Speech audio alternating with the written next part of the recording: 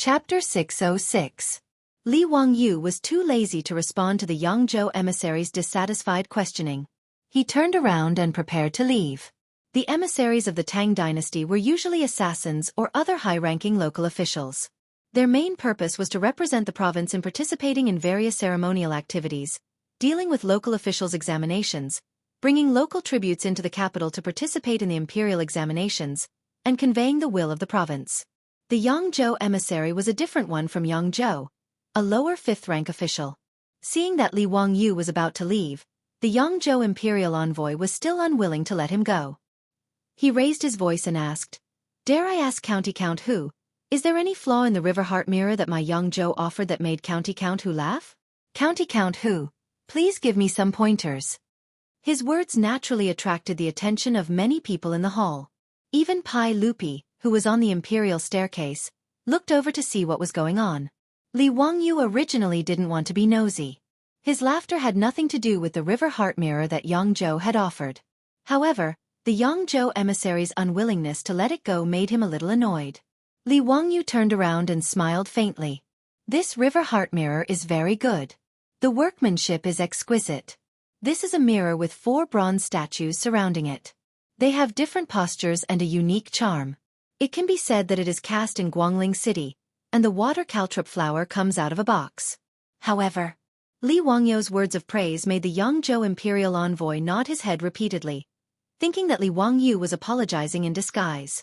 In particular, the phrase, "cast in Guangling City," and "the water caltrop flower comes out of a box," made him so happy that his eyebrows jumped. However, Li Wangyu's, but made the smile on his face freeze again. "However what?" Li Wangyu raised his eyebrows. "However, you seem to have forgotten what the bronze mirror is used for." What does County Count Hu mean? The young Zhou emissary didn't understand. Li Wangyu was just about to answer that the most basic function of a mirror was to see people clearly, but just as he was about to speak, he suddenly saw Pai Lupi on the royal stairs and couldn't help but have a mischievous thought. If you use bronze as a mirror, you can fix your clothes. If you use ancient times as a mirror, you can know the rise and fall. If you use people as a mirror, you can see the gains and losses. Li Wangyu said seriously, "Do you still not understand the use of bronze mirrors?" What he said was purely a joke. This was because the original author of these words was Pai Lupi himself. These words were spoken by Pai Lupi after Wei Zheng's death in the 17th year of Zhengguan. In the end, it was shamelessly plagiarized by Li Wangyu. The young Zhou imperial envoy was startled by Li Wangyu's words. County Count Huxian's words seemed to be very pretentious. If you use bronze as a mirror, history as a mirror, and people as a mirror, it was a very thorough summary. The surrounding officials were also shocked by Li Wangyu's words and began to lower their heads to ponder the meaning. When Li Er, who was on the imperial staircase, heard this, he quickly walked down the imperial staircase, extremely excited. "Good! Ziyu's words have touched the bottom of my heart. If you use bronze as a mirror, you can fix your clothes. If you use ancient times as a mirror, you can know the rise and fall.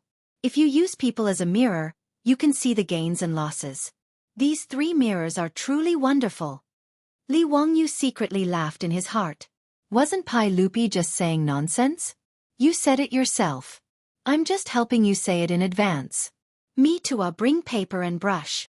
Pai Lupi repeated it a few times, but he still felt that it wasn't enough. He immediately called for Me too to bring paper and brush and wrote down the words himself. "Good. Ziyu's words are very good. Me too, frame these words for me and hang them in the legislative hall.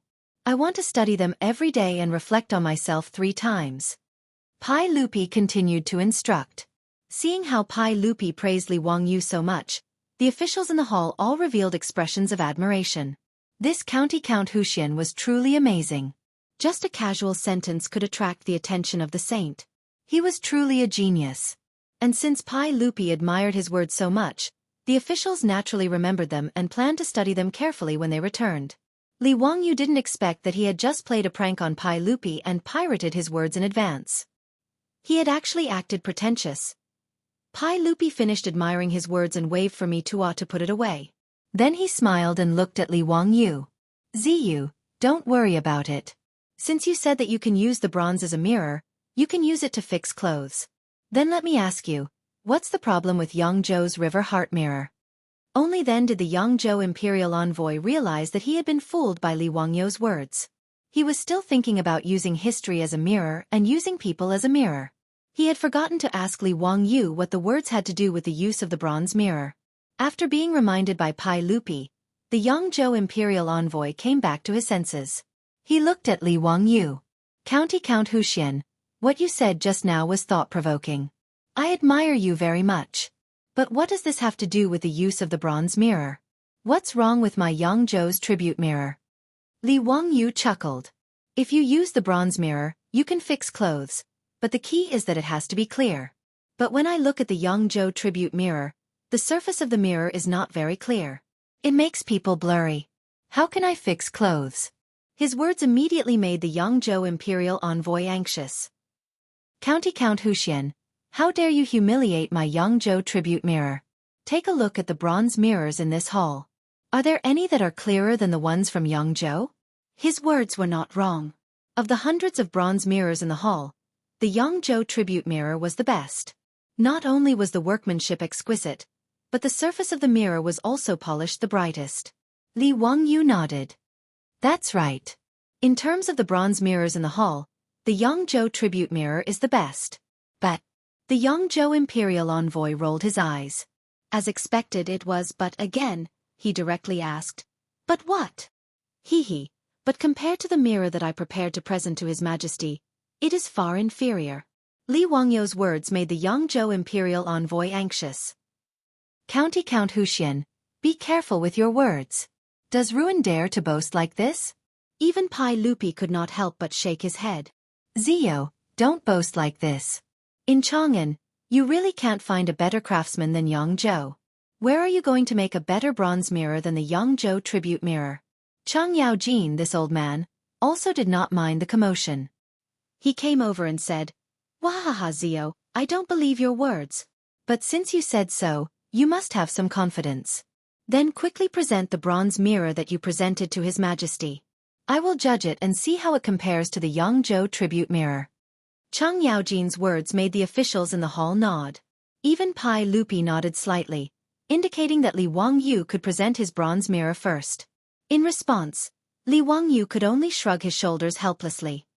Since Uncle Chang has said so, then this little nephew will present his bronze mirror. May Uncle and everyone else take a look and see how it compares to this river heart mirror. Not long after, a shocking scene appeared. The bronze mirrors of the Tang dynasty were about the same size. The largest bronze mirror that was unearthed in the future was the large doublefish-patterned bronze mirror. It was only 43 centimeters in diameter and weighed 12 kilograms. After all, a large amount of copper was needed to make a bronze mirror. In addition to the limitations of the manufacturing process, it was impossible to make a bronze mirror that was too large. As for the bronze mirror that Li Wangyu had prepared to present to Li Er, it was carried into the main hall by several palace attendants with great effort. The size of the mirror gave everyone a shock. Chapter 607. A few eunuchs laboriously carried a bronze mirror that was as tall as a person and covered in a red cloth into the hall, shocking everyone present. Cheng Yaojin was dumbfounded, and only after a while did he say, Zio, is this the bronze mirror you prepared to present to His Majesty? Why is it so big? The Yangzhou imperial envoy burst out laughing. Haha, this is the first time I've seen such a large bronze mirror. Count Huxian is truly amazing. I wonder how such a large bronze mirror is polished? The most important part of making a bronze mirror was polishing the mirror. Using lead, tin, and mercury to make mirror polishing powder, and then manually polishing the mirror until it was bright enough to reflect a person was not easy. This was also the reason why there would not be a large number of bronze mirrors. Moreover, because of the materials used to make them, the bronze mirror would oxidize after a while, and the mirror would gradually become dim. At this time, the mirror would need to be polished again. The mirror's original brightness is obscured by dust. Through polishing, its brightness is revealed. This was referring to polishing the bronze mirror. The bronze mirror that Li Wangyu had presented was not only squarish, but it was also shockingly large. A mirror that was as tall as a person was not much different from a full-length mirror in the modern world. Just looking at the general shape of the mirror covered in red cloth made everyone shake their heads, feeling that Li Wangyu was just messing around. Li Wangyu did not explain to everyone's doubts. He chuckled, walked up, and pulled away the red cloth covering the bronze mirror. When the red cloth was pulled away, revealing the bronze mirror underneath, everyone in Taiji Palace gasped. The commotion was so great that Li Wangyu wondered if all the oxygen in the hall had been sucked dry by Pai Lupi and the others. The clear reflection of the mirror seemed to have been immobilized, and everyone in the hall was frozen in place. Everyone who saw the mirror froze on the spot, as if they had lost their souls. Their eyes were fixed on the bronze mirror, and they didn't even blink. The hall instantly became deathly silent, and it was extremely strange. Behind Pai Lupi, there was an eunuch holding a horsetail whisk in his hand. Because he was too frightened, the whisk in his hand slipped out of his hand without him even noticing. The dust fell to the ground with a crisp sound, waking everyone up abruptly. Cheng Yaojin grabbed Li Wangyu's arm and said, "Zhou, you tell me clearly. What is this? Is it an immortal treasure?" Li Wangyu was grabbed by him forcefully and was in great pain. He hurriedly begged for mercy. "Uncle Cheng, let go. It hurts, it hurts. This is the bronze mirror that your nephew is offering to His Majesty. How could it be an immortal treasure? Uncle Cheng, please don't make trouble. If it's not an immortal treasure, how could there be such a clear bronze mirror?" After Cheng Yaojin finished speaking, he moved closer to the mirror and carefully examined his own appearance. "This is the first time that I, old Cheng, have seen myself so clearly." Pai Lupi strode over and pushed Cheng Yaojin, who was in front of the bronze mirror, to the side. He stood in front of the bronze mirror and looked left and right. In Li Wangyu's eyes, the Pai Lupi at this moment was like a girl who was shopping in the future, standing in front of a full-length mirror and admiring her own graceful figure. He was just as narcissistic. Not only Pai Lupi and Cheng Yaojin, but all the officials in the hall also rushed over and stood behind Pai Lupi. Even though they could only see a little of their own appearance behind Pai Lupi's figure in the mirror, it was enough to make all the officials of the imperial court intoxicated. It was no wonder that Pai Lupi and these officials lost their composure. It was really because the bronze mirror that Li Wangyu offered was too shocking. It was almost no different from the clarity of the full-length mirror in the future. When had they ever seen such an exaggerated bronze mirror? The silver surface of the mirror clearly reflected everyone's appearance. It was so clear that even the pores on each person's face could be seen clearly. This bronze mirror was naturally made by Li Wangyu using the methods of the future.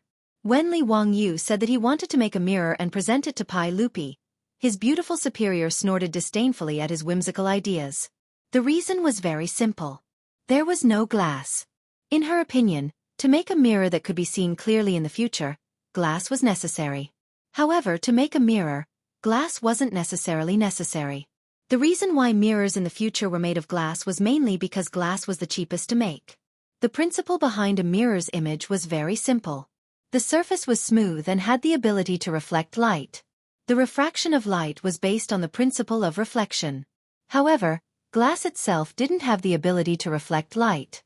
Glass was only translucent.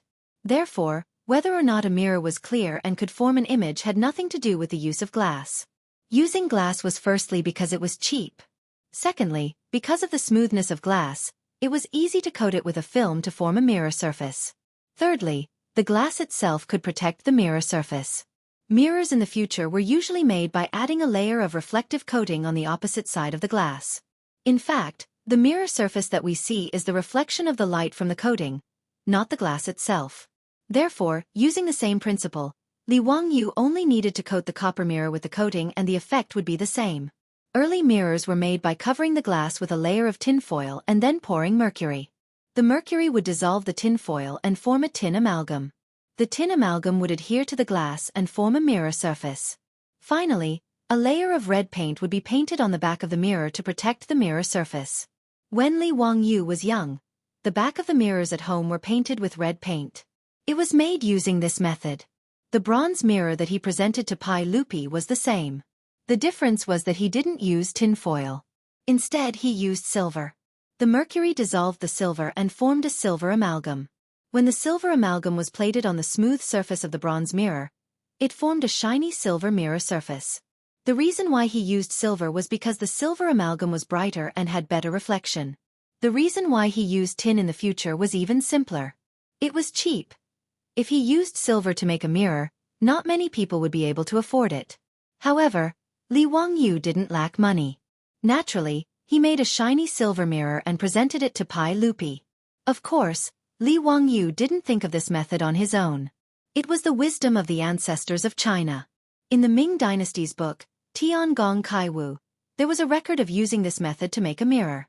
Mercury can dissolve gold and silver into mud. It is like plating. The effect was no different from the mirrors in the future. Of course, the silver amalgam was also poisonous. However, as long as it was not swallowed, there would be no effect. The effect of the mirror made with this method was also surprisingly good. This unprecedentedly huge mirror directly stunned the emperors and ministers of the Tang dynasty. They all stood in front of the huge mirror in a daze. As for the Yangzhou imperial envoy, he had lost the ability to speak. He turned his head stiffly to look at the dim Yangzhou imperial tribute mirror, and then looked at the huge mirror in front of him. The difference between them was like heaven and earth. He really didn't know how to express his feelings at this time. After a long time, Pai Lupi seemed to come back to his senses. He said in a low voice, "Zio, your bronze mirror is really a divine artifact. I like it very much." Cheng Yaojin, Feng Xianling, and the other big shots all looked at Li Wangyu with envy. Their eyes were full of naked resentment. They also wanted a mirror like this. Chapter 608. At Pai Lupi's birthday banquet, the original process of each province offering bronze mirrors and hundreds of officials offering bronze mirrors was all disrupted by Li Wangyu's shocking bronze mirror. With this bronze mirror in front of them, the other hundreds of bronze mirrors instantly became trash. Pai Lupi, who had always been fond of bronze mirrors, no longer had the slightest interest in them. Pai Lupi stood in front of the bronze mirror for a long time before reluctantly giving up his position to let the officials see it. After all, he also knew that this bronze mirror was a gift from Li Wangyu. In the future, he could use it however he wanted. Today, he had to let the officials in the hall enjoy it first. In order to not let anyone accidentally break this precious bronze mirror, Pai Lupi waved at Mitua and motioned him to arrange a few eunuchs to guard the bronze mirror, in case it was accidentally broken. "Yes, everyone, don't worry. If there is the slightest accident with this bronze mirror, you will cut off this servant's head." Mitua, as the provincial supervisor of the Department of Eunuchs, had seen all kinds of good things. However, the bronze mirror that Li Wangyu presented to Mitua had really frightened him. If he didn't have to serve Pai Lupi, Mitua would have picked up his Xiao Dao and guarded the bronze mirror. In order to seize the opportunity to look at the mirror, the top officials of the Tang dynasty almost fought over it. The old gangster shamelessly took advantage of his strength to seize the first opportunity to look at his own full-body portrait. The other dukes like Yuqi Jingda were not as thick-skinned as this guy, so they could only obediently run to the back of the line. Just like the rush to buy train tickets during the Spring Festival in the future, the officials and dukes of the Tang dynasty, according to their official ranks, consciously lined up in front of the mirror, ready to look at it one by one. Even the Yangzhou imperial envoy ran to line up with a thick face. As for his previous questioning of Li Wangyu, he no longer dared to mention it. Although Cheng Yaojin had snatched the first place and was flirting with the mirror for a long time, before he had his fill, he was chased away by the group of big shots behind him, lest he monopolize the bronze mirror all by himself. No matter how thick-skinned the old man was, he could not withstand the mockery of the officials and could only helplessly dodge. Zhang Sun Wuji, who was behind him, immediately went forward and looked around in the mirror, tidying up his clothes. Li Wangyu was speechless at these country bumpkins, who had never seen the world. Wasn't it just a mirror? Was it necessary? However, the behavior of this group of big shots made Li Wangyu rather satisfied. Even this group of men had such a reaction. Then, what would the noble women and young ladies of the Tang dynasty be when they saw this mirror? How much do you think a mirror like this would sell for? I think it's at least 2,000 strings of copper coins. 2,000 strings of copper coins is the cost. Starting from 4,000 strings of copper coins, don't think it's expensive and not give a discount. You have to study the customer's shopping psychology. Customers who are willing to pay 2,000 strings of copper coins for a mirror don't care about paying another 2,000 strings of copper coins. Do you know what a successful person is? Successful people buy whatever they want. They buy the most expensive one, not the best one. Therefore, our slogan for making bronze mirrors is not to ask for the best, but to ask for the most expensive. Li Wangyu couldn't help but think of the classic lines from the movie Big Shot, which amused him. The reason why he spent so much effort to make this bronze mirror plated with silver amalgam was, of course, not just to show off or to please Pai Lupi. He wanted to rely on this bronze mirror to add another business to his family. Today, using Pai Lupi's birthday banquet as an excuse to present this bronze mirror with great fanfare, it was better to say that it was Li Wangyu's advertising and marketing activity. Of course, this idea was also given to him by his beautiful boss. Now, it seemed that the effect was surprisingly good. When the silver-plated bronze mirror appeared, it caused all the officials to lose their composure. It could be said that it was a great success. Li Wangyu moved to Pai Lupi's side and whispered, "Uncle, are you satisfied with this bronze mirror?" Pai Lupi's face was naturally full of smiles. "Great. Zio, I didn't expect that you would give me such a bronze mirror. Good, it's really too good. Let me ask you, do you still have this bronze mirror? You mustn't forget about your aunt." Li Wangyu was speechless. This guy actually still wanted it, and he even used Empress Zhongxuan's name. Shameless. Li Wangyu smiled. "Uncle, the bronze mirror is naturally not a problem, but uncle, are you willing to do a business with me?" "Oh, what business?" Li Wangyu pouted at the bronze mirror. "Selling bronze mirrors." "Hee, uncle, you see, all the officials love this bronze mirror. If we sell this kind of bronze mirror, do you think we can make a profit?" Pai Lupi couldn't help but open his eyes wide. "Zio, you mean to say that this bronze mirror can be manufactured in batches? How much will it cost?" "Of course it can. Such a large bronze mirror is not easy to manufacture, but it's not difficult to make a smaller one. As for the cost, yes, a bronze mirror of this size will cost about 20 to 30 strings of coins." Li Wangyu pointed at the bronze mirrors that the various provinces had offered as tribute. Pai Lupi was very surprised when he heard this. "Zio, are you wrong? According to what I know, these tribute mirrors cost no less than 100 strings of coins. Why is your bronze mirror so cheap?"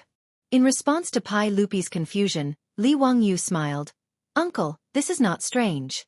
These tribute mirrors need to be refined repeatedly, and they also need to use manpower to grind the surface of the mirror. It takes time, effort, and labor, so the cost is naturally high. Nephew's method of making mirrors does not need to be so troublesome." Pai Lupi's eyes lit up, and he lowered his voice. "If that's the case, the profit from making mirrors is quite high. In my opinion, selling this bronze mirror for 1,000 strings of coins is not a problem at all. Zio, you can discuss this matter with your aunt." "I approve." Li Wangyu naturally nodded. Needless to say, this was a good business that could bring in a lot of money every day. Pai Lupi had no reason to refuse. After the disturbance caused by Li Wangyu's mirror, the banquet that was supposed to start at noon could only continue after 2 hours. The palace musicians began to play again to liven up the atmosphere. As for the bronze mirror, Pai Lupi instructed me to carefully move it back to the legislative hall. After the banquet started again, the Yongzhou imperial envoy raised his wine cup and walked in front of Li Wangyu. He bowed. "County Count Hu, I have offended you before. Please forgive me. The bronze mirror made by County Count Hu is truly a work of the gods. My Yongzhou River Heart mirror cannot compare to it. I am truly ashamed." Li Wangyu was someone who went along with the temper of a donkey. Seeing the Yongzhou imperial envoy bow his head and admit defeat, he naturally would not harp on it. Both sides drank the wine in their cups, and this matter was considered over. Pai Lupi suddenly thought of something, and called Li Wangyu to his side. "Zio, I was almost fooled by you, you little bastard. Let me ask you, where are the 300 palace maids you borrowed from me?" "Hee, uncle, it's 227. This nephew reported to uncle a few days ago that the 73 palace maids, made a mistake and were punished by this nephew to get married." Pai Lupi saw that he still dared to say this and was so angry that he almost kicked him off the royal stairs. "Good. Then 227. Where are they? I want to see what kind of tricks you have up your sleeve. If you dare to fool me, you will go to the imperial prison yourself today." Li Wangyu secretly curled his lips. This guy who burned the bridge after crossing the river was too stingy. He had just taken his bronze mirror, and now he was turning hostile. Wasn't it just 73 palace maids? He actually threatened to send him to the imperial prison. He really didn't know how to act like a son. "Uncle, how can this nephew fool you?" Today I would like to invite uncle to take a look at the congratulatory gift this nephew has prepared for you." Li Wangyu gestured to me indicating that they could begin. If he wanted to cause trouble in Taiji Palace, he naturally could not avoid Mi Tuo, the imperial eunuch. After watching the performance of the palace maids, Mi Tuo was also quite shocked. Naturally, he was willing to cooperate fully. Mi Tuo even acted on his own initiative and hid it from Pai Lupi in order to give Pai Lupi a surprise at today's birthday banquet. Seeing Li Wangyu's gesture, Mi Tuo nodded and gestured to the imperial eunuchs in Taiji Palace. Chapter 609. Taiji Palace was the largest main palace in Taiji Palace. The entire palace was 40 feet above the ground. Looking from afar, Taiji Palace stood against the blue sky, tall and majestic and breathtaking. There were 3 dragon tail paths in front of the palace, which were stairs leading to the palace from the ground. The dragon tail paths were divided into 3 levels. The middle and lower levels were the passages for officials to go to court, and the top level was deep into Taiji Palace, forming a 2-story corridor inside Taiji Palace. Every day during the court meeting, the imperial censor and the imperial censor would stand at the railings of the upper corridor to supervise the officials in the palace below. Today was Pai Lupi's birthday banquet. Naturally, there were no imperial censors standing at the second-floor corridor of Taiji Palace to supervise on the dragon tail path. Following Mi Tuo's signal, the musicians in the palace immediately changed the music they were playing to the cheerful music of the western region's Chotzi style. Chotzi music was known for its enthusiasm and excitement. The so-called sonorous and deafening was the music that the Tangs liked very much. Chotzi dance was also very popular in the Tang dynasty. The Dunhuang Mogeo grottos, Yungang grottos, and Longmen grottos all originated from Chotzi dance. Chotzi dance was also praised as the song and dance of the heavenly palace. Li Wangyu had seen the variety show Poetry Next Door in his previous life. In it, Gyurimina's Chotzi dance was really beautiful. After coming to the Tang dynasty, he had seen the graceful figure of the Chotzi dance with his own eyes. However, it was obvious that the program he had prepared for Pai Lupi today was not the Chotzi dance. This Chotzi dance was just very suitable for the palace maids when the beautiful superior rehearsed the program for them. Hearing the Chotzi dance, Pai Lupi couldn't help but glance at Li Wangyu beside him. Zio, Chotzi dance is nothing new. Hee, uncle, you'll know if you keep watching. Li Wangyu didn't explain. Accompanied by the Chotzi dance music, dozens of palace maids in Chotzi dance costumes danced from the dragon tail path in front of Taiji Palace to the second-floor corridor of Taiji Palace. This also attracted the attention of the officials in the hall.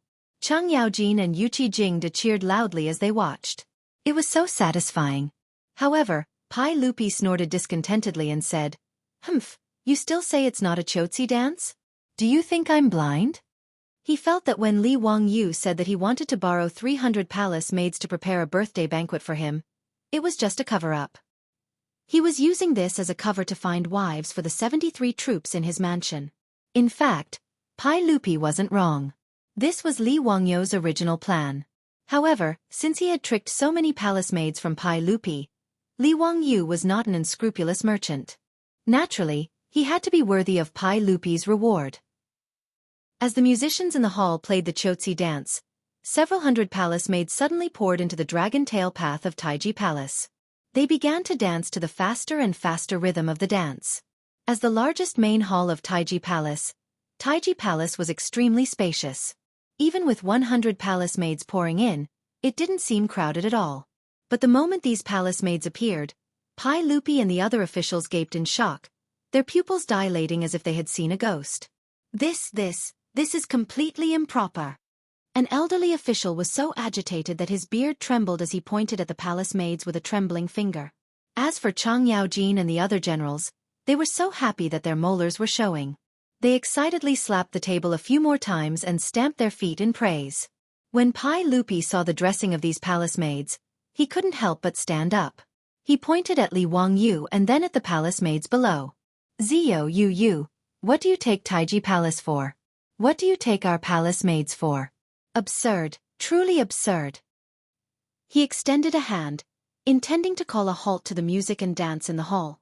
Li Wangyu unhurriedly said, "Uncle, this is an Arabian dance, and this dressing is the essence of the Arabian dance.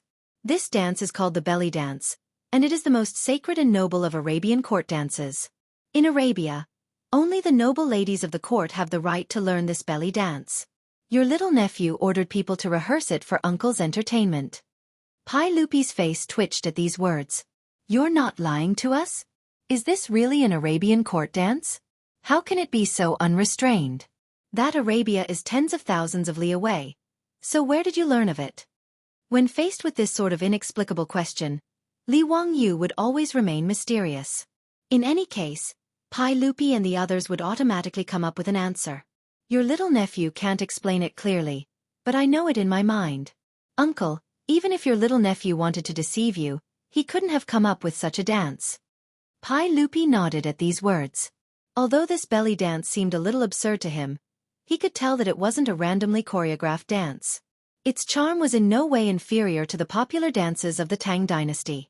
Hee, Uncle, why don't we continue watching? This dance has its own beauty. Pai Lupi's eyes had never left the palace maids dancing to the music.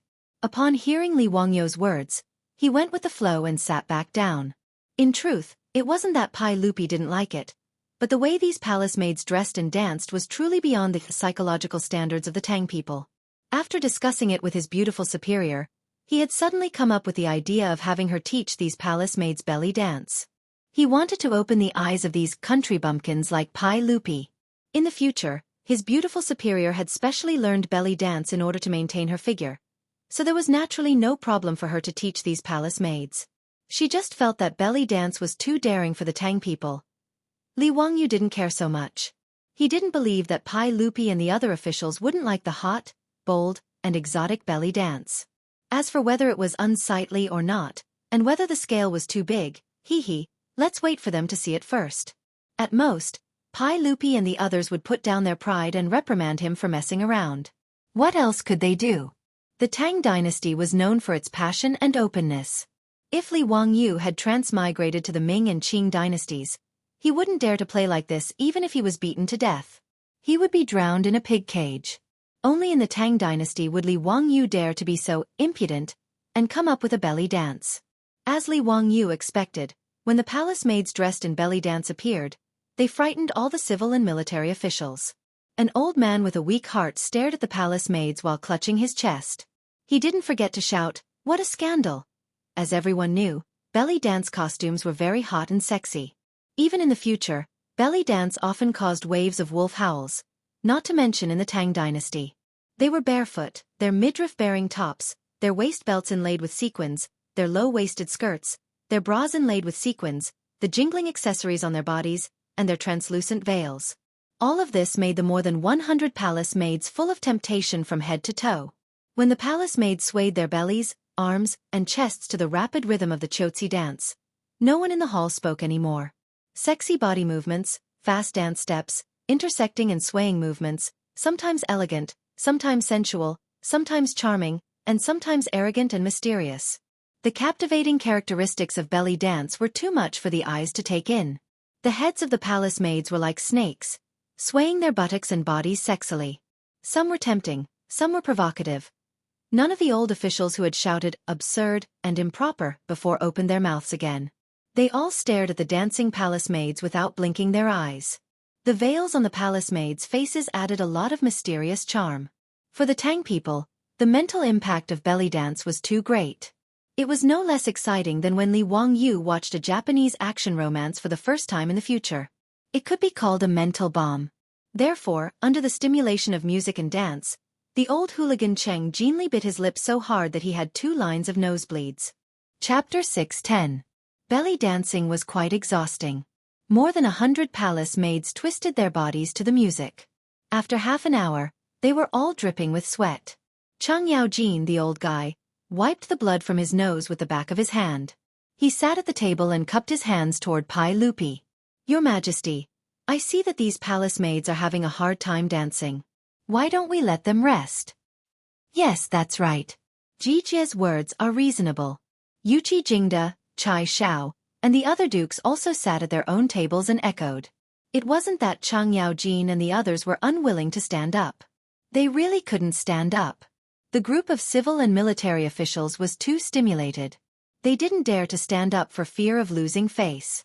To be able to make this group of old hooligans, who had countless concubines and were used to seeing the wind, flowers, snow, and the moon, look so unbearably at a dance. It could be said that Li Wangyou's idea of opening the eyes of the emperor and officials of the Tang dynasty was a great success. Although the Tang dynasty also had bare-chested clothes, how could the effect of the shape be compared to the bras on these palace maids?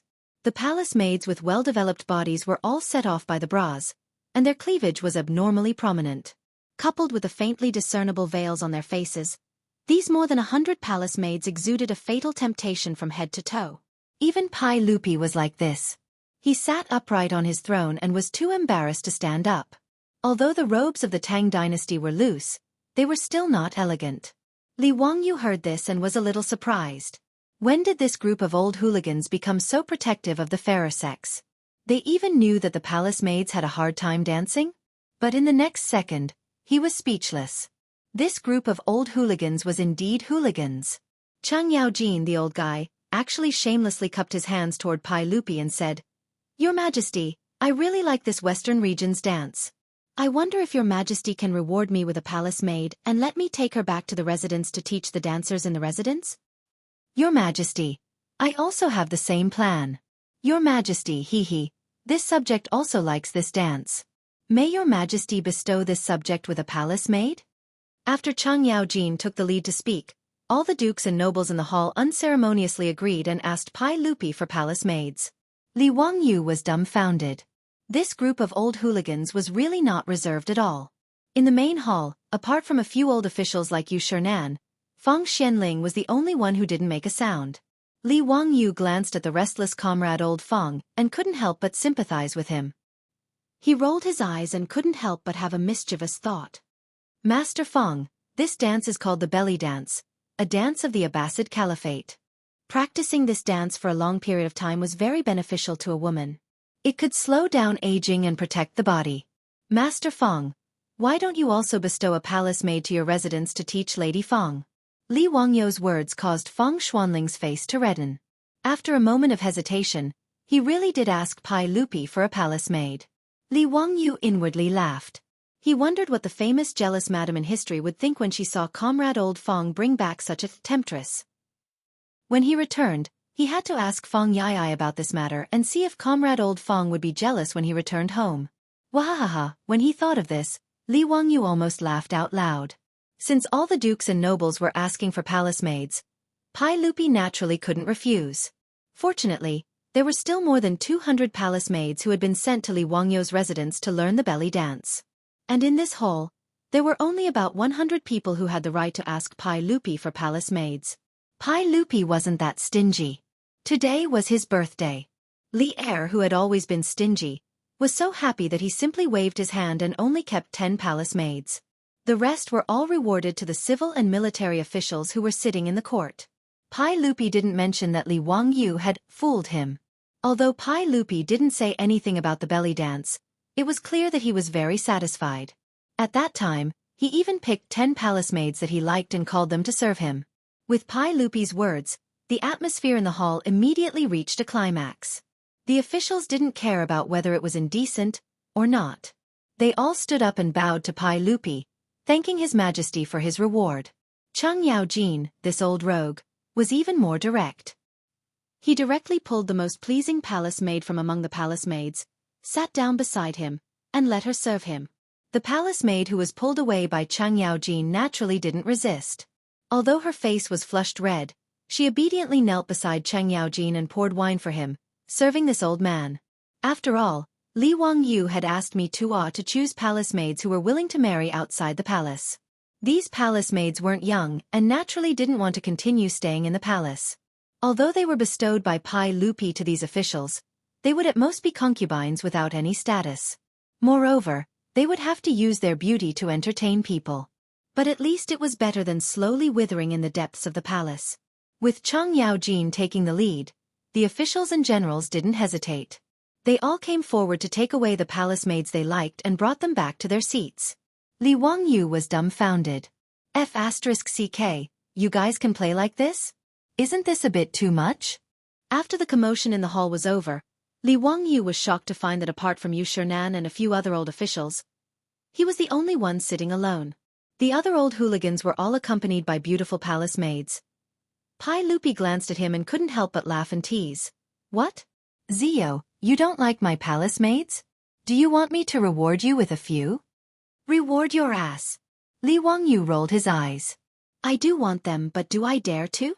His beautiful superior in the residence was more powerful than Feng Xuanling's jealous madam. He hadn't even been able to eat a vixen like Aphrodite, let alone take a palace maid back. That would kill him. At this thought, Li Wangyu felt a deep pain in his balls.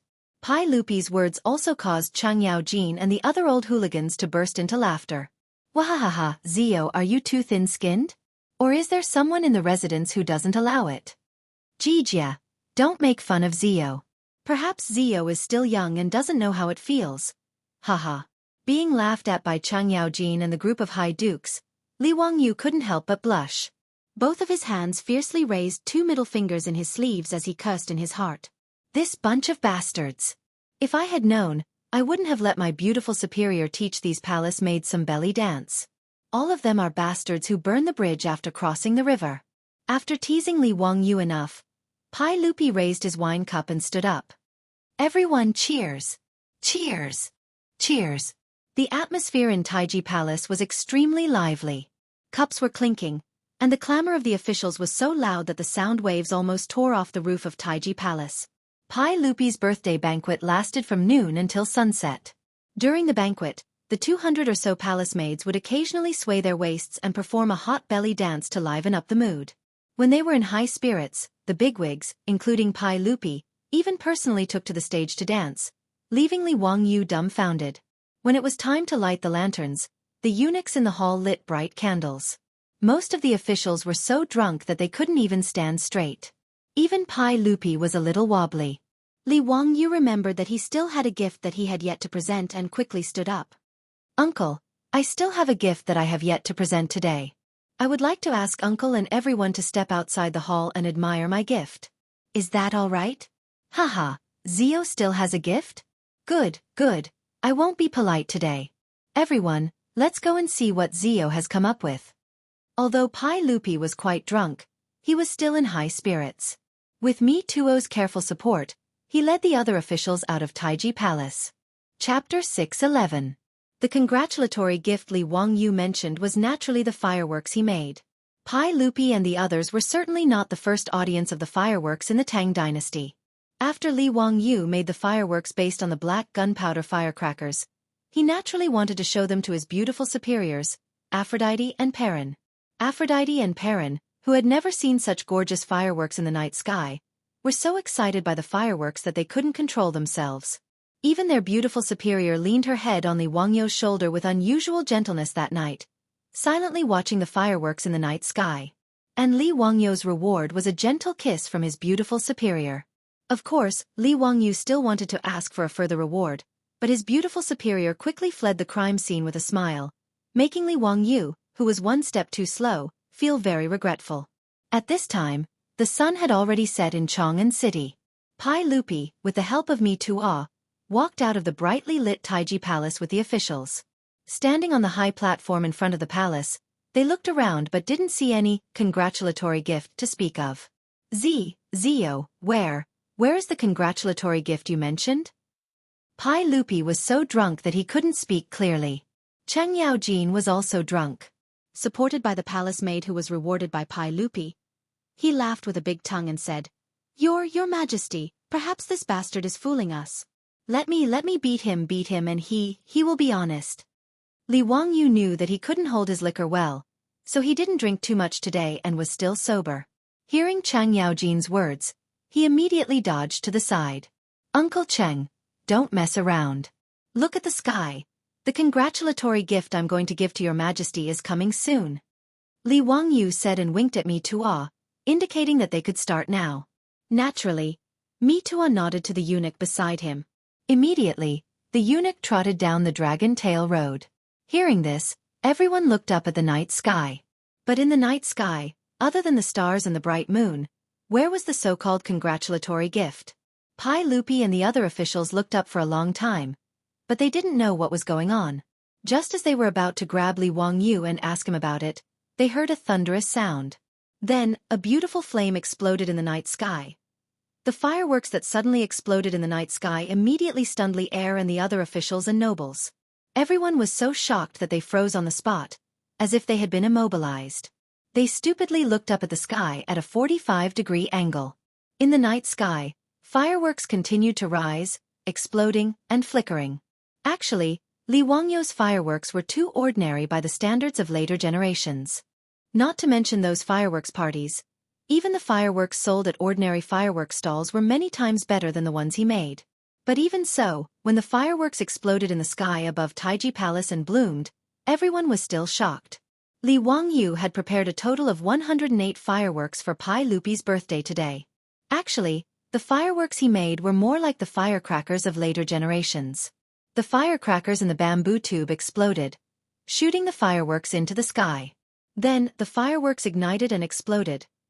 Various metal powders were added to the black gunpowder, causing the fireworks to display all kinds of gorgeous colors. The fireworks continued to bloom in the sky above Taiji Palace. In front of Taiji Palace, there were already many officials and nobles who directly knelt down and kowtowed in the direction of the fireworks in the night sky. They kept chanting, "The Tao ancestor has appeared, the Buddha has appeared." As for the 200 or so palace maids, facing the fireworks in the night sky, they covered their red lips tightly with their hands, their beautiful eyes flashing with disbelief.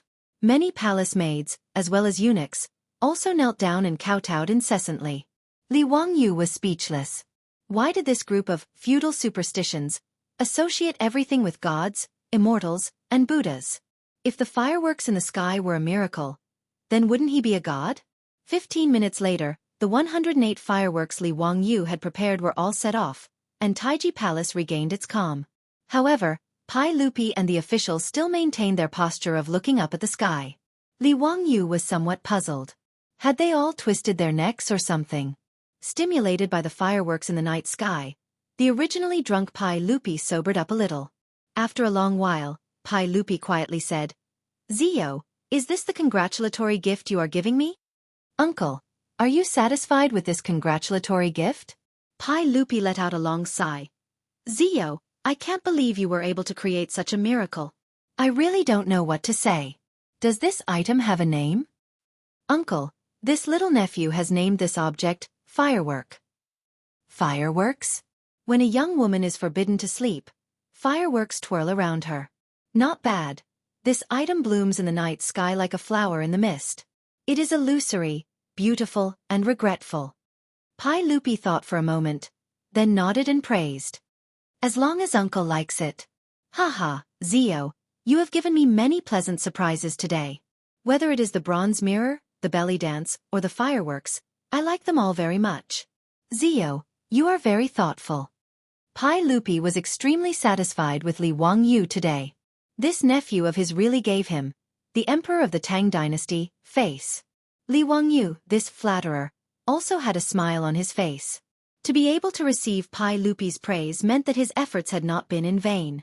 As for flattery, Li Wangyu didn't care whether it was lacking in strength of character or not. Trying to show strength of character in front of a feudal emperor was just a waste of time. He wouldn't do such a stupid thing. After the fireworks were released, the officials and nobles finally woke up from the shock of seeing fireworks for the first time. County Count Who, the fireworks that bloomed in the night sky just now were called fireworks? Good, good. Were these fireworks made by County Count Who? Zio, I didn't expect you to be able to create such an ingenious item. Is there anything in this world that you, Li Zio, can't do? County Count Who, are these fireworks really not miraculous? How could someone create such a commotion in the night sky? This old man doesn't believe it. In response to everyone's shock, Li Wangyu could only explain over and over again what fireworks were. Hearing this, the officials and nobles repeatedly let out surprised cries. Looking at Li Wangyu, who was surrounded by everyone, Cheng Yaojin heavily slapped Yuqi Jingda's shoulder. "Jingda Xiong, why do Laozi have the impulse to return to the Fu and slap those 3 disgraceful brats to death?" "Jijia, this old man also has the same idea. I really want to go back and beat up Dalong and Erlang to vent my anger." Yuqi Jingda looked at Li Wangyu and thought of his own twins, feeling very stifled. If Cheng Chumo and the others knew that they would have such an unexpected calamity, who knows what they would think? This was probably the result of the terrifying Great Demon King, a kind of other people's children. Whether or not Chang Yaojin and Yuqi Jingda would beat up their sons to vent their anger when they went back, Li Wangyu didn't care that much. After attending Pai Lupi's birthday banquet, Li Wangyu began to get busy again. In 8 days, it would be the first Chinese New Year after he and his beautiful boss transmigrated to the Tang dynasty. Chapter 6:12. In fact, there was no such thing as the Spring Festival in the Tang dynasty. The first day of the New Year was called New Year's Day, Yuan Day, Yuan Zheng, or Sui Day. However, there was a holiday on New Year's Day, which was called New Year's Eve Yuan Zheng holiday. There were 7 days of holidays in total, including the 27th, 28th, 29th, New Year's Eve, New Year's Day, the second day, and the third day, which was no different from the Spring Festival holiday in modern times. In the Tang dynasty, people also stayed up late on New Year's Eve. When midnight arrived, bells and drums would ring in the streets, which was the moment to bid farewell to the old and welcome the new. Li Wangyu still remembered the nursery rhyme that was sung every New Year when he was a child. Don't be greedy, kid. It's New Year after laba. Eat laba congee for a few days. Lila lala, 23, sweet melon sticky. 24, sweep the house. 25, grind tofu. 26, buy meat. 27, slaughter a chicken. 28, make dough. 29, steam mantus. 30, cook a night. On the first and second day of the new year, walk the streets. Pai Lupi's birthday was on the 22nd of December, and the next day was the 23rd. Early in the morning, Li Wangyu beat the morning drum in Chang'an City. As soon as the city gate opened, he led Niu Wu and the others back to the mansion in Dingzhou village. As soon as he entered the castle, Li Wangyu called the old housekeeper, Li Heng. Li Heng, is everything ready for the kitchen god's sacrifice today? In the nursery rhyme, 23 sugar melon sticky meant that when the kitchen god was worshipped on the 23rd of December, he had to offer candy and other things so that the kitchen god would only say good things when he went to heaven, so that he would be sweeter in the coming year. Li Heng quickly smiled and said, "Don't worry, Lang Jun, everything is ready. We're just waiting for you to come back to worship the kitchen god." However, his beautiful boss and Aphrodite were curious, not knowing how to worship the kitchen god. His beautiful boss was an urban woman in modern times, and she had never seen such a thing as worshipping the kitchen god. And it was Aphrodite's first time celebrating the new year in the Tang dynasty, so she naturally didn't know either. Worshipping the kitchen god in the Tang dynasty was not much different from that in modern times. After dusk turned into night, the enormous kitchen of the Li clan's castle was already filled with people from the Li clan. On both sides of the kitchen god's alcove on the east side of the kitchen, there was a couplet that read, "Heaven's words are good, the lower realm guarantees peace." In front of the shrine was an offering table, on which there were various tributes. Of course, Li Wangyu didn't believe in the kitchen god. He just missed the days when he was young and lived in the countryside with his grandfather. The older generation was not necessarily superstitious about these things. It was just a cultural custom. Of course, Li Wangyu would be the chief worshipper of the kitchen god shrine. However, when Li Wangyu knelt in front of the kitchen god shrine, he felt that something was wrong. He looked around and suddenly stood up, walked to his beautiful superior who was watching the fun with a smile, and grabbed her soft hand. "Hey, what are you doing?" Suddenly being pulled by Li Wangyu in front of everyone, the beautiful boss couldn't help but blush. Li Wangyu directly pulled her to the front of the kitchen god shrine and replied with a smile. "Hee, Chongqing, you're the mistress of the house. You're going to worship the kitchen god with me." "Nonsense. Who's the mistress of the house?" The beautiful boss, who was always shrewd and strong, couldn't help but panic. Li Wangyu whispered into his beautiful superior's ear, "Are you coming or not? If not, I'll call Aphrodite." He regretted it as soon as he finished speaking. There was no other reason other than the pain. This woman was really ruthless. She actually reached out and secretly pinched the soft spot on his waist, making Li Wangyu immediately shut up. The beautiful boss snorted proudly, which meant, "Don't you dare." Of course, Li Wangyu didn't dare. He chuckled and pulled his half-hearted beautiful boss to kneel beside him. He took the incense from the old butler, Li Heng, and prepared to worship the kitchen god. No one, including Li Heng, found it strange that their beautiful boss would worship the kitchen god together with Li Wangyu. Apart from the beautiful boss, who else in the county count's residence was qualified to be the mistress of the house? Even if his beautiful superior was 8 years older than the current Li Wangyu, There was no one in the residence who was unconvinced by her. Now, the words of the beautiful boss were even more effective than those of the head of the household, Li Wangyu. This was also normal. After all, the head of the household, Li Wangyu, didn't really care about the affairs of the household. He didn't have the time to manage the household affairs and left them all to the beautiful boss and the old butler, Li Heng. Li Heng, on the other hand, naturally had to listen to his beautiful boss. After a while, the troops, servants, and maidservants in the residence all understood that this illegitimate Madame Su was the real person in charge of the residence. The beautiful boss blushed slightly. She took the incense and knelt down with Li Wangyu to worship the kitchen god. Li Wangyu suddenly lowered his voice and said in a voice that only the two of them could hear, "Chongqing, don't you think we're getting married?" The beautiful boss felt her face become even redder. She ignored Li Wangyu's teasing and rolled her beautiful eyes at him. Then, she continued to light incense for the kitchen god. After worshipping the kitchen god, they burned the statue and the straw horse, which was considered to be sending the kitchen god to heaven. Next, they would eat and drink and reunite with the family. There were many people in Lai Hot at the moment. There were about 200 people in the residence, including the maidservants and dancers from the servant department. In addition to Niu Wu, Niu Yong, and a group of women from the troops, there were almost 300 people. Fortunately, when Li Wangyu built the castle, he had considered holding banquets and so on. Therefore, he built a huge dining hall, which could accommodate so many people. When they heard that their Lang Jun wanted everyone to have a meal together in the residence's dining hall, they were almost scared out of their wits. In the mansions of other officials and nobles, there would never be a gathering of servants and maidservants to have a meal with their masters. However, Li Wangyu didn't care so much. He and his beautiful boss didn't have the idea of dividing people into different classes like the Tangs. Even though they had bought many maidservants and recruited troops, they had no other choice. After all, they lived in the Tang dynasty. If they wanted to protect themselves, this was the only way. However, it didn't mean that the two of them would really treat these maidservants and servants as slaves because of this. In the eyes of Li Wangyu and his beautiful boss, this kind of gathering of everyone to have a meal together was as common as a company dinner in the modern world.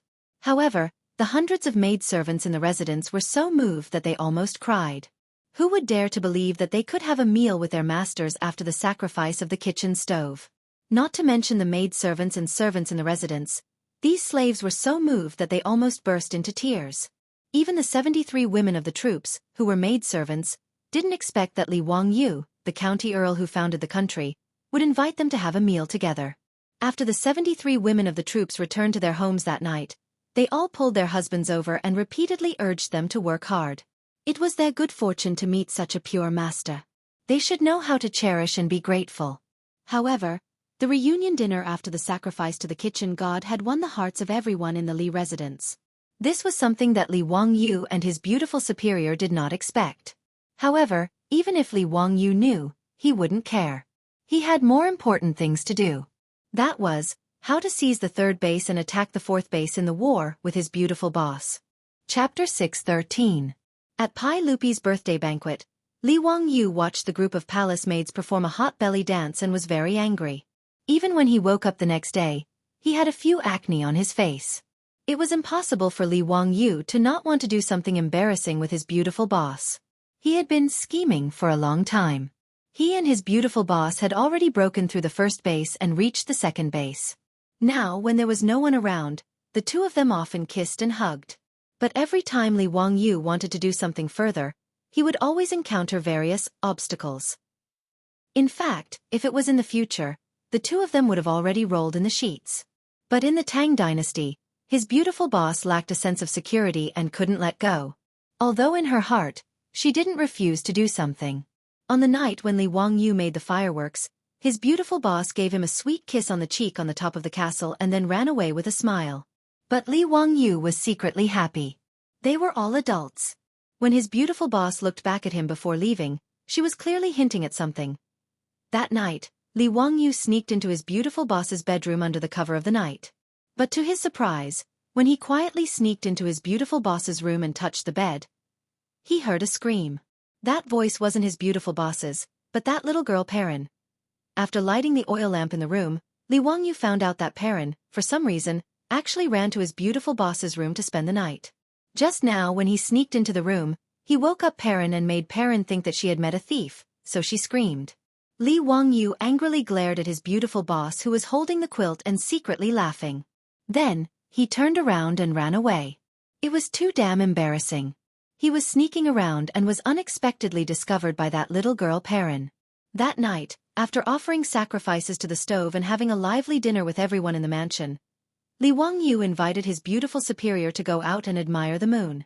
Actually, admiring the moon was just an excuse. Who would admire the moon in the dead of winter? However, his beautiful superior didn't refuse. After the two avoided the gazes of the servants in the mansion, they walked hand in hand to the lakeside. Li Wangyu found a clean lawn under the shade of a tree and pulled his beautiful superior to sit down. Chongqing, I never thought that I would be able to hold your hand like this. You are the gift that I have been waiting for my entire life. Humph, I don't believe you. Tell me honestly, how many girlfriends have you had, and how many people have you slept with? The beautiful boss wrinkled her small nose and asked aloud. Li Wangyu was speechless. F***ck, even a goddess like his beautiful boss was no exception. It turned out that she had learned to get to the bottom of things without a teacher. If he was a man, he couldn't be honest about this kind of thing. If you confess, you'll be lenient. If you resist, you'll have to go home for the new year. Li Wangyu coughed softly and prevaricated. Those things are already gone with the wind. I swear that my life in the future will only be simple. I kiss you before I sleep, hug you in the middle of the night, and have you when I wake up. His words might be able to fool other girls, but it was far from fooling his beautiful superior.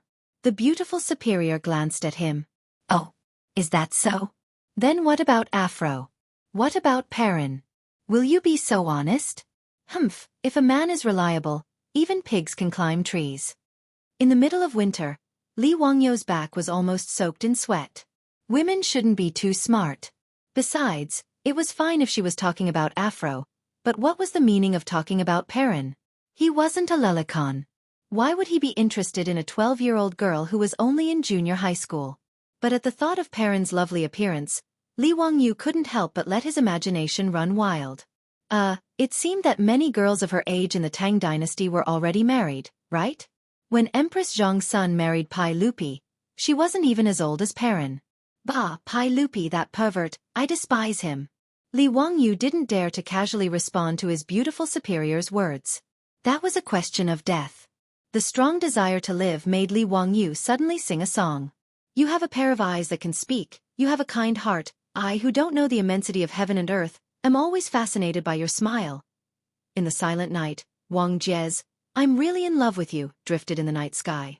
The beautiful superior didn't speak anymore. She gently leaned on Li Wangyu's shoulder and listened to the song with her eyes closed. I can only secretly think of you, I can only secretly look at you, I always have no courage, I always can't say that I'm really in love with you. After singing the song, Li Wangyu looked down at the beauty in his arms. Chongqing, I love you. The beautiful superior's eyelashes flickered a few times, but she didn't open her eyes. She just let out a faint sound of N from her nostrils. However, her fiery red lips slightly opened. Li Wangyu didn't understand. He immediately covered her lips with his and the two people tightly kissed. Soon, his hands began to move up and down, slowly climbing to the soft part of the beautiful superior's chest. The beautiful superior just snorted and didn't stop his further actions. She was already mentally prepared and didn't object to Li Wangyu's violation. Li Wangyu was ecstatic and was about to transform into a wolf. However, he soon became discouraged. Damn, who invented this Tang Dynasty women's dress? It was too inhuman. He was busy sweating, but he still couldn't untie the cumbersome buttons on the beautiful superior's jacket. Seeing that he was so anxious that he couldn't eat it, the beautiful boss couldn't help but laugh out loud. Well, be good. Go back to the room later, okay? It's so cold here. The beautiful superior's words naturally made Li Wangyu nod like a chicken pecking rice. He carefully pulled the beautiful superior up from the lawn and carefully helped her clean the grass on her body. Of course, he didn't forget to take advantage of the beautiful superior's body. The beautiful boss slapped away the hand that was pressing on her butt. You're so annoying. Someone's coming. Li Wangyu was furious when he heard this. Who the hell was so blind? Who dares to disturb me at this time? Believe it or not, I'll drown him in a pig cage later. The beautiful superior was right. The person who came to the lake was the old butler, Li Hang. Lang Jun, the village chief and a few elders in the village are here. Li Hang didn't understand why his Lang Jun was staring at him so fiercely. He didn't know how bad a man's temper was when he was interrupted by a beautiful woman. What are they doing here? I don't want to see them. Li Wangyu's tone was unfriendly.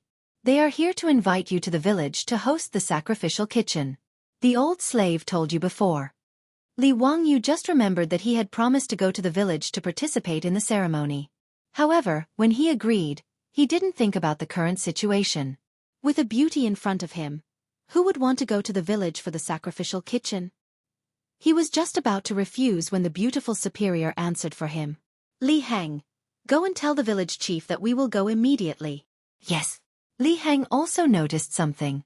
It was obvious that Madame Su's clothes were somewhat messy. He knew that he had ruined his Longjuan's good thing, so he didn't dare to say anything more. He quickly bowed his head and retreated.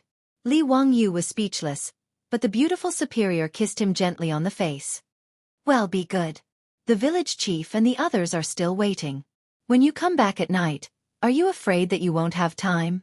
Hearing his beautiful boss say this, Li Wangyu revealed a smile and pulled his beautiful boss to walk back. Chapter 6:14. In Dingzhou village, every household had already paid their respects to the kitchen god in their own homes. The reason why the village chief and the elders came to invite Li Wangyu and his beautiful superior was that the village was preparing to hold a collective sacrifice in the name of the kitchen god tonight. Originally, Dingzhou village did not have such a custom, but it was different this year. The reason was simple. They had money. Whether it was the money from the four-wheeled carriage company or the profits from the public carriage, they were all still in the village's public account. After discussing with the elders, the village chief decided to distribute the money to each household tonight. Naturally, this matter required Li Wangyu, the head of the household, to preside over everyone. Li Wangyu was also well aware of this. Previously, he was only pretending to be coy and throwing a tantrum with his beautiful superior. He and his beautiful superior followed the village chief and a group of people to the village's ancestral hall. It was already crowded. The entire village, regardless of whether it was the elderly, women, children, were all gathered here. Dingzhou village still had 127 households, but the population had increased by a lot. There were already more than 600 people. Although the two brothers Niu Yong and Niu Wu and the 73 troops were also in Dingzhou village, they belonged to the Li family and were not included in Dingzhou village's household register. Li Hang was removed from his household register and settled in Dingzhou village. However, after he married Lady Zhao, they were considered a family. In the past 6 months, because of the existence of Xian Shao, no one in the village died of illness. Instead, there were many new babies born. There were also new wives and aunts, increasing the population of the village by a lot. Lady Qian's son was a newly married woman in Dingzhou village. At this time, she and her husband Qian Sailang were standing in the crowd in the ancestral hall. After seeing Li Wangyu and his beautiful superior appear, Lady Qian's son, who was only 16 or 17 years old, was very excited. She secretly pulled Qian Sailang's sleeve. "Husband, it's Lang Jun and Lady Su." Qian Sailang was speechless. Why was his wife so excited to see Lang Jun? It was not like she had never seen him before.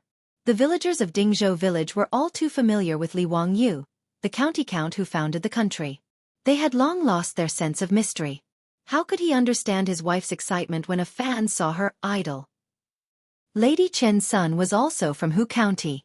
Speaking of which, Li Wangyu had some connections with her. This was because Qian's son's grandfather was none other than the shopkeeper of Sun's bookstore in Hu County, Shopkeeper Sunday. The Qian Sun clan was born in a merchant family. Their conditions were not bad, and they looked like the pretty daughter of a humble family. Ever since Qian's son turned 13, countless people had come to propose marriage, but Father Sun had never nodded his head in agreement. The reason was very simple. The Sun family only had this one daughter. Father Sun only wanted to recruit a son-in-law and did not wish for his daughter to marry outside. Qian Sunshire was also very intelligent. She could write and calculate. She had long started to help her grandfather manage the accounts in Sun's bookstore. When Li Wangyu asked shopkeeper Sun to print the 3 kingdoms, for a long time, the Xiaofan carriage company had sent out carriages to transport the books from Hu County to Chang'an for sale. And Qian Sailang was the coachman in charge of transporting the books. Qian Sailang was the nephew of the old village chief. He was 18 years old and looked very energetic. Originally, his family was poor and he had never found a wife. For some reason, Qian Sailang fell in love with Lady Qian Sun, who helped with the accounts in Sun's bookstore. The two secretly had feelings for each other. At that time, Dingzhou village was not rich. Although Qian Sailang's income as a coachman at the Xiaofan carriage company was not low, he did not dare to propose marriage to the Sun family. It was not until a few months ago, when Dingzhou village was built, that Qian Sailang mustered up the courage to ask a matchmaker to propose marriage to Sun's bookstore. However, the marriage proposal was naturally not accepted by the Sun family. Many rich families came to propose marriage, but Father Sun did not agree, let alone marrying his daughter to a villager in his eyes.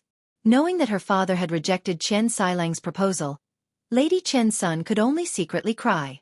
His granddaughter's sad tears could not be hidden from shopkeeper Sunday. When the old man found out, he was furious and called his son over to scold him. His son did not understand, but how could shopkeeper Sun not understand? To be able to become in-laws with the villagers of Dingzhou village, didn't this mean that they had a closer relationship with Li Wangyu, the Wuxia county count? Moreover, he knew that the current Dingzhou village's villagers were not necessarily inferior to the Sun family in terms of wealth. With Li Wangyu's care, perhaps in a few years, their Sun family would rely on this son-in-law to take care of them. After all, for a merchant family like theirs, even if they had some wealth, they did not have any status to speak of. As for the villagers of Dingzhou village, who could say for sure what would happen in the future? As the saying goes, when a man achieves the Tao, even his chickens and dogs will ascend to the heavens. That Wuxia county count was only 16 years old. As the crown prince's teacher, shopkeeper Sun did not dare to imagine how illustrious his future would be. It was even harder to predict what would happen to Dingzhou village under his protection. As a result, shopkeeper Sun was a shrewd merchant and immediately saw Qian Sailang's potential.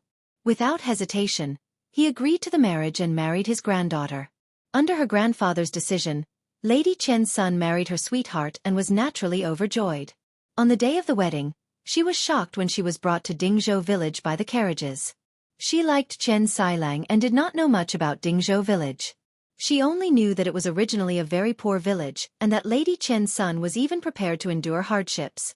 However, to be able to live with her sweetheart, even if she had to eat plain tea and eat a rope bed every day, she was willing to accept it.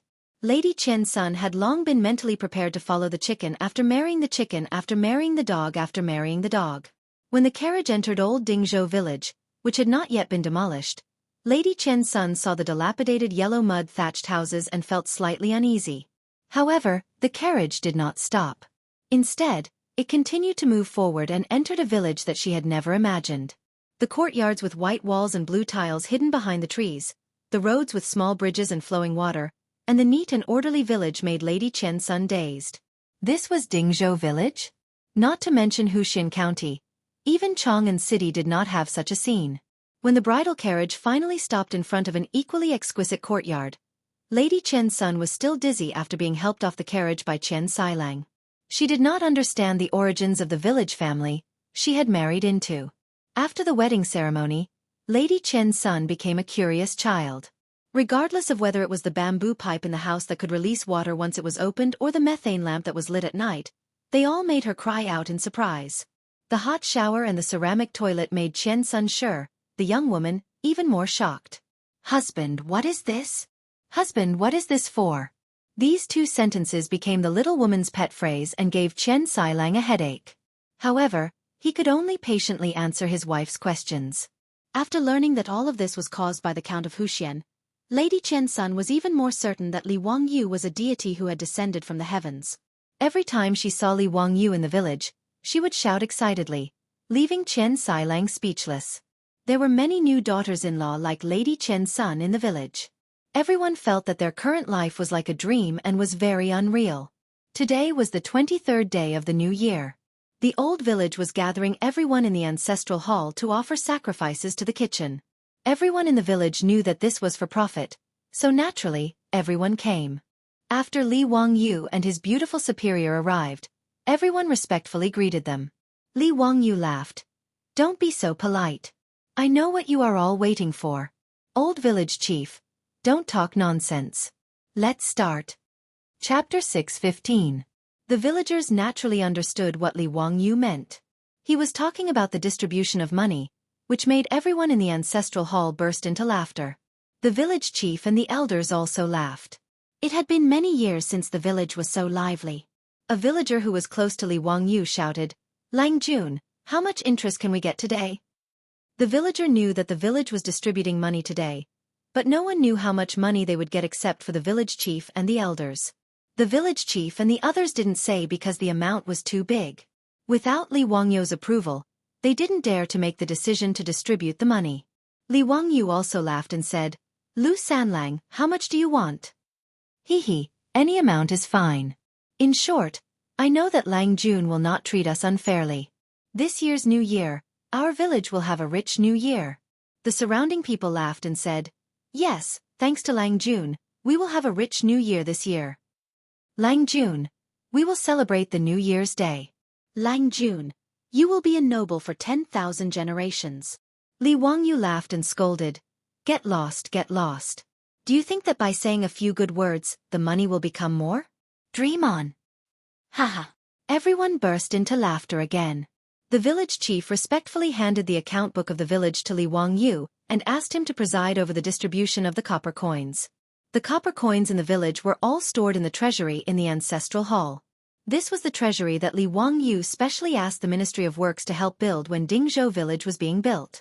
It was built with heavy stones and cement. It could be said that even a fly couldn't fly in.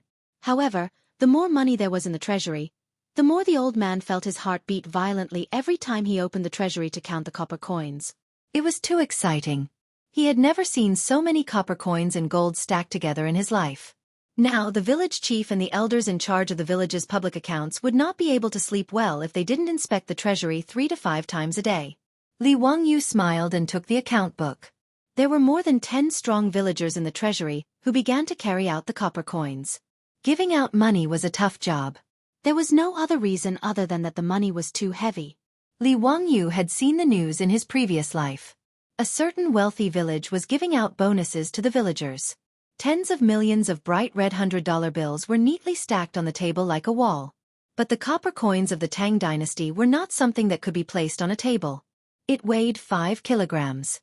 Today, almost every household was given more than 300 strings of copper coins, which was 1,500 kilograms, or 1.5 tons. Fortunately, Li Wangyu had already helped the village and converted half of the copper coins into gold in Chang'an. As for the remaining copper coins, the farmers would be able to move them back after making a few more trips. Whether it was the carriage company or the public carriage, there was a large amount of copper coins coming into the account. Otherwise, under normal circumstances, they would still need to use cloth and silk as currency, which would be even more troublesome. Lu Sanlang, you were the most anxious just now, so I'll let you off first. Come and get the money. This year, every household can get a total of 3,019 strings of copper coins from the carriage company and the public carriage. The 19 strings of copper coins will be put into the village account. This year, every household will be given 300 strings of copper coins. Hearing this number from Li Wangyu's mouth, all the villagers in the ancestral hall immediately gasped. The atmosphere in the ancestral hall seemed to have been sucked into a vacuum. Then there was an uproar. "Father, what did Lang Jun say just now? How many copper coins will be given to each household? Why do I seem to have misheard? I also seem to have misheard? Why did I hear that it was 300 strings of copper coins? I also heard that number. Lang Jun, you didn't say it wrong, did you?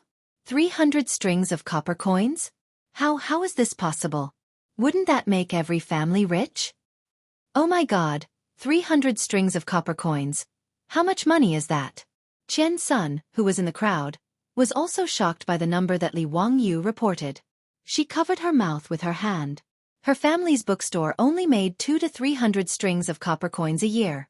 This year, thanks to Li Wangyu, they made a lot of money by selling Romance of the Three Kingdoms, earning a few thousand strings of copper coins.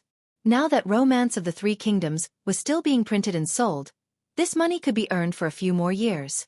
This was also the reason why owner Sun was so grateful to Li Wangyu. And every household in Dingzhou village had more than 300 strings of copper coins at the end of the year. Moreover, her husband, Qian Sailang, said that this was only half a year's income. How could Qian Sun not be shocked? Were they still villagers?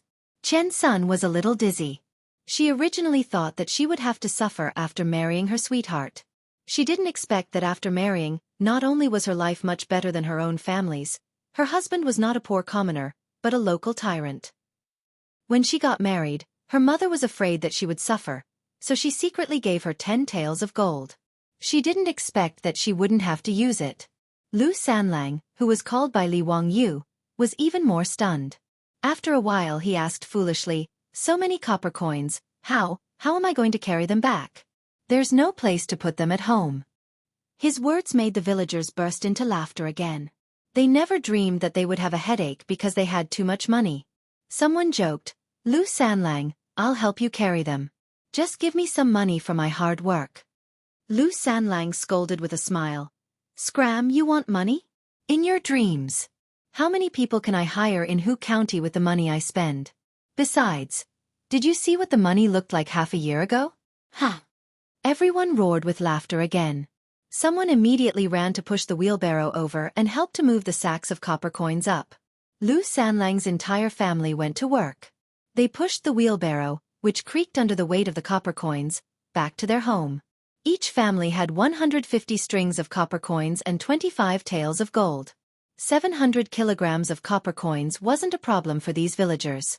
Those with more people carried the coins themselves, and those with fewer people had their neighbors help. The villagers who were called by Li Wangyu all laughed so hard that they couldn't close their mouths. They pushed the wheelbarrow and jogged to the entrance of the treasury to get their money. After working for more than 4 hours, all the copper coins and gold ingots were finally distributed. The villagers hid the copper coins in their homes before returning to the ancestral hall. A long table had already been set up in the ancestral hall. The old village chief and the venerated elders respectfully invited Li Wangyu and his beautiful superior to take a seat. The village of more than 600 people ate meat and drank wine. It was very lively. During the meal, the old village chief couldn't help but wipe his tears. He never thought that he would live such a life. The old man silently thanked the gods and Buddhas in his heart for sending his Lang Jun to Dingzhou village. Then he raised his wine bowl and proposed a toast to Li Wangyu. With the old village chief taking the lead, the other villagers all came forward to propose a toast. Looking at the scene, Li Wangyu's face darkened. However, he was happy today, so he didn't care too much. Bowl after bowl of wine was poured down his throat like water. Unsurprisingly, he drank until he blacked out again. The next day, Li Wangyu climbed out of bed with a splitting headache. He felt like he had forgotten something. After pondering for a while, he suddenly slammed the bed. Damn it, his beautiful superior had finally agreed to do something shameful last night. Drinking made things worse. Li Wangyu raised his head and sighed. He swore once again that he would never drink again. Chapter 6:16. Having missed the opportunity to do something bad on the night of the kitchen sacrifice, Li Wangyu felt very melancholy. What made him even more melancholy was that on the 24th, his beautiful boss's relative came to visit. This made Li Wangyu so angry that a few more pimples appeared on his face. His beautiful boss covered her mouth and chuckled when she saw how impatient he was. She ignored the sullen Li Wangyu and pulled Afro and Perrin to instruct the servants in the residence to start preparing for the new year. On the 24th, the foppish sons also swarmed over to Dingzhou village's Lai Hot. On the night of Pai Lupi's birthday banquet, Li Wangyu's fireworks had already alarmed half of Chang'an. Many people in the streets near the Imperial City and Taiji Palace saw the sudden explosion of thunder in the night sky and the gorgeous fireworks in the sky. This caused a lot of discussion in Chang'an that night. They didn't know what had happened to cause such a strange phenomenon. It wasn't until the next day that the officials at the birthday banquet spoke a few words that everyone understood that the fireworks that had bloomed in the night sky last night had been the work of the Count of Huxian, Li Wangyu. At the birthday banquet, the mirror that Li Wangyu had presented as a gift was the subject of much discussion. The rumors became more and more exaggerated. There were even rumors that County Count who had stolen the treasured mirror from the Immortal Palace and presented it to the saint. That treasured mirror could emit lightning and thunder, and it could also emit a strong light that competed with the sun. There were even rumors that County Count who had presented the first emperor's treasured mirror, the heart-reflecting mirror, Rumor had it that the first emperor could use the treasured mirror to check the loyalty of his subjects. Anyone with second thoughts would be able to see that their hearts and guts were trembling when they looked into the mirror. In short, the rumors became more and more outrageous, and Li Wangyu and the treasures he presented to Pai Lupi were covered in a layer of mystery. The foppish sons naturally learned the truth of that night from their fathers. They weren't interested in mirrors, but they were curious about the fireworks that bloomed in the night sky. If it wasn't for the fact that all the manors had to offer sacrifices to the kitchen the next day and they really couldn't get away, it was likely that they would have chased after them to Dingzhou village on the same day. On the second day after the ceremony, the rich playboys showed up at the Lai Hut and asked Li Wangyu for the fireworks. Zio, why didn't you think of your brothers when you created something fun? That's right, you're not a good brother. Hurry up and hand over the fireworks and I'll spare your life. You didn't even call your brothers to watch the fireworks. Zio, you've become bad. Li Wangyu rolled his eyes speechlessly. These bastards, you're not girls. Only a ghost would want to watch the fireworks with you. Brothers, the fireworks can only be set off at night. Li Wangyu deliberately evaded the responsibility. Cheng Yaojin was carefree and directly led the way to the big bathroom at the Lai Hut. That's good. We'll stay in your manor for a few more days and return to Chang'an City on New Year's Eve. Brothers, let's go and take a bath. It's winter and the best time to soak in a hot spring. Zio, you really know how to enjoy life. Your manor is still the most comfortable. Hurry up and ask the maids to bring us wine. Li Wangyu's nose was about to become crooked from anger. This group of rich playboys really didn't treat him as an outsider. It was really annoying. He jokingly scolded and waved his hand to signal the old housekeeper, Li Heng, to prepare food and rooms for the rich playboys. Fortunately, when he made the fireworks for Pai Lupi, he also remembered that the spring festival was coming. In addition to the 108 fireworks, he made many more and planned to set them off on New Year's Eve.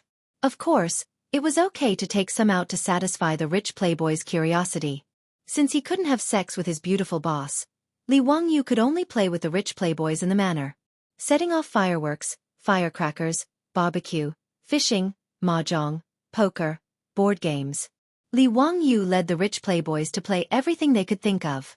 On the 27th day, Ma Zhou and Yan Libin also came to visit. That day was the beginning of the New Year's Eve holiday, in the imperial court and yamen. Ma Zhou and Yan Libin had already agreed to celebrate the new year at their own manor. Li Wangyu naturally welcomed them. It was the new year, so the more lively it was, the better.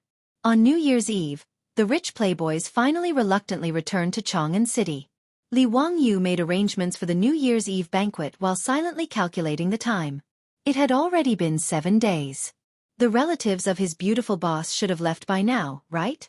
Thinking of this, Li Wangyu felt that his mouth and tongue were dry and his heart was beating faster. He pretended as if nothing had happened and walked left and right in front of his beautiful boss. His beautiful boss couldn't help but glare at him.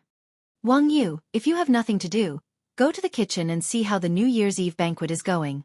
Why do you keep walking around in front of me? Hee, nothing. I'm just looking at you. Li Wangyu smiled embarrassedly. Why are you looking at me? Well, what do you have planned for tonight? Is it convenient? The beautiful boss instantly understood what this guy meant. Her pretty face immediately turned red, but she didn't say anything. She just nodded slightly and walked away quickly. Receiving a hint from his beautiful boss, Li Wangyu was so excited that he clenched his fists and jumped 3 feet high. He turned and ran to his bedroom to prepare incense, candles, and flower petals. He then charged his phone and Bluetooth speaker, chose romantic music, and waited for night to fall. Throughout the day, Li Wangyu deeply understood what it meant to have a day pass like a year. Why did time pass so slowly? Why hadn't the sun set yet? Why wasn't the sky dark yet? Ma Zhou and the others felt that their master had become strange today. Not only was he absent-minded, but he also kept asking the mansion's servant girls what time it was. Yan Libin and Ma Zhou looked at each other, not understanding the situation. When Li Wangyu asked about the time again, they simply asked, Master, do you have something to do today? Do you need the disciples to do it for you? Li Wangyu was surprised and quickly shook his head. Nothing. You do what you need to do. Haha, today's weather is good. After he finished speaking, he quickly walked away, afraid that his two disciples would notice something. That would be too embarrassing. With great difficulty, the sky finally turned dark. The castle had just lit up when Li Wangyu impatiently waved his hand. Let's start the banquet. This New Year's Eve banquet left everyone in the mansion confused. No matter who proposed a toast to Li Wangyu, he flatly refused. I'm not drinking. From today onwards, I'm quitting drinking. Li Wangyu pushed away the wine bowl in front of him with an unusually firm attitude. This caused Ma Zhou and Yan Liben, who had proposed a toast to him, to be stunned. They didn't understand what was wrong with their master. Why didn't he even drink? How could they know that Li Wangyu was afraid that he would get drunk again? Wouldn't that delay the important matter? The others didn't know what was going on, but their beautiful boss understood. She glared at Li Wangyu with a red face and ignored him, minding her own business as she called out to Aphrodite and Perrin, as well as Niu Yong and Niu Wu's wives to drink and eat. After the New Year's Eve banquet, Li Wangyu desperately winked at his beautiful boss, signaling that it was getting late and that it was time to rest. Unfortunately, his beautiful boss completely ignored him and dragged Aphrodite, Perrin, as well as Niu Yong and Niu Wu's wives out to set off firecrackers and fireworks. This made Li Wangyu so angry that the roots of his teeth itched, but there was nothing he could do. He could only thicken his face and follow them out to set off firecrackers. Chapter 6:17. After setting off the firecrackers and fireworks with great difficulty, everyone sat back down in the castle to drink and chat. Li Wangyu, however, couldn't sit still anymore. From time to time, he would pretend to yawn and stretch, looking very sleepy. Li Hang, the old butler, felt sorry for him and couldn't help but say, "Are you sleepy, Lang Jun? Why don't you go get some rest?" Li Wangyu immediately got off the donkey and stretched as he stood up. "Okay, you guys can have your fun. Don't worry about me. I'll go back to my room first." With that, he turned around and left, not forgetting to secretly give his beautiful boss a look, indicating that she should go with him. But his beautiful boss turned her head away as if she didn't see it and continued talking to Aphrodite and the other daughters-in-law of the Niu family. Li Wangyu was so angry that the roots of his teeth itched, but there was nothing he could do. He could only look back every few steps and dawdle back to his room. His room was naturally the largest in the castle. Not only was there a living room outside the bedroom for receiving guests, but there was also a huge cloakroom and washroom inside the bedroom, just like the mansions in the future. There was also a thick carpet on the solid wooden floor. The bed in the bedroom was even bigger, which Li Wangyu had the craftsman build for him. Not to mention 2 or 3 people, it wouldn't even be crowded even if 5 or 6 people were to lie down. After returning to his room, Li Wangyu sat on the sofa in the living room, scratching his ears and cheeks anxiously. He grabbed the Book of the 3 Kingdoms, flipped through a couple of pages and threw it aside. He walked around the room several times but still didn't see his beautiful boss. Feeling that he had been tricked by this woman again, he stomped his feet in anger. Feeling really uneasy, he simply ran to the bathroom to take a shower and extinguish the anger in his heart. He planned to go to bed and find trouble with his beautiful boss tomorrow. But when Li Wangyu finished his shower and walked out of the bathroom in a bathrobe and wiping his wet hair with a towel, he was stunned when he looked up. Who else could it be but Su Chongqing, who was looking at him with a sweet smile under the dim light of the room? "Chongqing, you." As soon as he opened his mouth, his beautiful boss gently pressed a finger to his lips, indicating that he should not speak. Su Chongqing gently leaned her head on his shoulder, her slender fingers drawing circles on his chest. "Wangyu, will we never be able to go back?" Li Wangyu opened his mouth, but he didn't know how to answer. There was no answer to this question, and he felt that the possibility of returning to the future was almost zero. "Listen, I don't care how many women you marry in the future, but if you dare to treat me badly, I'll kill you." After the beautiful boss finished speaking, she proudly raised her snow-white slender neck, stretched out her right index finger and middle finger, and made a peace sign. Su Chongqing's mentality had changed a lot since he had been in the Tang dynasty for almost a year. Originally, she had thought that she would at most allow Li Wangyu to cheat on her once, and accepting Afro was already her bottom line. But as time passed, Su Chongqing had already become a little numb to the Tang dynasty's multiple wives and concubines. She was not afraid of how many women Li Wangyu would have in the future, but she was afraid that he would forget about her. After all, she knew that she could no longer leave this little man. Now, Su Chongqing's only request was that this man who came from the same era as her not let her down. That was all. Li Wangyu immediately felt a chill down his lower body in the face of his beautiful boss's threat, and his strong desire to live immediately made him reply without hesitation. How is that possible?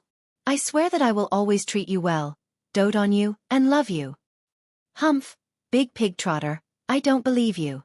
The beautiful boss began to pound Li Wangyu's chest with her small fists. Li Wangyu was speechless. Can't you speak properly? He quickly reached out and hugged his beautiful boss tightly in his arms. Without saying a word, he kissed her directly. At this point, even a fool would know that it was useless to say anything. Between the two of them, their breathing began to quicken. Li Wangyu's hands also began to slowly grope up and down dishonestly. When his hands finally touched Su Chongqing's perky bottom, the beauty in his arms could not help but twist her body. Li Wangyu was about to continue, but Su Chongqing suddenly pushed him away. I'll go take a shower first. The beautiful boss bit her lower lip, her face flushed red and her eyes watery as she ran to the bathroom. The bathroom door slammed shut, making Li Wangyu, who wanted to chase after her, feel regretful. He could only sit back on the bed and wait anxiously. Of course, he knew what the beautiful boss meant. In the future, if he had a goddess like Su Chongqing, he would be courting death if he still dared to be snobbish, eating from the bowl and looking at the pot. But Li Wangyu felt that he was deceiving himself if he had to pat his chest and promise his beautiful boss that he would only marry her in the future without any second thoughts. Let's not talk about the distant future. Just take Avro in the residence. Could he bear to send her out of the residence and marry someone else? Even the little lowly Perrin, Li Wangyu's heart twitched at the thought of this lovely girl being pleasured by someone else. Bah, scumbag. Li Wangyu despised himself deeply in his heart. Sure enough, the beautiful boss was right. Men were all bad. But Li Wangyu dared to swear to his heart that Su Chongqing was the love of his life, and he would never let her down no matter what. His words just now were definitely not perfunctory to the beautiful boss, but his heartfelt words. Just as Li Wangyu was letting his imagination run wild, the bathroom door finally opened. Su Chongqing's beautiful black hair was still dripping with water. She had casually tied it into a bun and secured it with a hairpin. Her creamy skin was fair and flawless, with a faint pinkish hue. What a picture of a beauty coming out of the bath. Li Wangyu's heart began to beat violently again. Chongqing. Li Wangyu only felt his mouth go dry and wanted to say something. But before he could say anything, he saw Su Chongqing slowly undoing the belt around her waist. The beautiful boss's clothes fell to the ground piece by piece. Li Wangyu stared blankly at the naked beauty in front of him. The beautiful boss stretched out her two jade arms and wrapped them around Li Wangyu's stiff neck. She whispered in his ear and whispered, "Fool, why are you in a daze?" Li Wangyu was an idiot. At this moment, he knew what he should do. He lowered his head abruptly and kissed his beautiful superior's red lips fiercely. Her fragrance was thick and smooth, and his hands couldn't help but start to move up and down. When his hands climbed to the soft part of the beautiful boss's chest, Su Chongqing only felt her ears burning and her heart beating wildly. There was even a moment when she had the thought of running away. The two people were entangled and slowly fell to the spacious bed. In the bedroom, waves of stirring moans continuously came out, and the air was filled with the smell of hormones. Midnight came. In the castle and in the nearby Dingzhou village, bells and drums sounded together. Zhongguan had come for 3 years. End of Book 1. Blossoming Countless Gold Coins. Chapter 6:18. The panting in the bedroom quickly subsided. Li Wangyu stared blankly at the ceiling, his face ashen. His beautiful boss covered her mouth and chuckled. She drew circles on his chest with her finger. Hey, didn't someone say that he was in good health? Li Wangyu covered his face with both hands. He was speechless. What was going on with this damned body? He wasn't like this in his previous life. Although he didn't dare to brag that he could do it 7 times in one night, he still thought that his ability was pretty good. But before he could even get to the point, he had been killed in an instant. This made Li Wangyu want to die. Was there a problem with this body, or was there something else? No, I was too nervous just now. Yes, that's right. Let me rest for a while. Today, I must let you know what a man's dignity is. Li Wangyu cried in his heart, but he refused to admit defeat. In fact, Li Wangyu was already on the verge of tears. He was wondering if he should make a trip to the world manifestation realm after daybreak and find old immortal Sun to take a look at him. Could it be that he had some hidden illness? If he really had that kind of illness, he might as well slit his throat and try to transmigrate again. Okay, don't cry. Good boy, I don't dislike you, hee hee. Su Chongqing looked at the little man beside him who had a deathly pale face. His eyes were smiling like crescent moons. Why don't I try again? Maybe I wasn't used to it just now. Li Wangyu made a last-ditch effort. His beautiful boss bit her sexy red lips. Can you do it? Li Wangyu hurriedly stuck his head out and whispered a few words into his beautiful superior's ear, but the beautiful superior's beautiful face was dyed with a layer of blush. She rolled her eyes at Li Wangyu flirtatiously, but didn't object. Her body slowly slid down and disappeared under the brocade quilt. The room was filled with the scent of hormones once again. After everything returned to normal, Li Wangyu finally heaved a sigh of relief. It seemed that he didn't need to look for Sun Simiao. There was nothing wrong with this body. He couldn't help but chuckle. Darling, I'm not bragging, right? Hee hee. Su Chongqing was too lazy to talk to him. She just lost her virginity, so she felt very tired and didn't want to talk. She just curled up in Li Wangyu's arms and hugged the little man who took her virginity. With a sweet face, she soon fell asleep. Li Wangyu stretched out his hand and gently stroked his beautiful boss's silky smooth back. Looking at the beauty sleeping in his arms, he secretly vowed to protect this woman's happiness and slowly fell asleep. However, the two newlyweds didn't linger on the bed for long. Before dawn, just after 3 o'clock in the morning, Li Wangyu's door was gently knocked. Perrin's voice came from outside the door. Lang Jun, it's time to get up. It's already 5 in the morning. We have to set off. Perrin knocked on the door for a long time before waking up Li Wangyu and his beautiful boss. Wangyu, what time is it? What's Perrin's name? The beautiful boss asked in a daze. Li Wangyu also woke up after a long time. He was speechless and held his forehead with his hand. Damn Pai Lupi! On the morning of the first day of the new year, the reason why Perrin woke him up so early was that she wanted to go to Chang'an City to attend the New Year's court meeting. Every year on the first day of the new year, the emperor sat in the morning court meeting and was congratulated by the officials. In the capital, the ministers, civil and military officials, and the envoys of various countries all had to attend. The New Year's court meeting was the grandest of the year. Li Wangyu, as the county earl who founded the country, naturally had to attend. He cursed in his heart and was about to get up to open the door for Perrin and let the maidservant come in to help him change. It had to be said that it was easy to go from frugality to extravagance. Li Wangyu was now very used to having maidservants to help him change clothes and wash up. However, after the beautiful boss woke up, she pulled him and anxiously whispered, Don't let them in." Li Wangyu was stunned and then realized that the beautiful boss was embarrassed to let others know what happened between them last night. Hey, Chongqing, the ugly daughter-in-law has to meet her parents-in-law. Perrin and the others will know about this sooner or later. No, I don't care. Anyway, you are not allowed to tell anyone. You go out and don't let them in. The beautiful boss pulled the brocade quilt and hid herself in it like an ostrich.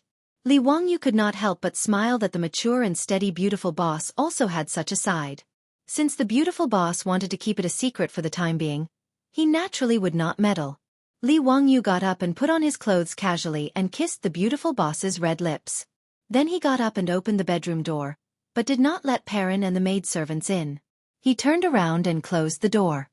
Okay, you can change clothes here. Li Wangyu stood in the living room and ordered.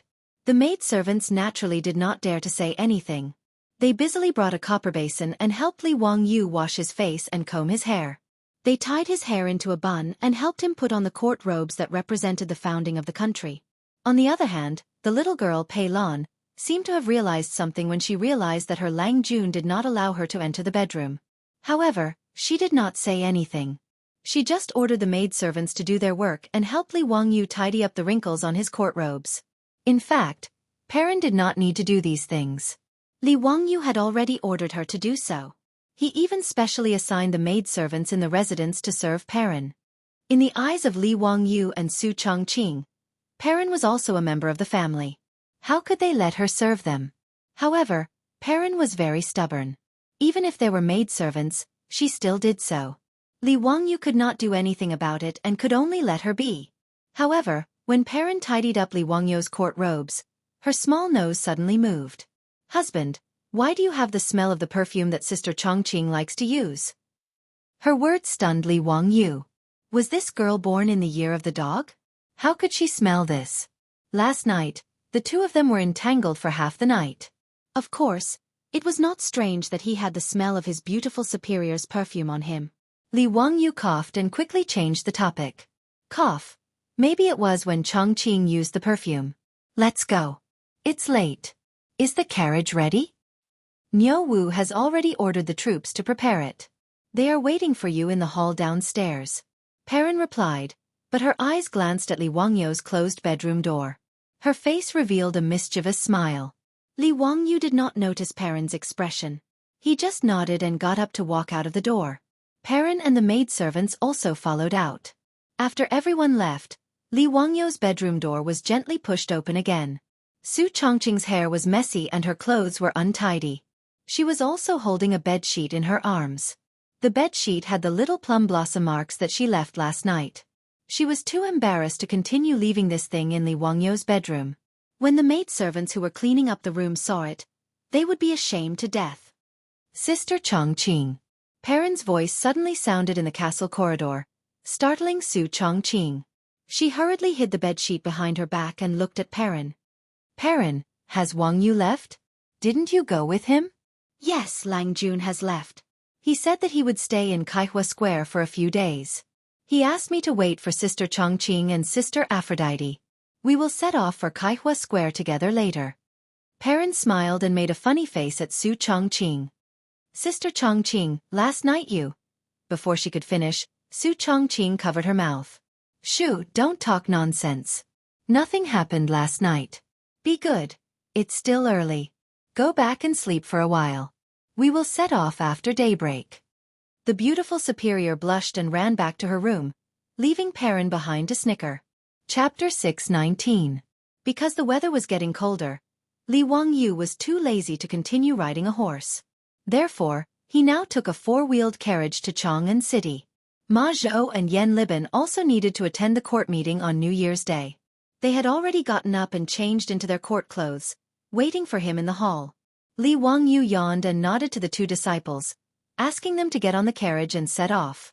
Sitting in the carriage, Li Wangyu recalled the incredible scene last night and couldn't help but smile. He didn't expect that after transmigrating to the Tang dynasty more than 1,400 years ago, he could have such a wonderful relationship with his beautiful boss. This was something he never dreamed of in his previous life.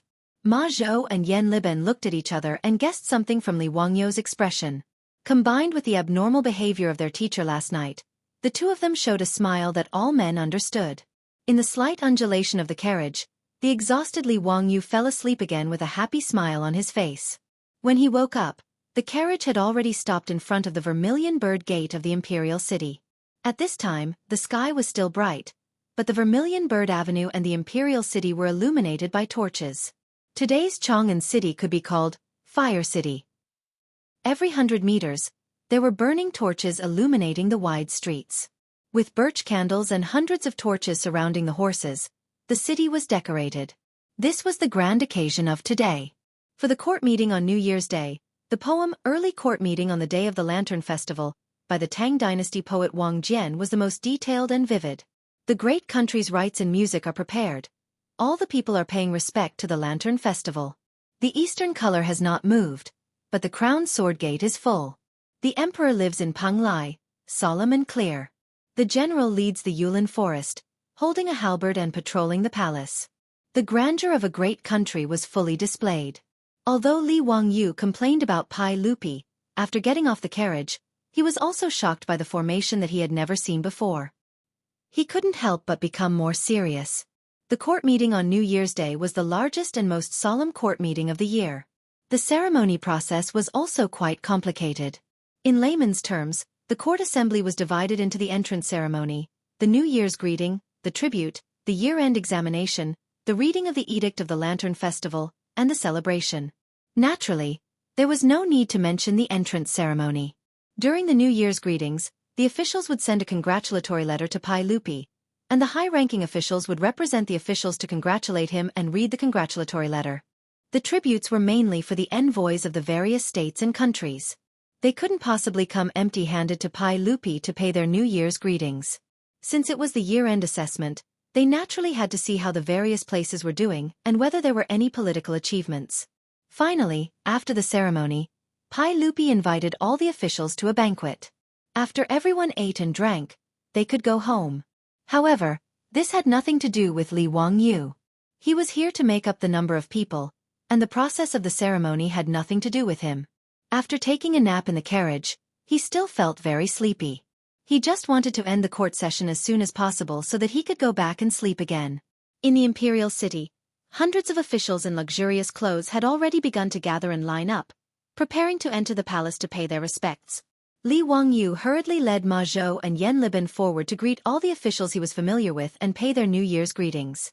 They kept repeating auspicious words such as, Happy New Year, Longevity Extended, Happy New Year, Longevity Unlimited, and so on. It was very lively. While everyone was merrily greeting each other, Li Wangyu smelled a strong mutton smell, which almost made him suffocate. Although the Tangs also liked to eat mutton, Li Wangyu had been in the Tang dynasty for almost a year, but he had never smelled such a strong mutton smell on anyone. Moreover, today was the New Year's Day court session. Those attending the court session were all officials and nobles. Even if they didn't have incense on them, they shouldn't have such a smell. He couldn't help but turn his head and look. There were several envoys wearing thick leather jackets, who looked like nomads from the north.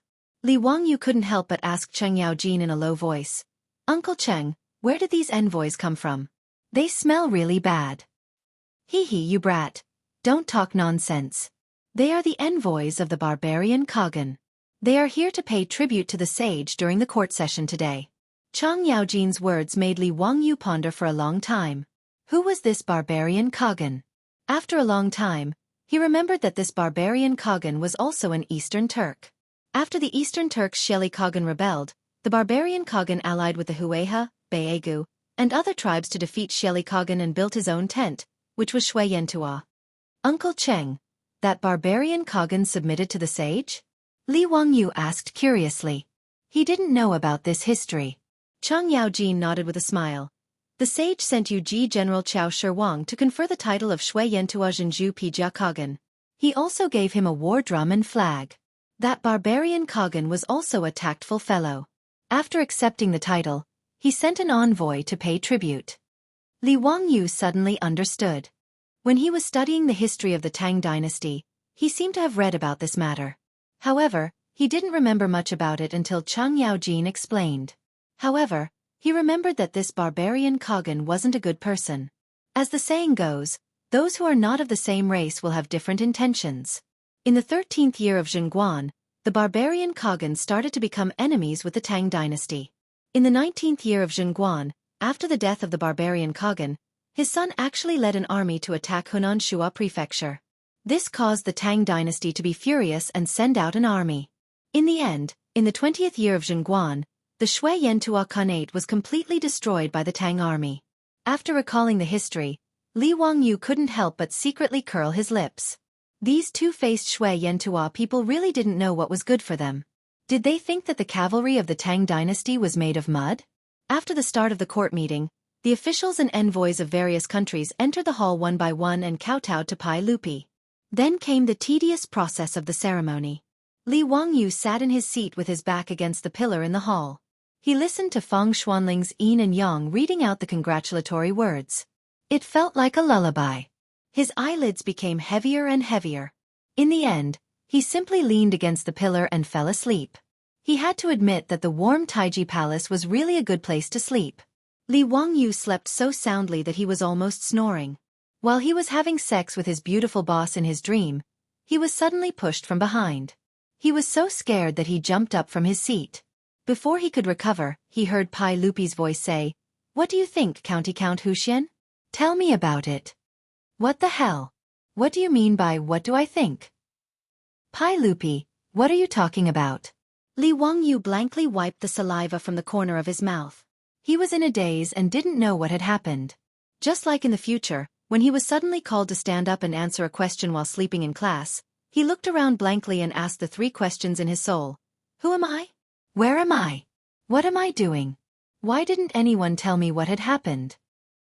He couldn't help but turn his head and look behind him. The person who pushed him was his disciple Ma Zhou, who was winking at him. Ah, this question, yes, this is a question. Li Wangyu didn't know what he was talking about. God, who could save him? He was about to cry. The court meeting was going well. Did it have anything to do with him? He was sleeping well. Who was he bothering? Chapter 6:20. When Li Wangyu saw the expressions of Pai Lupi and the other officials, he knew that his nonsense just now was not appropriate. When he was at a loss of what to do, he heard someone shouting in dissatisfaction, "Heaven Khan, what nonsense is this official of yours talking about? Does he also think that it is good for the Ba Yi tribe to occupy my pasture? Heavenly Khan, are you humiliating me, Shui Yentua?" Li Wangyu looked towards the direction of the voice. The one shouting in the hall was the envoy of Shui Yentua that Cheng Yaojin mentioned earlier. However, the words of the envoy made Li Wangyu even more confused. What the hell? The Ba Yi tribe occupied Shui Yentua's pasture? What does it have to do with what he said just now? Before he could recover, he saw a group of people dressed as envoys from Mo Bay laughing. Haha, the official of the Heaven Khan said it well.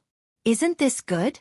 Since Shui Yentua has already set up camp at Overseer Yu Mountain, then the pasture of Luoluan River belongs to us, Ba Yi tribe. What's wrong with that? Bullshit. God above, the pasture of Luoluan River has always belonged to us, Shui Yentua. Bah, if it wasn't for us, the Ba Yegu tribe, who helped you defeat Shelly Khan's army, you would have been finished long ago. Now, giving the grassland of the Krulin River to us is a reward.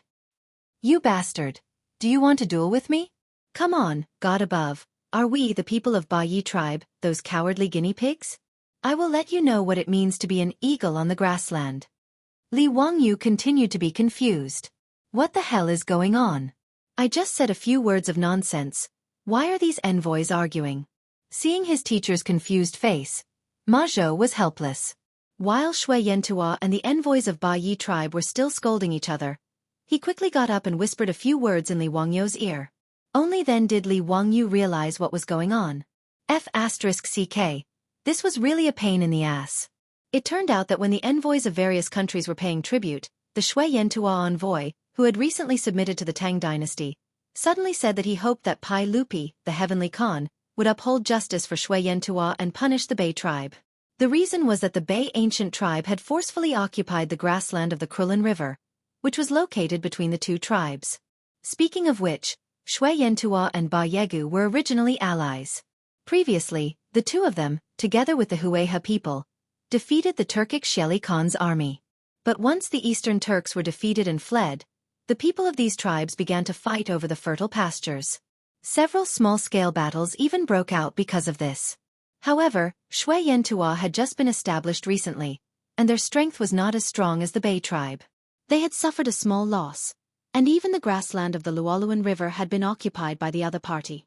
Therefore, Shui Yentua's envoy simply took the opportunity of today's New Year's Day Imperial Court meeting to offer tribute to Pai Lupi and brought up this matter, hoping to get the support of the Heavenly Khan.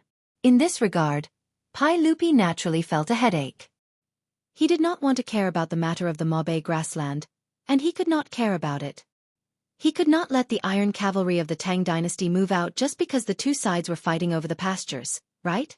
After all, the Bei ancient tribe had also submitted to the Tang dynasty and worshipped Pai Lupi as the Heavenly Khan. They were a vassal state of the Tang dynasty. Pai Lupi was helpless and could only look around to see if other people had any thoughts on this matter.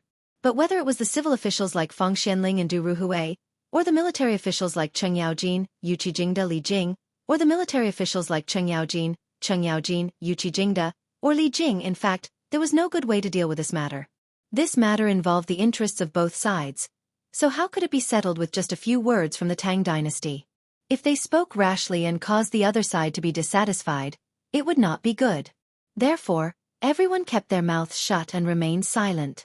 In desperation, Pai Lupi turned his eyes to Li Wangyu.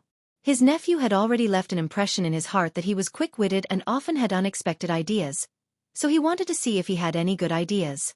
Li Wangyu was dozing off in the hall. He could hide it from others, but naturally, he could not hide it from his disciple, Ma Zhou, who was sitting behind him. Seeing Pai Lupi looking at him, Ma Zhou was anxious and pushed Li Wangyu. However, He did not expect Li Wangyu to have such a big reaction and directly jumped up. The key point was that this guy was still confused and did not understand the situation, so he opened his mouth and said something like, "It's good." This naturally annoyed Shui Yantua's envoy, who thought that Li Wangyu was saying that it was good that Bei had robbed their grassland, causing a mess in the hall. Pai Lupi glared at Li Wangyu, who was causing trouble.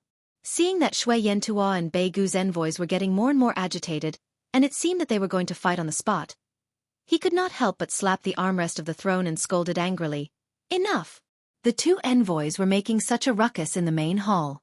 What was going on? "Shut up, all of you!"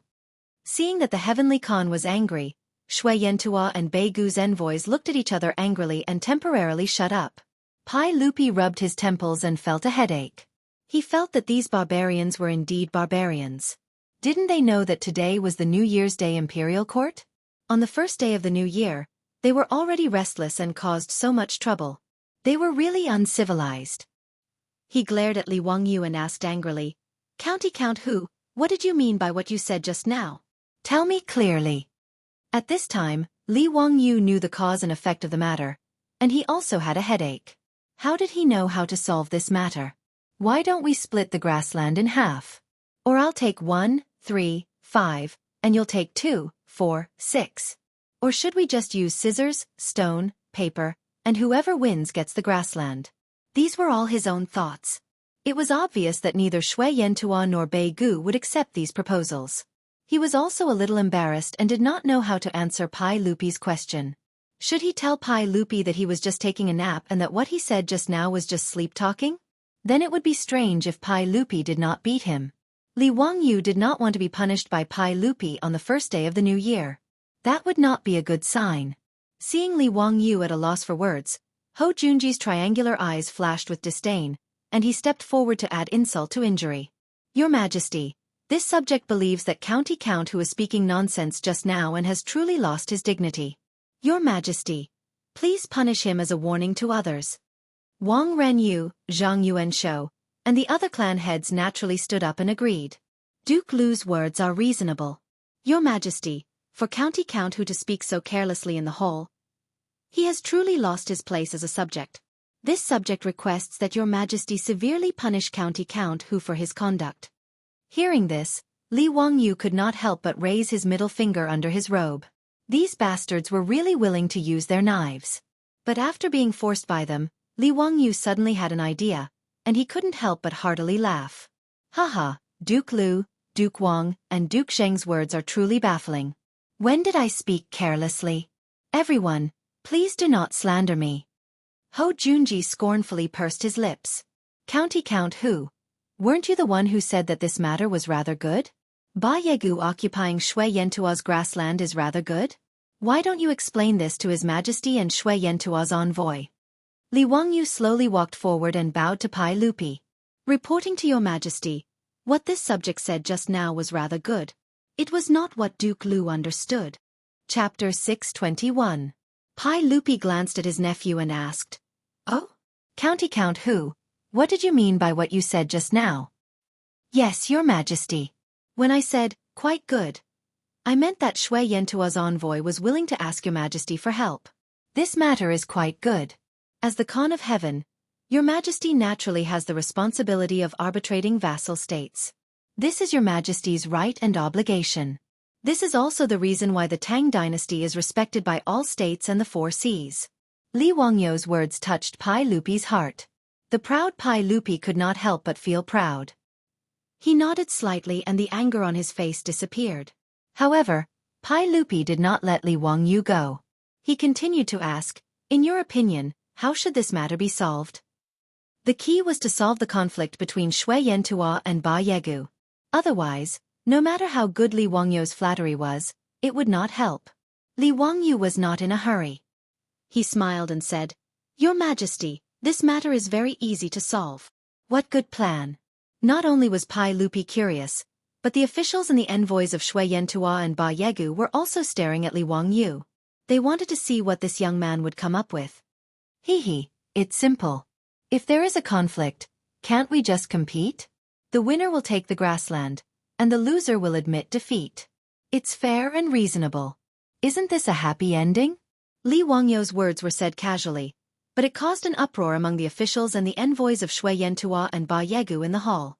Fang Xianling, Du Ruhui, and the other big shots looked at each other. They did not understand why Li Wangyu would say this. Ma Zhou and Yan Liban were even more anxious. They wished they could go up and cover their teacher's mouth. County Earl Hu, be careful with your words. What kind of idea is this? Do you think that national affairs are child's play? Absurd, this is absurd. County Earl Hu, how can you come up with such an idea to make the two clans fight over the grassland? What are your intentions? Since the Shui Yantua and Ba Yegu clans are vassals of the Tang dynasty, how can you come up with such a bad idea? If the two clans fight each other, what good will it be for the Tang dynasty and the two clans? Absurd, truly absurd. Your Majesty, I want to impeach County Earl Hu. For his evil intentions, he should be punished. Your Majesty.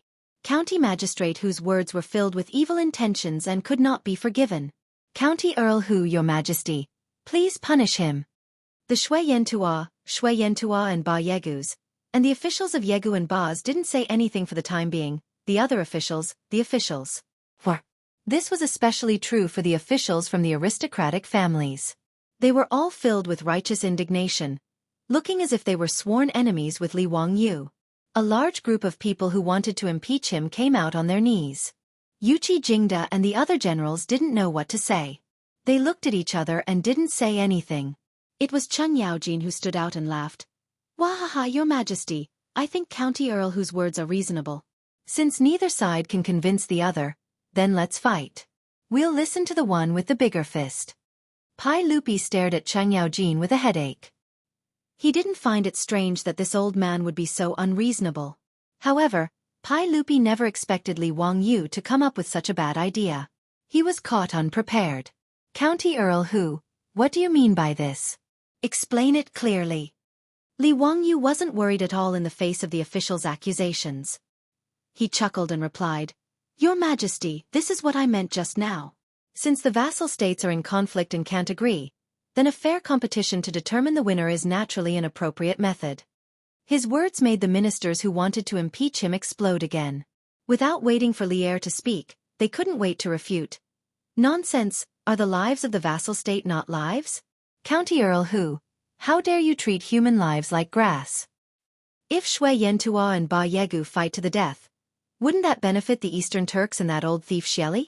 County Earl Hu, what are you thinking? Wang Ranyu stood out and reprimanded. Li Wangyu spread out his hands. When did I say that I want Shui Yantua and the Ba Yegu to fight to the death? County Earl Hu, you just finished speaking and you want to deny it? Do you really think His Majesty and I are deaf? Li Wangyu said with a sneaky smile. Everyone, did you hear me clearly? I said to let the two sides compete, but I didn't say to let them fight to the death. Wang Ranyu sneered. Ridiculous, swords have no eyes. Could it be that County Earl Hu is thinking of wrapping swords and spears in cotton and playing with them? No. Since they are all vassal states of the Tang dynasty, how can we use swords and spears so crudely? Li Wangyu shook his head and smiled. Pai Lupi couldn't help but ask curiously, County Earl Hu, then what do you mean? Your Majesty. I was wondering if the Tang dynasty can hold a sports meet? Why don't we call it the Tang Dynasty National Sports Meet? Or the National Sports Meet for short. This war is about who is stronger, faster, more accurate in archery, and better in horsemanship. Since that's the case, we can turn these events into sports meets and let the soldiers of the Tang Dynasty compete with the vassal states. This way, we don't need to use swords and spears, and we can show the strength and bravery of the soldiers. Why not? Li Wangyu smiled very proudly. This was the idea he came up with in a flash of inspiration. Holding the Olympic Games in the Tang Dynasty could solve the disputes between the vassal states, and it could also add to the entertainment life of the people of the Tang Dynasty. What a good idea! The origin of the Olympic Games was actually related to solving the disputes of war. In ancient Greece, there were more than 200 city-states. There were also endless disputes between the city-states, and conflicts and wars often broke out. The continuous wars disgusted the ancient Greek people, and they all desired a peaceful environment to rest and recuperate. Later, the Spartan king and Elis king signed the Holy Month of Truce Treaty. As a result, The military training and sports competitions to prepare soldiers gradually turned into a sports meet for peace and friendship. Li Wangyu suddenly thought of the Olympic Games and the origin of the Olympic Games, so he came up with this idea.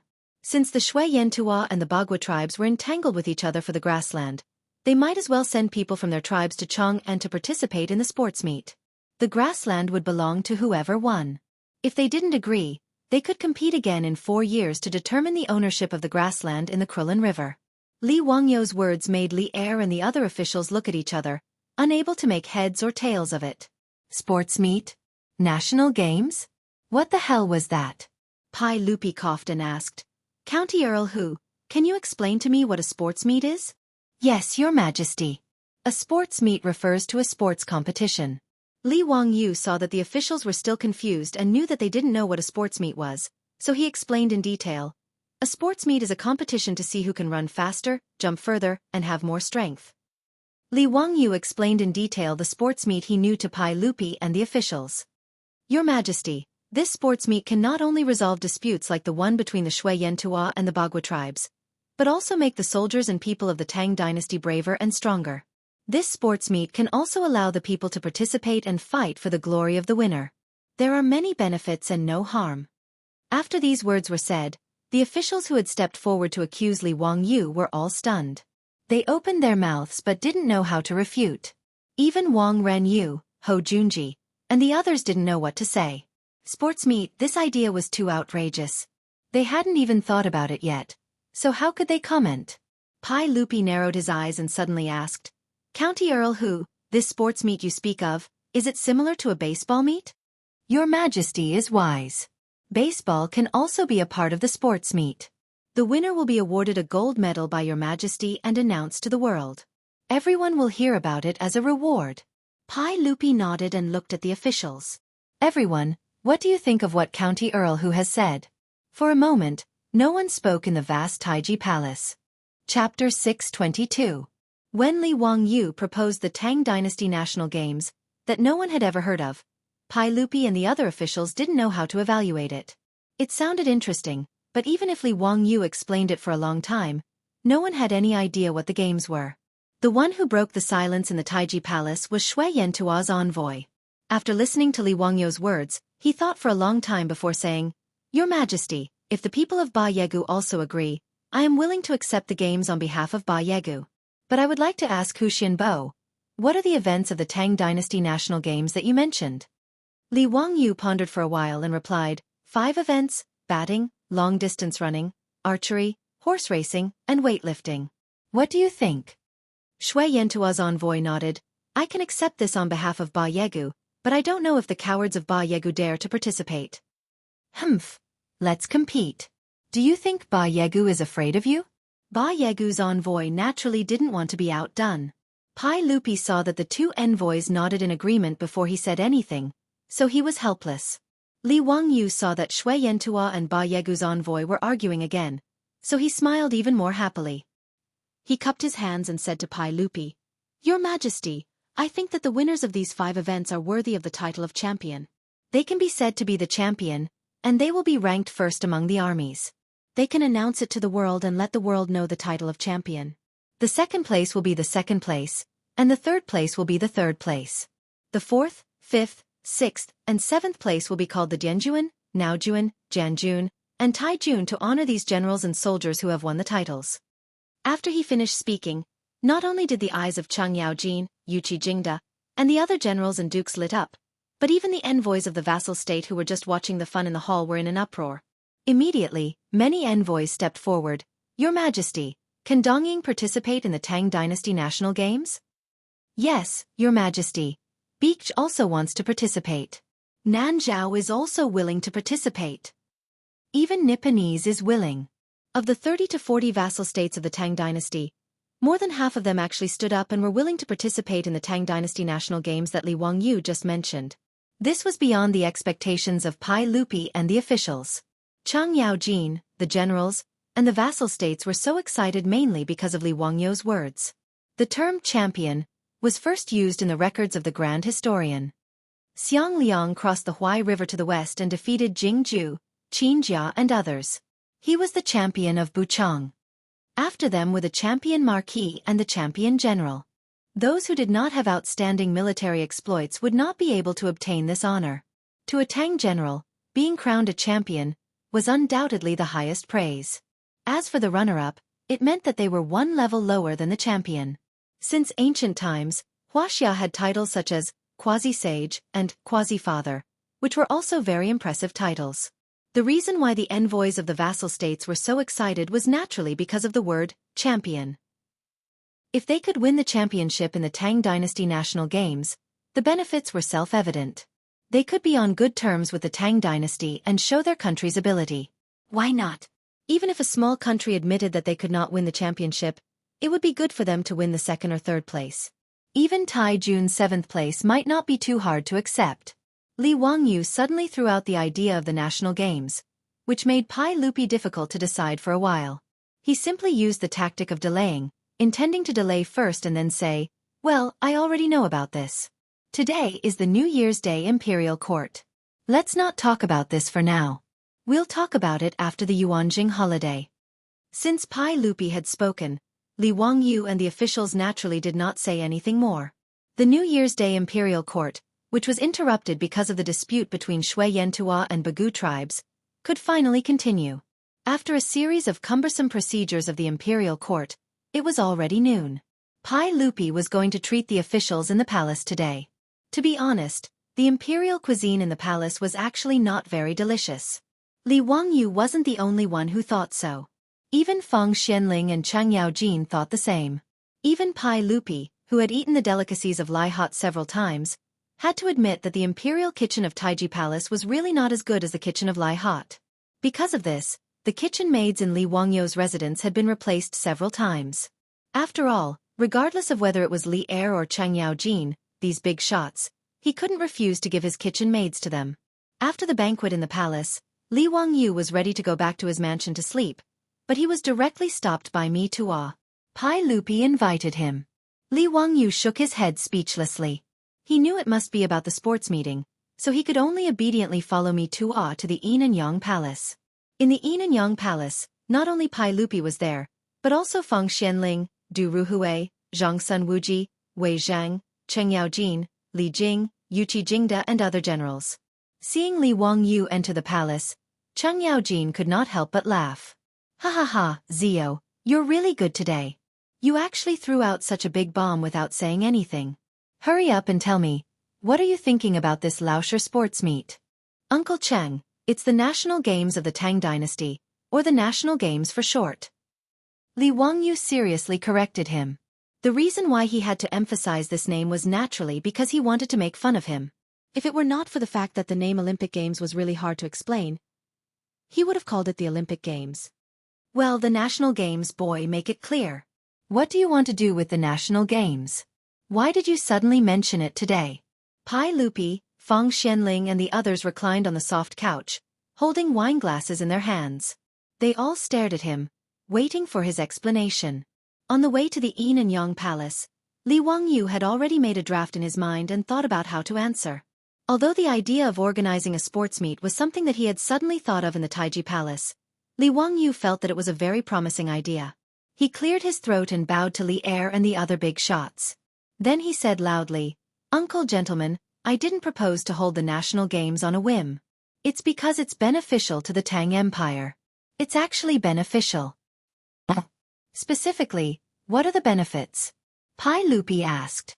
"Yes, uncle.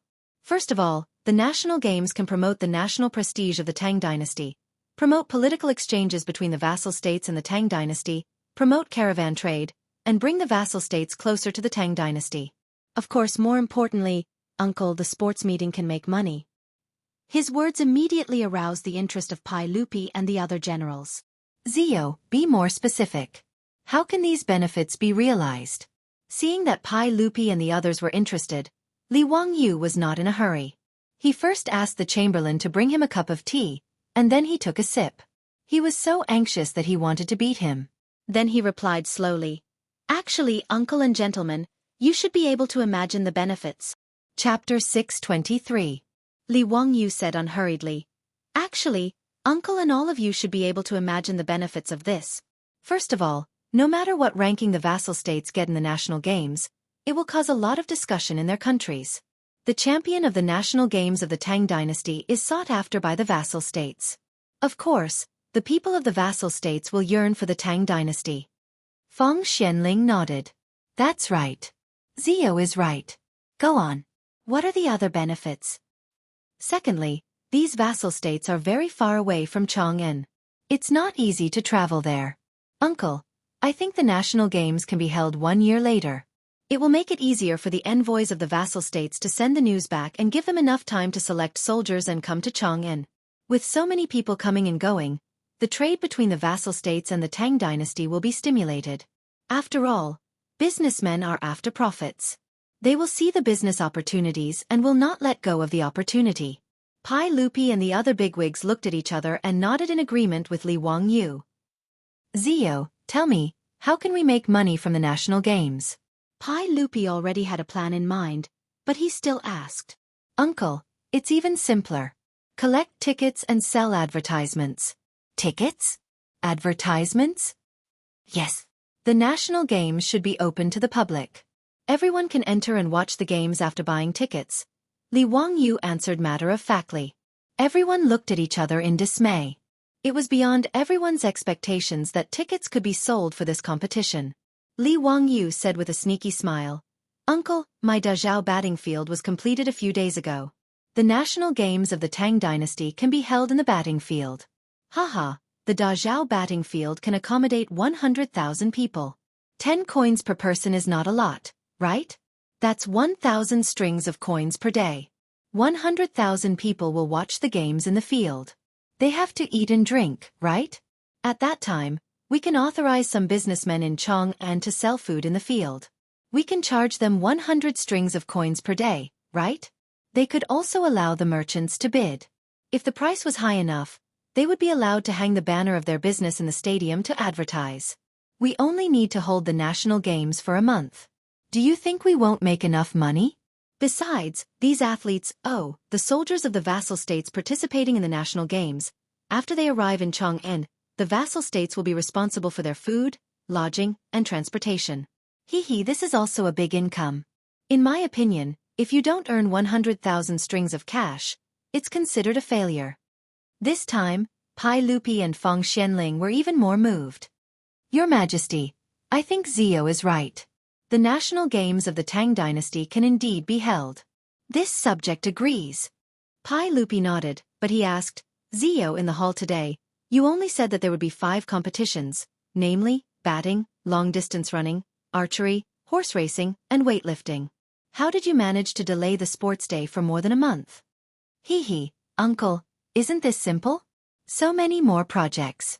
In addition to batting, there can be different distances in long-distance running. 1,000 steps, 2,000 steps, 5,000 steps, or even more. Different projects will have different champions. Archery and horse racing are the same. The other 5 events are just my nephew's words. We can always add more events to the competition. If we want more vassal states to participate, we have to let them see the hope of winning the championship. Wahahaha, can I, old Cheng, also participate in the competition? Cheng Yaojin suddenly laughed. Yuqi Jingda looked at him disdainfully. You old man, what can you compete with? Don't make a fool of the Tang dynasty. Yuqi Jingda, you want to compete with me? Come on, I'm not afraid of you. Seeing that the 2 old men were about to make trouble again, Pai Lupi couldn't help but stare at them angrily.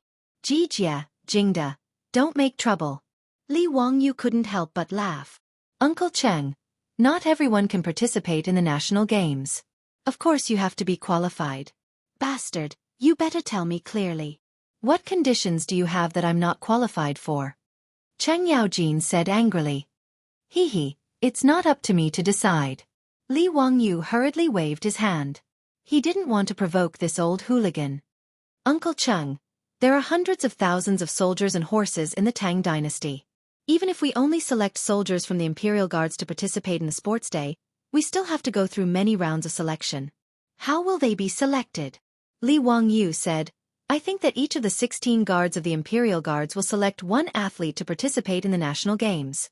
As for how each guard will be selected, it will depend on Uncle Cheng and the rest of the officials. In addition to the athletes from the vassal states, there will probably be dozens of people participating in each event. When the official competition starts, they will go through the preliminaries, preliminary rounds, semifinals, and finals, and finally the champion will be decided. Li Wangyu then explained the participation methods and competition methods of the Olympic Games to Pai Lupi and the other big shots in detail. They all nodded. Good, Zio, you are really thoughtful. It's really amazing that you can come up with such a detailed and feasible plan in such a short time. Pai Lupi thought that Li Wangyu had come up with the rules and organization of the competition himself, so he praised him generously. Li Wangyu couldn't help but blush. This was just his experience from watching the Olympic Games and the National Games on TV in his later life. Any sports fan in his later life could tell him 1, 2, 3, 4, and so there was nothing special about it. Pai Lupi, Feng Xianling, and the others discussed for a while and roughly decided to hold the National Games of the Tang Dynasty. The time of the games was set to be 1 year later, between March and April of the 4th year of Zhengguan. If the National Games were held well, they could be held every 2 years. As for the specific events, content, and rules of the games, Pai Lupi waved his hand and let Li Wangyu take full charge. After writing a detailed memorial and submitting it to him, he discussed it with Feng Xianling, Du Ruhui, and the others. Finally, he issued an edict and spread it to the whole world. Li Wangyu had no choice but to nod and take the job. After all, except for him, no one in the world knew how to organize the games. Even his beautiful boss didn't know much about it. After all, she didn't have much love for sports. After discussing the matters of the National Games, Pai Lupi and the other big shots chatted and drank in the Yin and Yang Palace. Li Wangyu was about to leave, but he remembered something and hurriedly stood up to report. Uncle, I spent a lot of gold on the construction of the Dazhao batting field. Do you still remember that I asked to hold the Tang Dynasty's Royal Batting League? Pai Lupi certainly remembered this. Li Wangyu had spent a lot of money to build the batting field in order to hold the Royal Batting League. Zio, you just said that the Dazhao batting field had been built? Yes, uncle. It was completed before the end of the year. Pai Lupi was interested. Since Li Wangyu had spent 20,000 taels of gold to build a batting field, he had never seen it with his own eyes.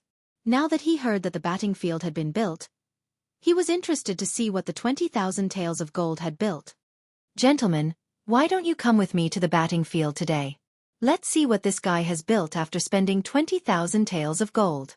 Since Pai Lupi had spoken, the big shots naturally had no objection. However, Chang Yaojin laughed and said, Your Majesty, why don't I order someone to call a batting team from the left Jinwu Guards? Let's have a batting match today to liven things up for Your Majesty. Yuqi Jingda's eyes also lit up. That's right. I'll also order someone to call a batting team from the army. How about we have a match in the Dazhao batting field today? Pai Lupi nodded with a smile. Today was the first day of the new year. He had nothing to do during the holidays. It would be good to watch a batting match. Chapter 624. The Dazhao baseball stadium wasn't a very tall building in Chang'an City. The surrounding stands were 10 meters tall, which was a little more than 3 zhang tall. It wasn't as tall as the 4 zhang tall platform under the Taiji Palace. Although the stands were no more than 10 meters tall, it was the height of a 3-story building in the future. But when one really stood in front of the baseball stadium, it was very spectacular. The reason was very simple. The stands were too long. Even in the future, there hadn't been such a large stadium with a 4-kilometer perimeter. After all, the rules of polo had been changed a lot in the future. Not only did it reduce the number of people on the field, but the field was also much smaller. A stadium that could hold 100,000 people at the same time was also a very large stadium in the future. And when Pai Lupi, Chang Yaojin, and the other big shots walked into this true polo stadium for the first time, everyone couldn't help but gasp. Ziyu, what kind of monster did you build? This is a baseball stadium? How can it be so big? Pai Lupi stood in the middle of the empty stadium and looked around. The shock in his heart was beyond words. Chang Yaojin also clicked his tongue. Damn, this is the first time I've seen such a huge building in my life. Kid, are all the stands around the stadium used for people to sit? Tisk, wouldn't it be able to seat tens of thousands of people? Yuqi Jingda was even more shocked, his face full of disbelief. Ziyu, your 20,000 taels of gold really weren't spent in vain. This is the first time I've heard of a baseball stadium of this scale. Li Wangyu said with a smile. Uncle Cheng, did you forget that this little nephew said before that this Dazhao baseball stadium can hold 100,000 people? Oh my God, 100,000 people cheering together. It's enough to scare people to death, right? Li Wangyu pointed to the center of the northern stands. There was a row of private stands at the top. Uncle, that's the private stands that little nephew prepared for you and the other officials. When the time comes for the competition, Uncle will be able to watch it with the other officials. There's no need to worry about safety. Pai Lupi nodded. Let's go and take a look. A group of big shots surrounded Pai Lupi. Under the guidance of Li Wangyu, they passed through a special passage and entered the stands of the box. Looking down from here, the entire baseball field could be seen at a glance. There was nothing blocking the view. There were also all kinds of exquisite seats in the box for people to rest while watching the competition. Pai Lupi didn't need Li Wangyu's introduction. He walked straight to the spacious chair in the middle. After sitting down, he looked around. It was obvious that he was quite satisfied. He then pointed to the other boxes on the uppermost level of the spectator stands and asked, Zio, what are those boxes for? Hee, Uncle, I'm going to sell tickets for this stadium. Seats of different grades naturally had different prices. The cheapest seat cost 10 copper coins, while the best seats cost 50 to 500 copper coins. As for those private rooms, it won't do if it's less than 10 copper coins. Li Wangyu's answer stunned Pai Lupi, Feng Xianling, and the others. After pondering for a long time, they shook their heads and smiled bitterly. Zio, what's in your head? Pai Lupi was too lazy to care about his greedy nephew anymore. He called out to the group of big shots. Everyone, sit. Sit. Today, we'll be here to watch the game. Jijia, Jingda, is the batting team ready? Yes, Your Majesty. It's ready. We're just waiting for Your Majesty's order to start the competition. Good. Then get ready to start. Chang Yaojin and Yuqi Jingda nodded. When they were about to go and inform the officials, Li Wangyu stretched out his hand to stop them. Wait, Uncle, this stadium is empty. Isn't it boring to watch the game like this? It's not lively at all. Pai Lupi was surprised. Zio, what do you mean? Uncle, you can see that the stadium is empty. Why don't you immediately let the Imperial Guards go to the surrounding houses to inform the officials? Tell them that the Dazhao batting field is open for free today. Let the people enter and watch the game as they wish. What do you think? Pai Lupi laughed. Sure. Today, I'll have fun with the people. Pass down the order.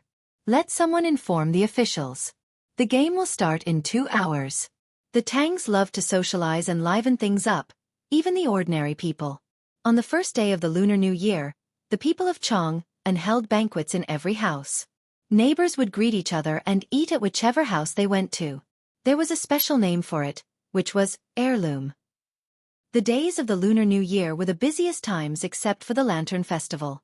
Although the houses in the south of the city belonged to the slums of Chang'an, there were still people coming and going. It was very lively. Just as everyone was paying their New Year greetings to each other, they heard the sound of gongs and drums being struck in the square. Li Zheng's voice followed, Dear neighbors, the saint has decreed that the Dazhao baseball stadium will be free of charge today. Enjoy with the saint. The game will start in 2 hours. Everyone go quickly. Li Zheng's shout entered everyone's ears, causing everyone to be stunned. Dazhao batting field? Enjoy with the sage? Watch the game for free. The crowd immediately rushed out from every house and surrounded Li Zhang, who was still beating the gongs. Li Zhang, is what you said true? Where is the Dazhao batting field? Why does it sound so familiar? You fool. It's the original house and Zhaoxing House. Wasn't it changed into a batting field by County Earl Hu? Oh right. Is it that prodigal County Earl who spent 20,000 taels of gold to renovate the batting field? I forgot about it. TSK, I have to go take a look. 20,000 taels of gold. What prodigal? Don't talk nonsense. Be careful that the officials don't catch you and beat you with a plank. County Earl Hu is the god of fortune. What do you know? Li Zhang scolded jokingly. Don't care what it is. Li Zhang, you can enter the batting field as you wish today. The sage is there too?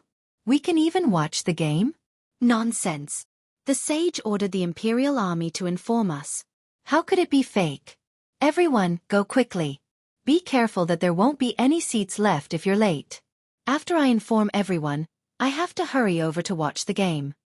After Li Zhang finished speaking, the crowd immediately dispersed. Some ran directly toward the batting field. Some ran back home to call their aunts and children. There were also some who called their friends. For a moment, the houses were in chaos.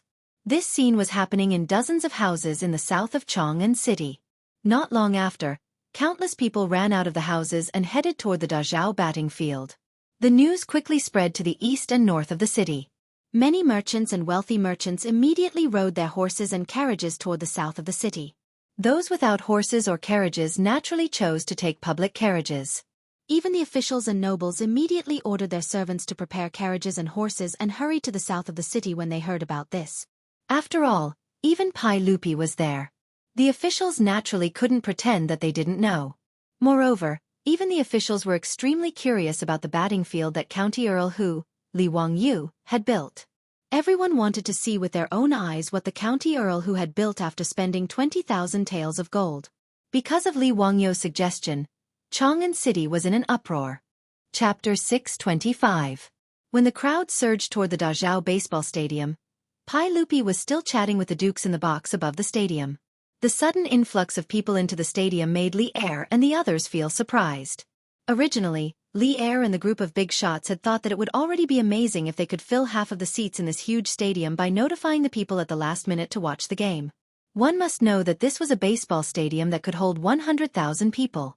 Half of it would be 40,000 to 50,000 people. As the saying goes, when there are 10,000 people, there is no end to it. Let alone tens of thousands of people.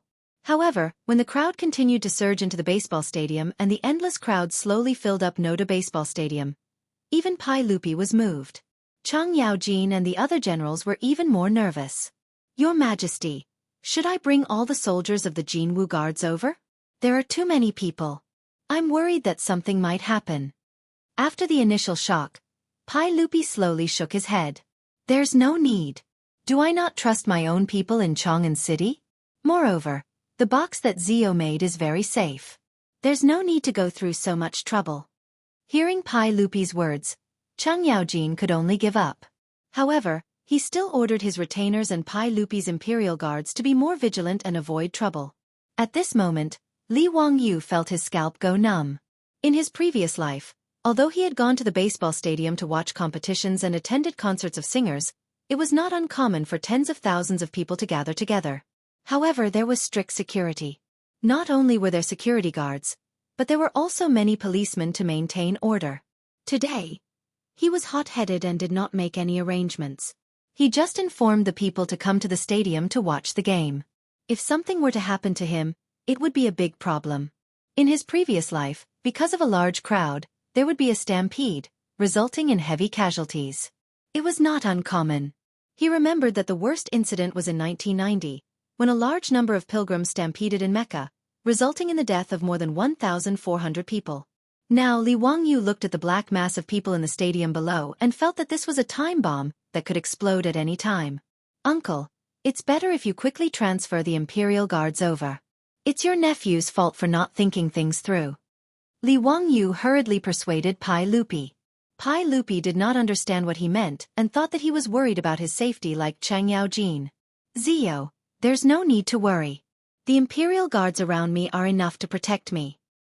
Uncle, I'm afraid that with so many commoners gathered here, there might be a riot or an accident. I'm afraid there might be an accident. Hurry up and get the Jinwu Guards to come to the stadium to maintain order. Li Wangyu's forehead was covered in sweat from fear. Pai Lupi, Fang Xianling, Du Ruhui, and the others looked at each other, then turned their heads to look at the increasing number of commoners below. They could not help but break out in cold sweat. Pai Lupi did not dare to hesitate and immediately ordered, Jijia, immediately passed down the order to bring all the Jinwu Guards to the stadium to maintain order. There must be no accidents. Chang Yaojin also thought about it and did not dare to hesitate. He nodded and followed the order to mobilize the guards. Although the Dazhao baseball stadium had been completed, Li Wangyu had not arranged for personnel to manage it. After the numerous entrances to the stadium were opened, there were no security measures or personnel at all. As a result, more and more commoners poured into the stadium. Li Wangyu looked around. Not only did he not see any empty seats in the stadium, but even the aisles were filled with people. It was clear that there were more than 100,000 commoners gathered in the stadium at this time. In this regard, Li Wangyu could only secretly pray to the gods and Buddhas that there would not be any accidents. Fortunately, the commoners who came to watch today knew that the saints were here, so they did not dare to cause trouble. Although there were more than 100,000 people in the stadium, the order was still acceptable. At the very least, Li Wangyu did not see any signs of unrest. Not long after, a large group of Imperial Army soldiers dressed in shining armor and wielding gleaming sabers and swords entered the field and began patrolling the area to maintain order. Only then did Li Wangyu's tense heart finally relax. After a series of twists and turns, it was finally time for the baseball match to begin. When the batters of the two teams entered the field on horseback, the drums on the side of the field sounded. The originally noisy field suddenly exploded like a pot of boiling oil. Long live! Hua hua hua! Barely! Victory! Today, Pai Lupi had called for the two teams of the Jin Wu Guards to compete on a whim. It was a civil war of the Jin Wu Guards. But even so, neither side of the Jin Wu Guards wanted to lose. Putting aside the fact that there were saints watching the battle, just the fact that after the two batters rode into the field and heard the tsunami-like shouts and cheers, the group of batters felt their blood surging and their bodies brimming with energy. Pai Lupi, Chang Yaojin, and the other big shots in the box at the top of the grandstand were extremely satisfied with the explosive atmosphere. Chang Yaojin, that old man, even rushed to the railing and waved his fist as he shouted, "Bastards! Kill! Kill! Kill!" The Tang people who had never experienced such an atmosphere were instantly infected by the atmosphere of the stadium. One by one, they shouted as if they were intoxicated. Those who had never watched a match in the stadium would find it difficult to understand the shock and emotional resonance. That kind of excitement could be said to be very high. The crowd who sat in such a stadium for the first time to watch a match entered such a crazy state at this time. Although the match had not yet started, the crowd was already high. In this regard, Li Wangyu could only shake his head helplessly. He was really speechless about the shouting Pai Lupi and the others. If they were to see the atmosphere of the World Cup in the future, wouldn't they explode on the spot? What's more, Li Wangyu listened to all kinds of cheers in the stadium and still felt that it was not enough. Naturally, the Tang dynasty did not have a slogan like, "Do your best," nor did it have a unified standard. So in the stadium, 100,000 people were shouting their own words, and it was very chaotic. He rolled his eyes and simply pulled the group of Imperial guards in the box over and whispered a few words in their ears. At this time, the Imperial guards were also excited by the atmosphere of the stadium. If it were not for their duty, they would probably jump and shout along with the crowd. Hearing Li Wangyu's order, their eyes lit up and they hurriedly nodded in agreement. In the stadium, the gong had already sounded to start the match. More than 20 strong horses seemed to be stimulated by the atmosphere of the stadium and galloped happily. The rumbling sound of the horses' hooves stimulated the audience in the stands, and all kinds of cheers were heard again. Today, the batters of the Jin Wu Guards were also greatly stimulated and played their strength beyond their usual standards. On the field, there was an endless stream of wonderful performances, and the crowd was fascinated by them. The momentum of the applause and the stomping of the feet was very vast. Li Wangyu even suspected that if the spectator stands around the stadium were not made of solid soil, with so many people stamping their feet and shouting together, the spectator stands would have collapsed. Pai Lupi, Feng Xianling, Chang Yaojin, and the other big shots also stood up and applauded the wonderful performances on the field. While the crowd was watching happily, suddenly there was a uniform cheer behind them. Rise! Rise! Rise! Chapter 626. Pai Lupi and the group of big shots turned around in shock. It was the guards in the box. Under the leadership of Li Wangyu, they were shouting slogans rhythmically to encourage the batters below. As a person from Sichuan, Li Wangyu naturally felt that the slogans like, "Come on," in the future were not as powerful as the Sichuan people's "Rise." So when he found that the 100,000 people in the field were shouting their own slogans, he thought of this matter. He called the guards over and let them shout "Rise" with him. Although the phrase "Rise" could be said to be the patent of the Sichuan fans in the future, it actually appeared as early as the Han dynasty. There was a record in the Book of Ancient Microcosm, Some people rise, Dai Yueying, Lu Qi Chong. Rise was the meaning of rise. In the ancient Chinese language, rise also had the meaning of yang. Rise, rise, rise. Therefore, when the soldiers shouted rise, Pai Lupi and the group of big shots were stunned at first. Then, they all pointed at Li Wangyu and laughed, nodding their heads in agreement. The phrase, rise, was sonorous and powerful, and it made Cheng Yaojin's eyes light up. He immediately changed his words and began to shout, rise, with the group of soldiers to encourage the batters below. It had to be said that the slogan rise was indeed very infectious, especially when there was no unified cheering in the Tang dynasty at this time. Soon the group of big shots including Pai Lupi all followed Li Wangyu and shouted rise. After the uniform sound of rise reached the ears of the people around the box, it quickly infected them. Everyone started to change their tune and shouted along with him. Like a virus, the sound of rise in the batting field became louder and louder, and it became more and more uniform. When 100,000 people shouted rise and rise in unison to encourage the batters, that kind of momentum simply pierced through the sky, with a majestic spirit that could swallow mountains and rivers. Even the strictly trained horses on the field were a little frightened due to the loud cheers, forcing the batters to tighten their reins and try their best to control the horses under them. The people in the stadium seemed to have been possessed. They did not care if their throats would break from shouting as they cheered loudly. Who asked the Tangs to be so passionate and unrestrained? What's more, batting was the #1 sport in the Tang dynasty. Its status was far higher than that of football in the modern era, and its weight in people's hearts. However, due to the limitations of the venue and the horses, most of the people in Chang could only watch a few official cricket matches. But this did not affect the Tang's passion for cricket. Today, when the citizens entered this incomparably huge baseball field, they were already quite shocked and excited. What's more, he would be able to watch a high-level batting match with his own eyes. The huge excitement was self-evident.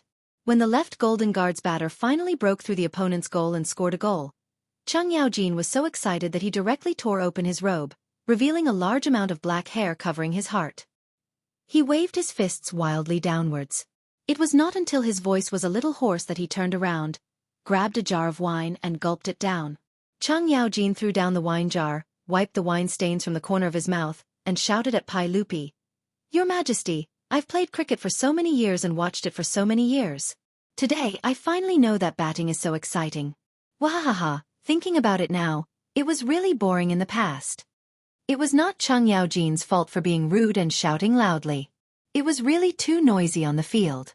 If he did not raise his voice, he would not be able to hear what the other party was saying. Pai Lupi was also very excited. It was just that he cared about his image as an emperor, so he was not as wild as Cheng Yaojin and Yuqi Jingda. After he heard Cheng Yaojin's words, he also nodded repeatedly. He pointed at Li Wangyu and said, "Haha, it's all thanks to Zio that we know that watching cricket can be so refreshing. Zio, your 20,000 taels of gold were really not spent in vain." "Hee, Uncle is too kind. As long as Uncle and the other officials like it, it's good." Li Wangyu struck while the iron was hot and asked, "Uncle, what do you think about the Tang Dynasty's Royal Cricket League that I mentioned before?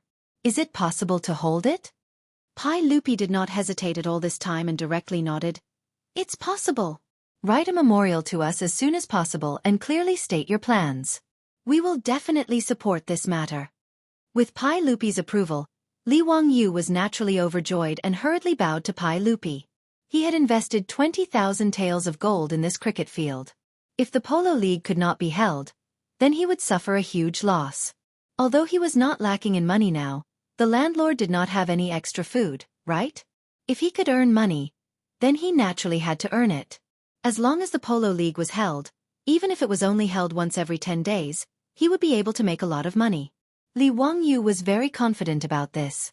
On the first day of the 3rd year of Zhengguan, this cricket match that was enough to be recorded in the annals of history finally ended amidst the screams of 100,000 spectators. The final result of the match was not important. What was important was that this matter instantly caused an uproar in the entire Chang'an city and the surrounding provinces. As for cricket, most of the people knew about it but did not know why. Although they were fanatical fans, they had not seen many cricket matches at all. Today's sudden football match had opened the eyes of many people and made them addicted. and the Dazhao cricket field that Li Wangyu had spent 20,000 taels of gold to build became the center of the topic. All the people who entered the stadium to watch the game that day used their poor vocabulary to desperately praise the incredible stadium to the people around them, causing the people who missed the game to cry out in surprise. Those who missed the match beat their chests and stamped their feet in frustration. However, their frustration did not last long. On the fourth day of the new year, the people in Chang'an City were surprised to find that someone had posted a notice on the gate of the inner square. Lang Jun, may I ask what is written on the notice? Most of the people were illiterate, so they could only ask the neighbor who dressed like a scholar. Oh, the notice says that the sage allowed the founding of Hu County to hold the Royal Batting League of the Tang Dynasty. In the future, every 10 days off, the game will be held in the Dazhao cricket field. His words made the people even more confused. Of course everyone knew about cricket. But what the hell was a league? Lang Jun, may I ask what is the Royal Batting League of the Tang Dynasty?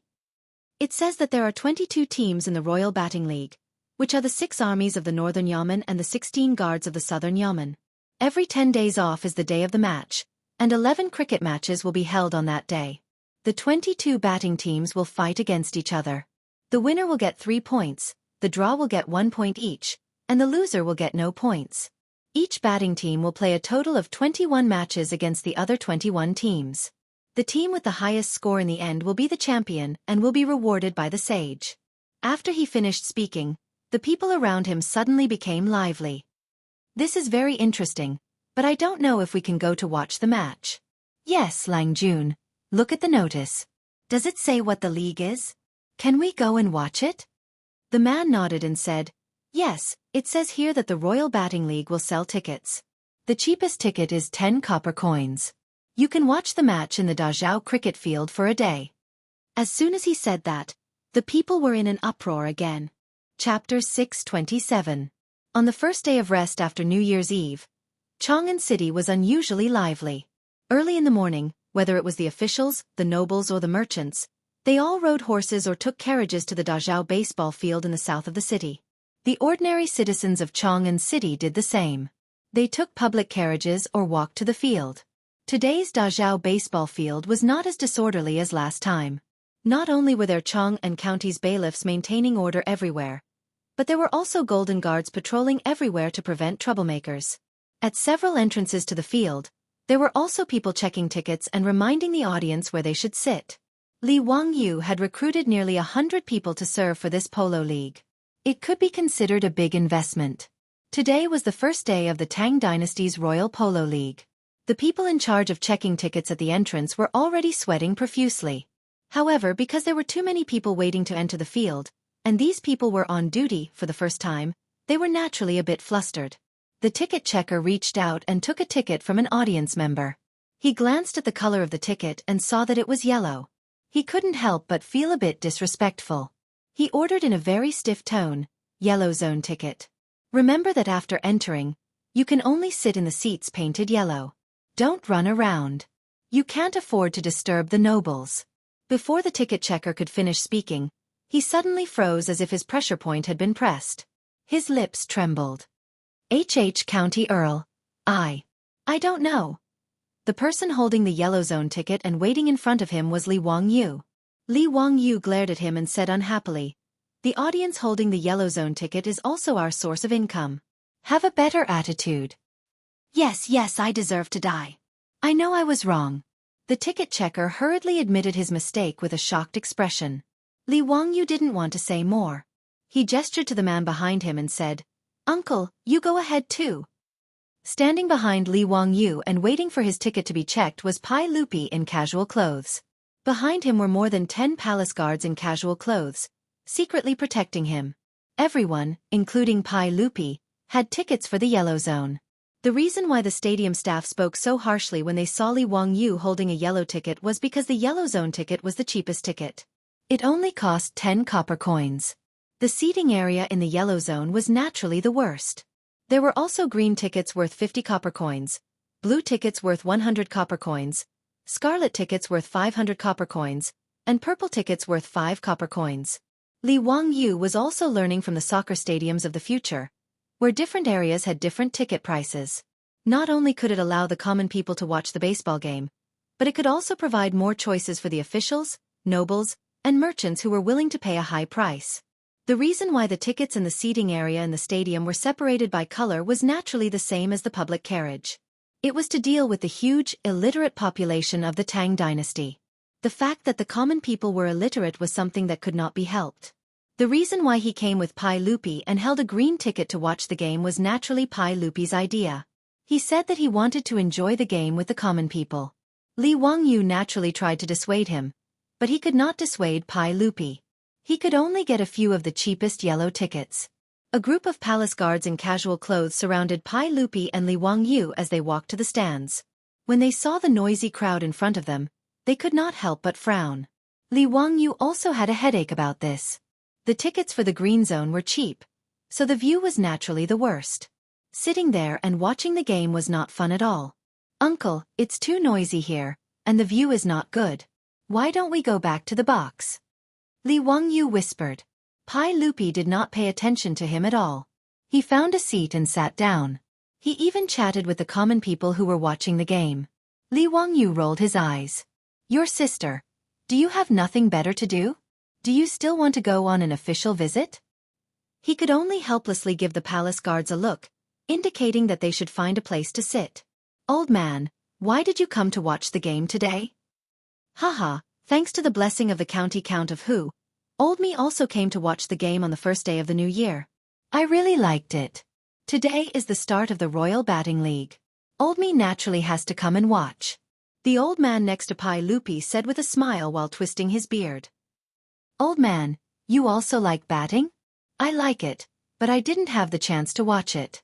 The construction of this Dazhao batting stadium is a good thing. We common people also have a chance to watch it. It is not easy. Lang Jun, you also like to watch batting?" Pai Lupi smiled. "Haha, yes, I also like to watch it. It is all thanks to that county count.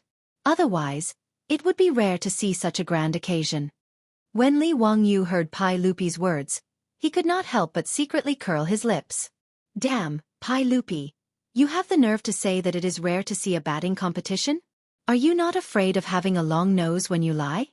"Lang Jun, did you buy that lottery ticket?" the old man asked. "Old me bought one ticket for each of the 5 games today. I don't know if my guess is accurate." "Lottery ticket?" Pai Lupi was surprised when he heard this. He naturally had never heard of such a thing. He could not help but turn his head to look at Li Wangyu. Li Wangyu flashed 8 white teeth at him and chuckled. "Uncle, it's the gambling business launched by the Dazhao baseball stadium. Spectators can buy lottery tickets based on the 5 games on the day of the game. It costs 2 copper coins for 1 ticket. You can guess which team will win each game. The odds are all 1 to 2. Pai Lupi could not help but glare at him. This bastard is too good at making money. He did not need to think to know that since the Tang people were so fond of gambling, the lottery tickets for the batting competition would definitely be popular. Just by looking at the old man beside him, who had taken the initiative to ask which team he had bought, it was obvious. "Go, buy the lottery tickets for me. By the left Jinwu guards, the right Yulin guards, the left Shenwu guards, the left Chenyo guards, and the right Wu guards to win. Buy 100 tickets for each of them." Pai Lupi ordered Li Wangyu without any trace of politeness. Li Wangyu could only follow Pai Lupi's orders. "But Pai Lupi, after saying this, why did you turn your head to chat with the old man? Pay up. 500 lottery tickets for 1 copper coin. Could it be that he had to pay for the lottery tickets himself? If he paid for Pai Lupi's lottery tickets with his own money, what would happen if he won and took the money from him? What kind of situation would that be?" Li Wangyu was speechless. Pai Lupi was indeed a bad person. He then looked at the group of imperial guards beside Pai Lupi to see if anyone was prepared to pay for the lottery tickets. But it was clear that this group of bastards who were deliberately looking around had no intention of paying for their emperor. Li Wangyu angrily raised his middle finger in his sleeve and then obediently turned his head to help Pai Lupi buy the lottery tickets. Li Wangyu could only rejoice at Pai Lupi's shameless behavior. Fortunately, there were 22 batting teams and 11 matches. Because of the venue, only 5 matches could be arranged in the Dazhao batting field every rest day. The other 6 matches would still be played in the barracks of the Imperial Guards. Otherwise, if there were 11 matches today, wouldn't he have to spend even more money? The 5 teams that Pai Lupi wanted to buy were the teams that would be playing in the Dazhao batting field today. Li Wangyu obediently paid for the tickets of the 5 teams from the field's lottery sales point and handed them to Pai Lupi. The eyes of the old man beside Pai Lupi lit up when he saw the thick stack of lottery tickets. Lang Jun, you're so bold. To be able to buy so many lottery tickets in one go, it seems like you have high hopes for these teams. Haha, you're too kind. I only know a little and want to try my luck. Pai Lupi also laughed loudly. Li Wangyu was the only one who was gloomily drawing circles on the ground. Chapter 628. The opening match of the Tang Dynasty's Royal Batting League was between the guards of the left and the guards of the left. Amidst the sounds of gongs and drums, 20 batters rode their horses onto the field. Unlike the first day of the Lunar New Year, due to the lottery, the spectators who bet on different teams were naturally divided into 2 groups. They began to shout and cheer for the teams they supported. Guards of the left, rise. Kill the guards of the left. Rise. Guards of the left. Victory. Guards of the left, die. Although the old man beside Pai Lupi only spent 2 copper coins to buy a lottery ticket, he also stood up excitedly and shouted toward the field. This made Li Wangyu very worried that the old man would be too excited and suddenly have a cerebral hemorrhage. Coincidentally, the old man also bet on the guards of the left, the same choice as Pai Lupi. The old man shouted at the top of his lungs, "Guards of the left, kill the guards of the left. Rise. Motherf *****. Li Wangyu was speechless. Motherf ****. He's even using vulgarities. However, Pai Lupi also jumped up and shouted, "Kill the guards of the left." Li Wangyu couldn't help but feel that his worldview was collapsing. Is this still the emperor of the Tang dynasty? Is it really okay for you to shout like this? The guards of the left are also one of the 16 guards under your command. They're not raised by a stepmother. If Pai Lupi's words were to reach the ears of the imperial guards of the left, would it immediately cause a mutiny? While Li Wangyu's imagination was running wild, the referee on the field had already blown the copper whistle, and the game had officially begun. Because the seats in the yellow section were not very good, and the seats were too far away, Li Wangyu couldn't clearly see the situation on the field even when he stretched his neck. He could only hear the crowd shouting, "Rise!" It had to be said that the words "Rise" spread very quickly. After the batting match on the first day of the new year, the audience that entered the stadium today quickly unified the cheering slogan. What was different was that because of the excitement of winning the lottery, there were also all kinds of curses mixed in with the cheers. This also made the Dazhao baseball stadium, which was filled with 100,000 spectators, seem very lively. It had the flavor of the 5 major leagues of the future, which made Li Wangyu very satisfied. Since they were watching a football match, they naturally had to have their own fans. Although the 16 guards of Nanya and the 6 armies of Baya didn't have any fans, betting on matches was the most direct way to attract spectators to support the various teams. Li Wangyu and the others were sitting at the 2 ends of the court. They were far away from each other and it was difficult for them to watch. He simply took out a metal cylinder from his waist, pulled it open, and put it to his eyes. Needless to say, this was the monocular that he had asked the craftsman to make. Since the microscope that Sun Simiao needed could be made, this telescope was naturally not a difficult task. In fact, compared to the microscope, it was much simpler. Li Wangyu had previously forgotten about the telescope. It wasn't until he was watching the match on the first day of the new year in the private box of the stadium that he remembered this matter. Although the view from the stands was good, it was still very far away. He then asked the craftsman to make it. Uncle Ching actually went into the match personally. Through the lens of the telescope, Li Wangyu could clearly see the golden guards of the left's batting team. The one who was waving the club and shouting was that old hooligan, Chang Yaojin. Zio, how did you know? Pai Lupi had never seen a monocular before. He found it very strange that Li Wangyu put the metal cylinder in front of his eyes. Li Wangyu handed the telescope in his hand to Pai Lupi and showed it off. Uncle, this is a new gadget that I made. It's called a telescope. Through it you can clearly see the scene in the distance.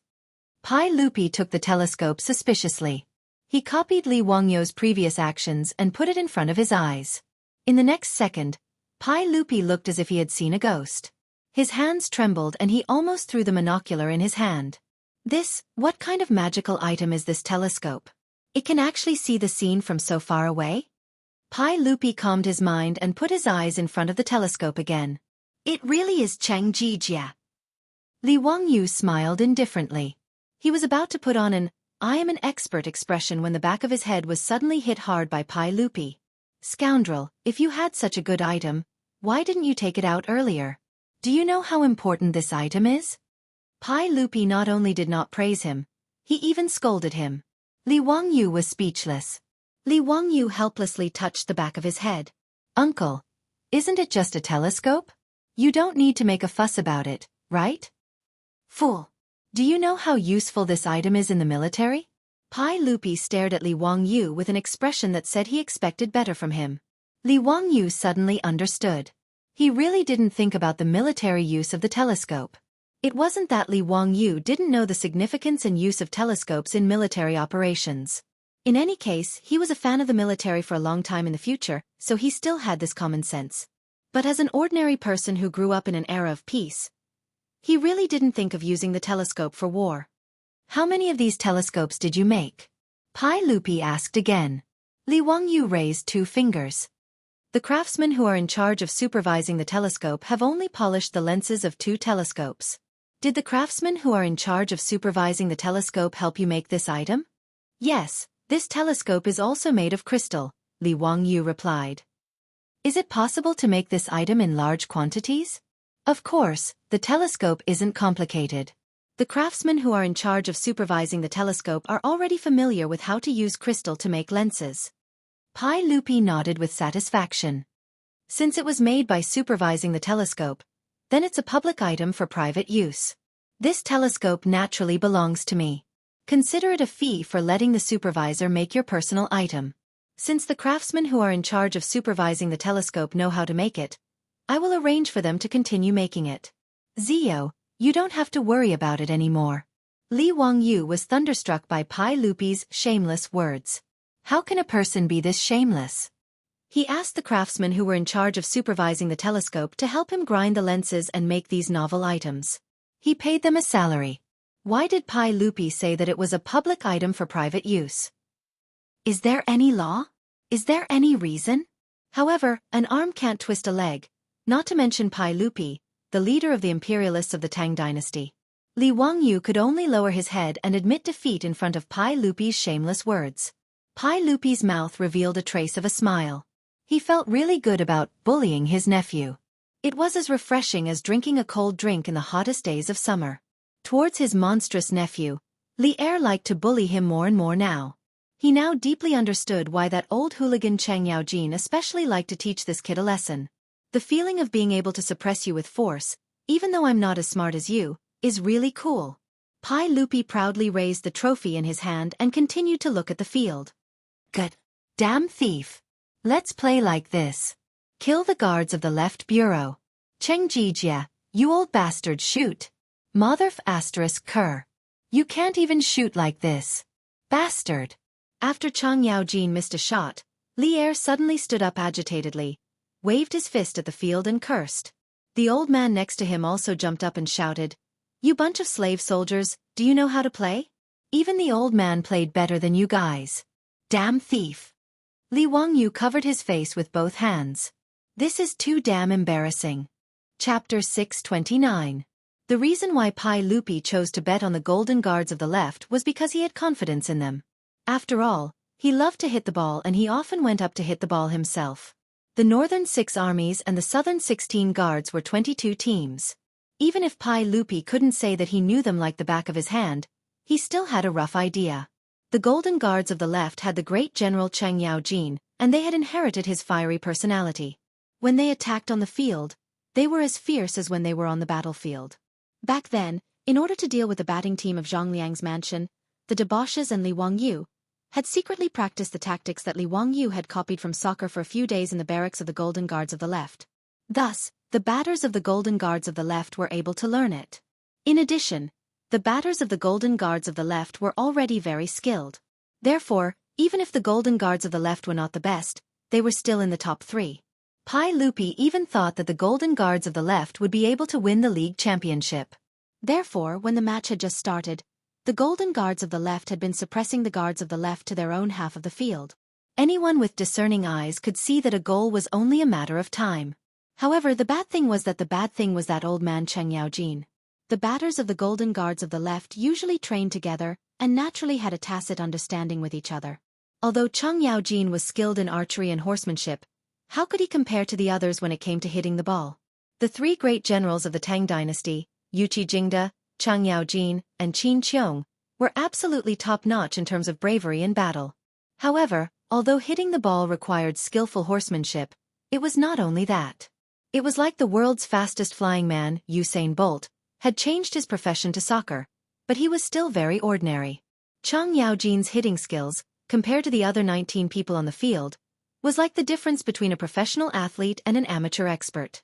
The difference was actually quite big. However, this old man did not realize it. Not only did he personally participate in the match, he also continuously shouted on the field and asked the others to pass the ball to him. Since their great general had given the order, the left Golden Guards did not dare to disobey. They could only desperately feed the ball to Cheng Yaojin. During the first attack, the Golden Guards of the left used their skillful cooperation and positioning advantage to easily tear apart the defense of the left supervisor's gate guards. They directly spurred their horses and rushed towards the opponent's goal with the ball. Cheng Yaojin's reaction was not slow.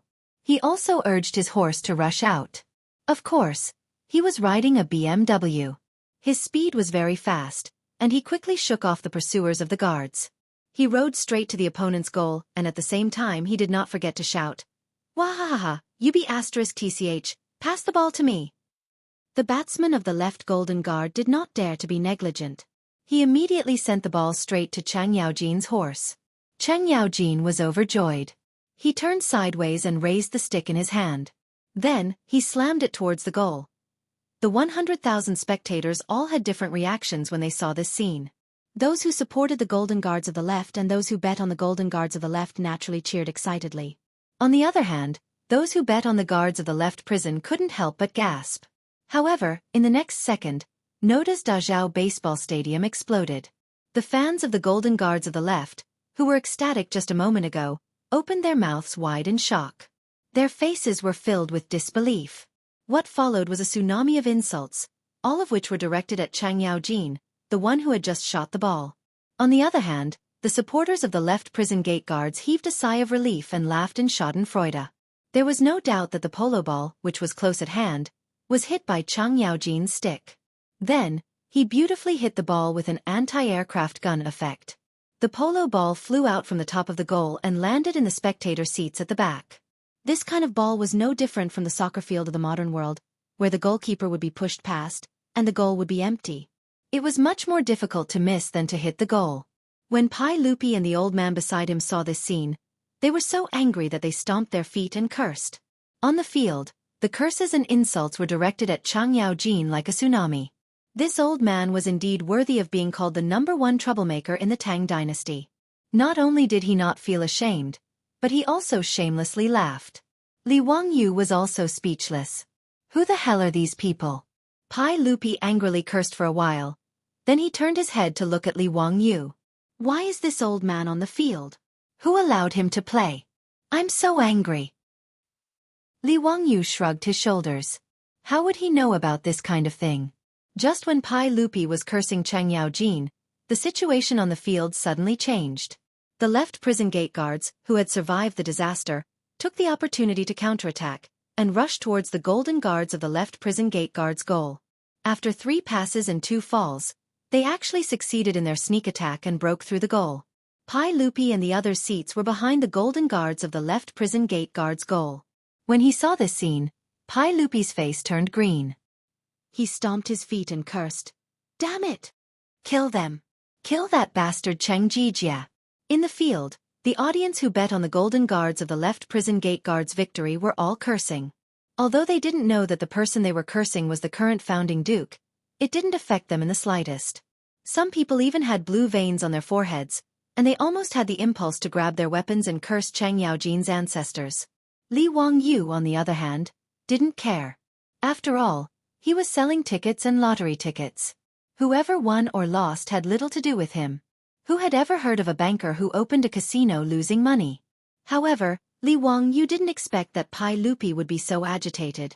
Who would have thought that the emperor of the Tang dynasty, who usually sat on the throne of the Taiji Palace, would curse Cheng Yaojin because he missed a goal.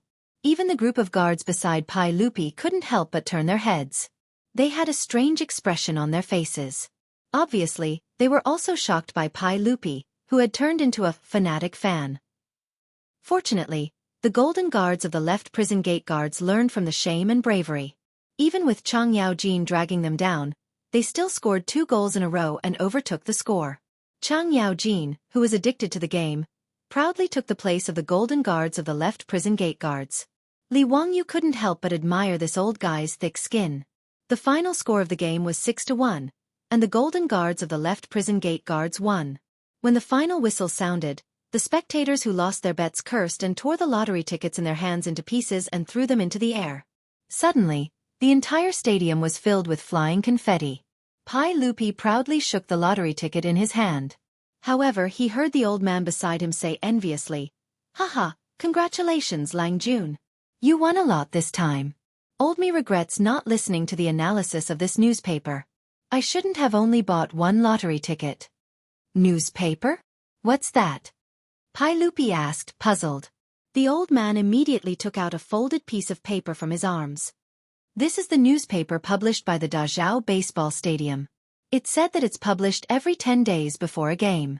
It has an introduction to the 10 teams in the game, an analysis of their strength, recommendations to buy lottery tickets, and so on." "Lang Jun, didn't you buy it? This newspaper is 1 copper coin per copy. It's quite cheap." Pai Lupi reached out to take the newspaper and turned his head to look at Li Wangyu. Needless to say, this must be a novelty that his nephew came up with. Chapter 630. Rather than a newspaper, the newspaper was more like an advertisement leaflet for buying a baseball lottery ticket. Because there was no movable type printing, Li Wangyu could only continue to choose the method of engraving printing to print the newspaper. In fact, Li Wangyu had also pondered whether to get the movable type printing out and make a real newspaper. It was actually not difficult. He just needed to find a craftsman to carve the type. However, after careful consideration, Li Wangyu shook his head with a wry smile and dismissed the idea of making a newspaper. With the terrible literacy rate of the Tang dynasty, even if he made a newspaper, it might not be able to sell much. Moreover, he did not have much influence in the scholarly circles now. Although he had copied some poems and articles and had gained some fame among the scholars, compared with the reputation of the aristocratic families that had been passed down for thousands of years, it was still too far away. Now that he wanted to make a real newspaper, he did not know who this weapon would be for. Perhaps the aristocratic families would be the ones who would be really ecstatic. After thinking for a long time, Li Wangyu temporarily dismissed the tempting idea of making a newspaper. The newspaper, in the hands of the old man beside Pai Lupi, contained the introduction of the 10 teams that played in the Dazhao Baseball Stadium every 10 days, as well as the analysis of the strength of the teams, the odds of the lottery, and so on. This was because the people of Chang'an City were unfamiliar with these 22 baseball teams. This was the only way to attract them to bet on the lottery ticket. After the launch of the newspaper, it naturally attracted many people to buy it. Due to the limited literacy rate, there were many people who spent a copper coin to buy the newspaper and then went around looking for people to help them read out the contents. There were also clever storytellers in brothels who bought the newspaper and relayed the contents of the newspaper to the people. The Tangs loved gambling, and gambling on baseball was a novelty, so it naturally attracted people. Almost 80% of the people who came to the Dazhao Baseball Stadium to watch the game today spent money to buy the lottery ticket. The analysis of the strength of each team in the newspaper was actually written by Li Wangyu. It might not be accurate and was just for the people's reference. The report had divided the 22 teams into 3 tiers. Of the 2 teams that had competed just now, the left Golden Guards were the first tier, while the left Prison Guards were the third tier. The old man was literate. After reading the newspaper, he was skeptical. Following the analysis of the newspaper, he bought a lottery ticket for the Golden Guard of the left. Now that the Golden Guards of the left had won, he could use this lottery ticket to exchange for 4 copper coins. The lottery had just started, so the odds were 1-2 to attract people to place their bets. After everyone was familiar with it, Li Wangyu would then analyze the strength of each team and give different odds for each team. Pai Lupi took the report from the old man and read it carefully. He couldn't help but snort coldly. "Ziyu, who wrote this analysis of your team? Why would the right Feathered Forest Army be classified as the 2nd grade? The next match would be the right Imperial Guard versus the left Imperial Guard, right? Wasn't this nonsense? How could the left Imperial Guard have a chance of winning? Li Wangyu rubbed his nose and laughed. Hee, uncle, this is what I asked Cheng Chumo to write. Is it inappropriate? I'll scold them later. Pai Lupi shook his head. Nonsense. These guys are obviously biased towards the 16 guards of the Southern Yamen. Li Wangyu thought to himself. Wasn't this nonsense? Cheng Chumo, Yuchi Bao Lin, Niu Zhengping were all great generals of the 16 guards of the Southern Yamen. How could they not be biased towards their own people? The 6 guards of the Northern Yamen were, after all, the Emperor's personal army. The old man beside Pai Lupi heard this and couldn't help but ask curiously. Lang Jun, is this report wrong? Old me even bet on the left Imperial Guard to win the next match. Pai Lupi smiled. Old man, if you trust me, why don't you go and buy 2 more lottery tickets for the Right Feathered Forest Army? I feel that the Right Feathered Forest Army will definitely win this match. Lang Jun, how do you know? Haha, I've seen the Right Feathered Forest Army play before. Their level is not inferior to the left Imperial Guard. That's why I dare to bet. Pai Lupi naturally couldn't tell the truth and could only find an excuse. The old man looked at the thick stack of lottery tickets in Pai Lupi's hands and immediately stood up without any hesitation. He cupped his hands in thanks to Pai Lupi and turned to walk towards the lottery booth. After every match, there would be a quarter of an hour of rest. Before the match started, people could buy lottery tickets for the match on the spot. Not long after, the old man returned with a lot of lottery tickets in his hands.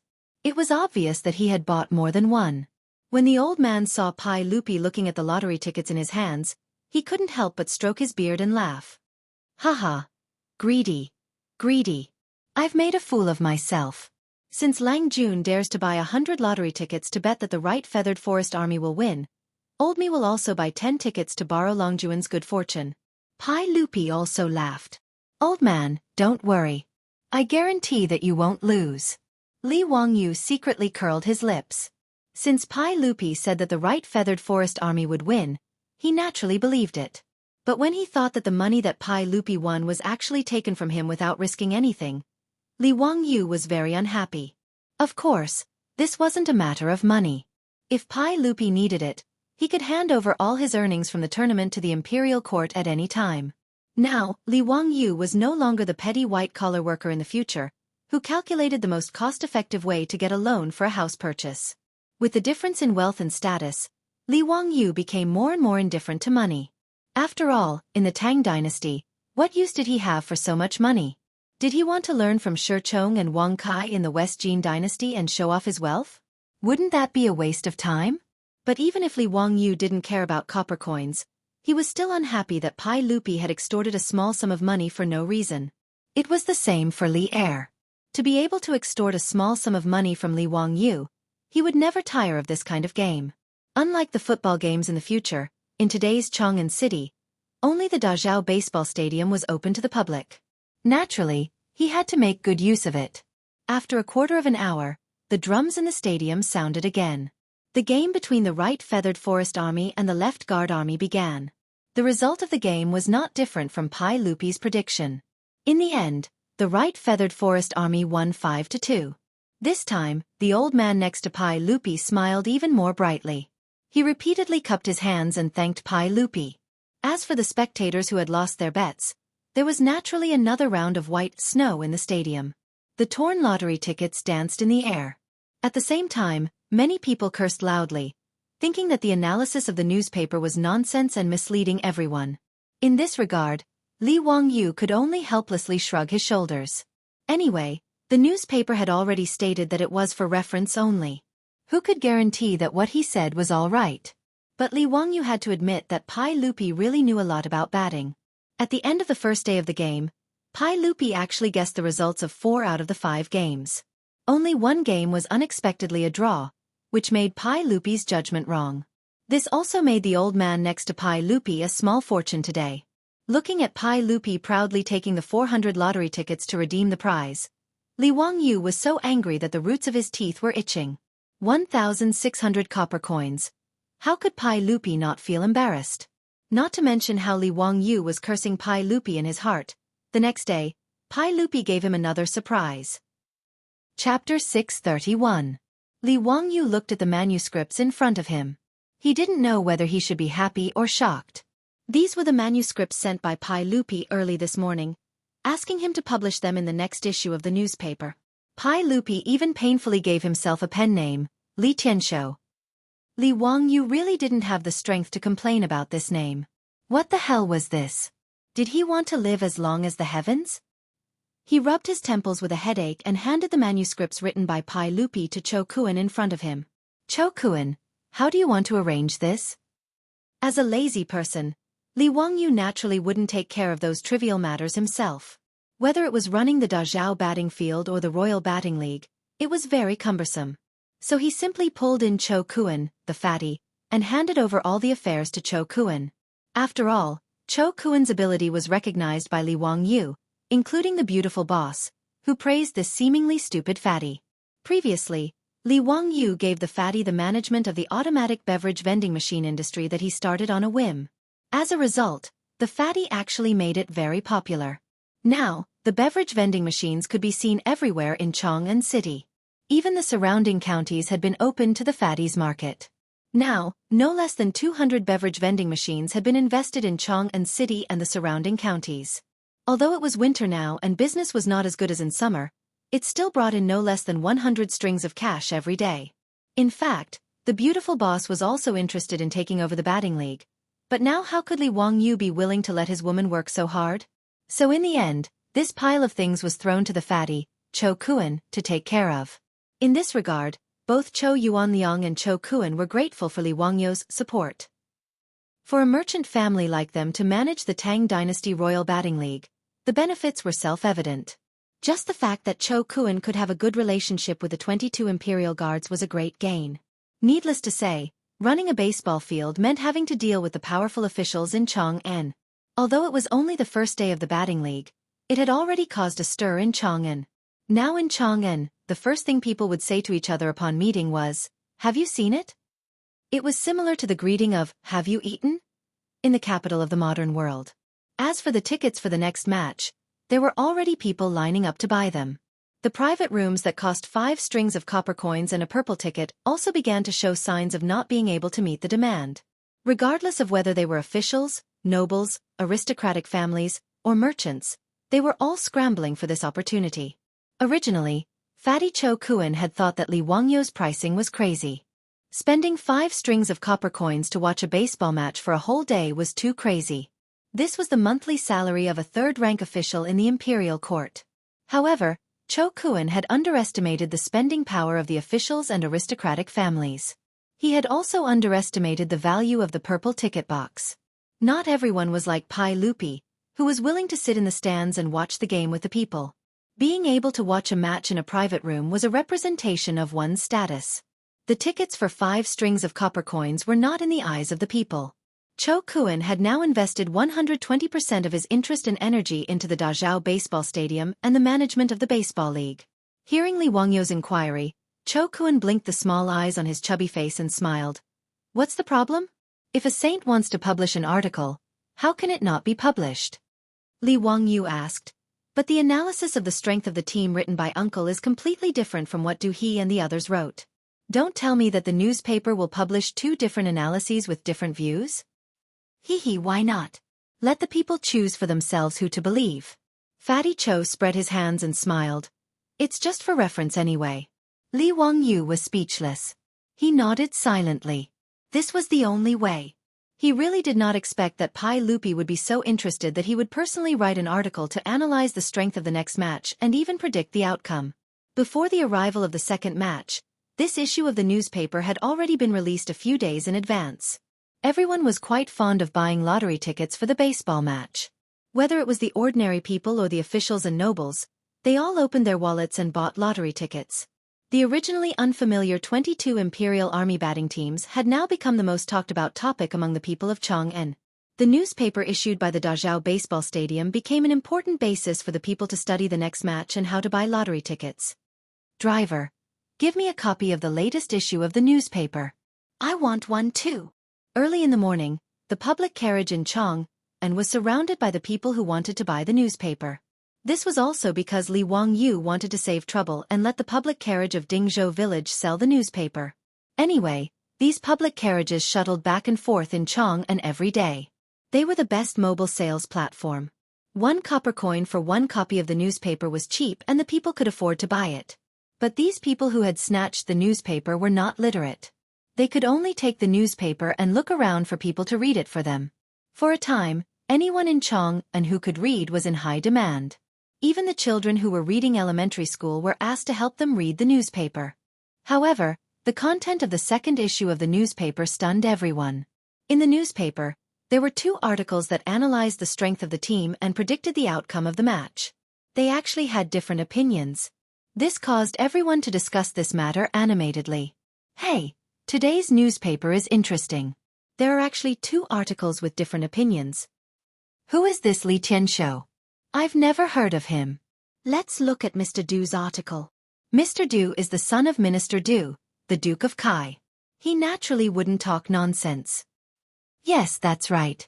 This Li Tianshou is so bold. He actually wrote an article that analyzed the outcome of the team. Almost all of it was different from Mr. Du's.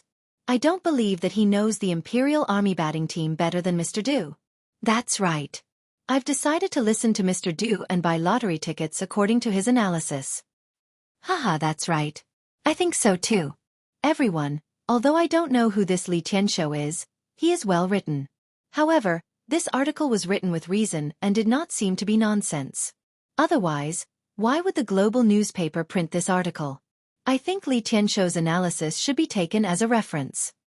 Bah, don't talk nonsense. If you don't believe Mr. Du, are you going to believe this nameless person? But in the last match, it seems that Mr. Du's prediction was not accurate.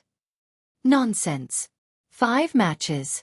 Mr. Du predicted at least 3 matches correctly. What else do you want? If he predicted all of them correctly, then Mr. Du would be an immortal in heaven. Haha, brother, you are right. Then I'll buy lottery tickets according to Mr. Du's analysis. After the newspaper was printed, it was naturally sent to Pai Lupi's desk. Pai Lupi picked up the newspaper and looked at it carefully. He was very proud. He stretched out his hand to summon Mitua and asked, Mitua, what's the response to my article? Is it because you admire me? Haha. Mituo's face was a little ugly. He stammered for a long time before he nodded and said, Of course. Everyone wrote the article. How can it be wrong? People are saying that they are going to buy lottery tickets according to everyone's prediction. Mitua could not be blamed for lying. He really did not dare to tell the truth to Pai Lupi. He could only lie against his conscience. Pai Lupi did not notice the change in Mituo's face. He was looking at the newspaper and was very proud. Chapter 632. Li Wangyu couldn't care less about the response to the article written by Pai Lupi under the alias of Li Tianshou. At the moment, he was busy making lanterns in the house of Kaihua Square with a group of craftsmen invited from the General Works Supervisor. Since New Year's Eve, Li Wangyu had been staying in his house in Kaihua Square and didn't have time to go back to Dingzhou village. After all, during New Year's Day, he, as the county earl who founded the country, had to go to various big shots in Duke's mansion to pay his New Year's greetings. After that, he was busy preparing for the batting league. Besides, the Lantern Festival was coming soon. It was the first time for him and his beautiful boss to celebrate the Lantern Festival in the Tang Dynasty. Naturally, they were very interested and stayed in Chang'an for a while. The Lantern Festival was the 15th day of the first lunar month. Since ancient times, Wuxia called the night Xiao. Therefore, the Lantern Festival was also called the Lantern Festival. The Lantern Festival was also known as the Lantern Festival because of the custom of decorating with lanterns and colored banners. However, in the Tang Dynasty, the Lantern Festival was more important than New Year's Eve. After the 7-day New Year's Eve holiday, the imperial court officially started on the 4th day of the first lunar month. A few days later, it would be the Lantern Festival and another 3 days of holiday. Li Wangyu felt great every time he thought about how many holidays there were during the Spring Festival in the Tang Dynasty. Compared to the 7-day holiday in the modern era, Li Wangyu felt that the civil servants of the Tang Dynasty were really lucky. The Lantern Festival was also the only day in Noda Chang, and that didn't have a curfew. In the Tang Dynasty, the Sunset Square was closed and people were forbidden to go out.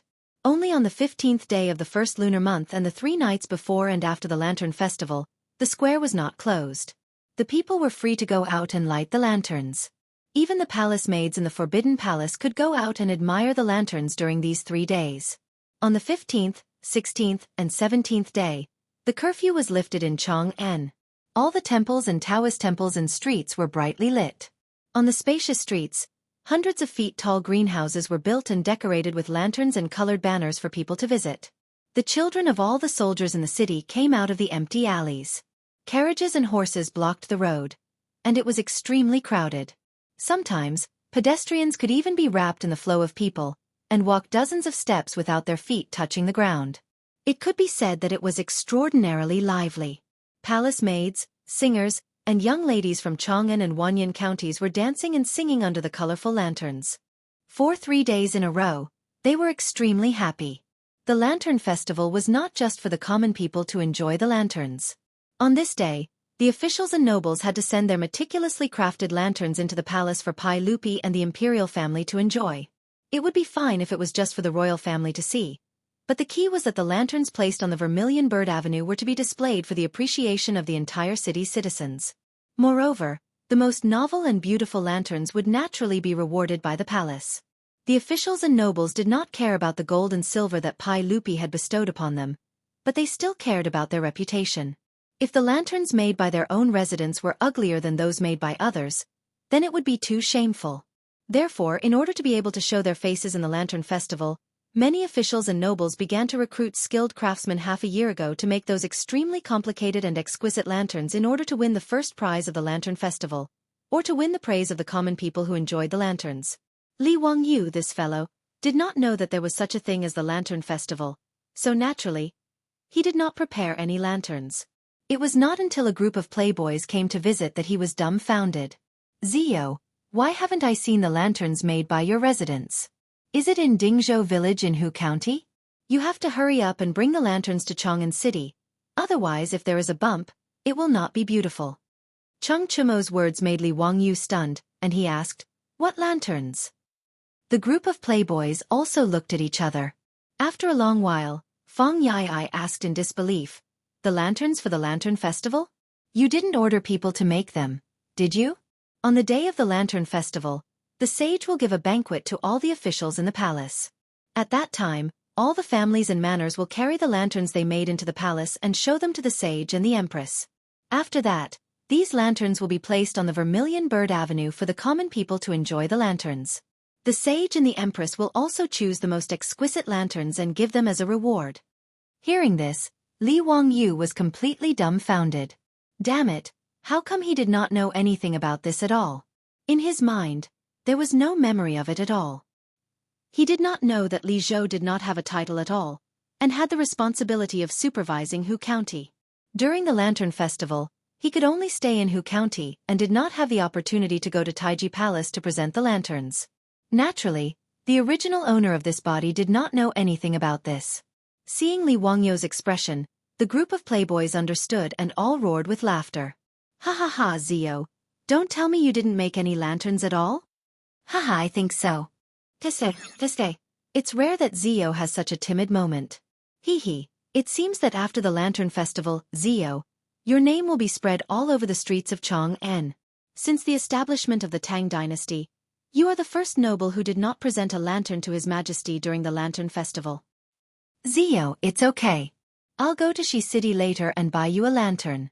You can take it and present it to the sage. Haha. The playboys laughed heartily and Li Wangyu was so angry that he could only raise 2 middle fingers at them. However, he soon realized that he had miscalculated and immediately returned the gesture with 20 middle fingers. Li Wangyu very childishly crossed his arms in front of his chest and said, "Rebound!" His beautiful superior sat in the corridor and did not know whether to laugh or cry as she watched her childish little man fooling around with the playboys. However, fooling around was just fooling around. After that, the silk pants began to come up with ideas for Li Wangyu. "Zio, I'm afraid that now we can only go to Shi City and see if we can buy a delicate lantern from the merchants. How could the goods sold by those merchants be any good? Zio, don't listen to that idiot Cheng Chumo. If you ask me, you should go and ask your enemy." Their residents must also know how to make lanterns. Just ask them to give you the finished lanterns. Feng Yai suggested. As soon as he finished speaking, Chai Lingwu slapped him hard on the back of his head and said, Yai, you have the nerve to call Ching Chumo an idiot? How good are you? The enemy is a merchant. Even if they make lanterns, do you think they can use the regulations? If Zio really uses that lantern, you will be laughed at by the officials. Damn. Then what good ideas do you have? Feng Yai said angrily. Needless to say, the word damn was a catchphrase that he learned from Li Wangyu. In this regard, the playboys really did not have any good ideas. After all, the lanterns offered by the officials and nobles were very complicated and could not be made in a short time. It would not be sold in the market either. In this regard, Li Wangyu also did not know what to do. He sat by the table and thought hard. However, his beautiful superior's eyes suddenly lit up and she waved at him. Li Wangyu quickly went over to see if his beautiful superior had any ideas. However, he saw Su Chongqing whisper a few words in Li Wangyu's ear. Hearing this, Li Wangyu's originally knitted brows could not help but relax. Brilliant, really brilliant. Wahahaha, why didn't I think of this before? Li Wangyu was overjoyed. He couldn't care less about the crowd of good-for-nothings watching from the side. He fiercely kissed his beautiful superior's cheek. However, the crowd of good-for-nothings was extremely shocked. This fellow was probably crazy. Chapter 633. The beautiful superior rolled her eyes at Li Wangyu's frivolous behavior in front of everyone. She then turned around and pulled Afro and Perrin, who were covering their mouths and giggling, back to the rear courtyard. Li Wangyu, on the other hand, laughed heartily. All right, brothers, please go back. I have to start making the lanterns and don't have time to drink and be merry with you today. His words naturally made the group of wastrels look at each other, not knowing what to say. After a long while, Feng Yai stammered, Zio, are you muddle-headed? Do you know how much effort is needed to make a lantern? It's only 3 days until the Lantern Festival. What kind of lantern can you make? Won't you be laughed to death if you just make a lantern? Li Wangyu snapped his fingers, looking as if he had the pearl of wisdom in his hands.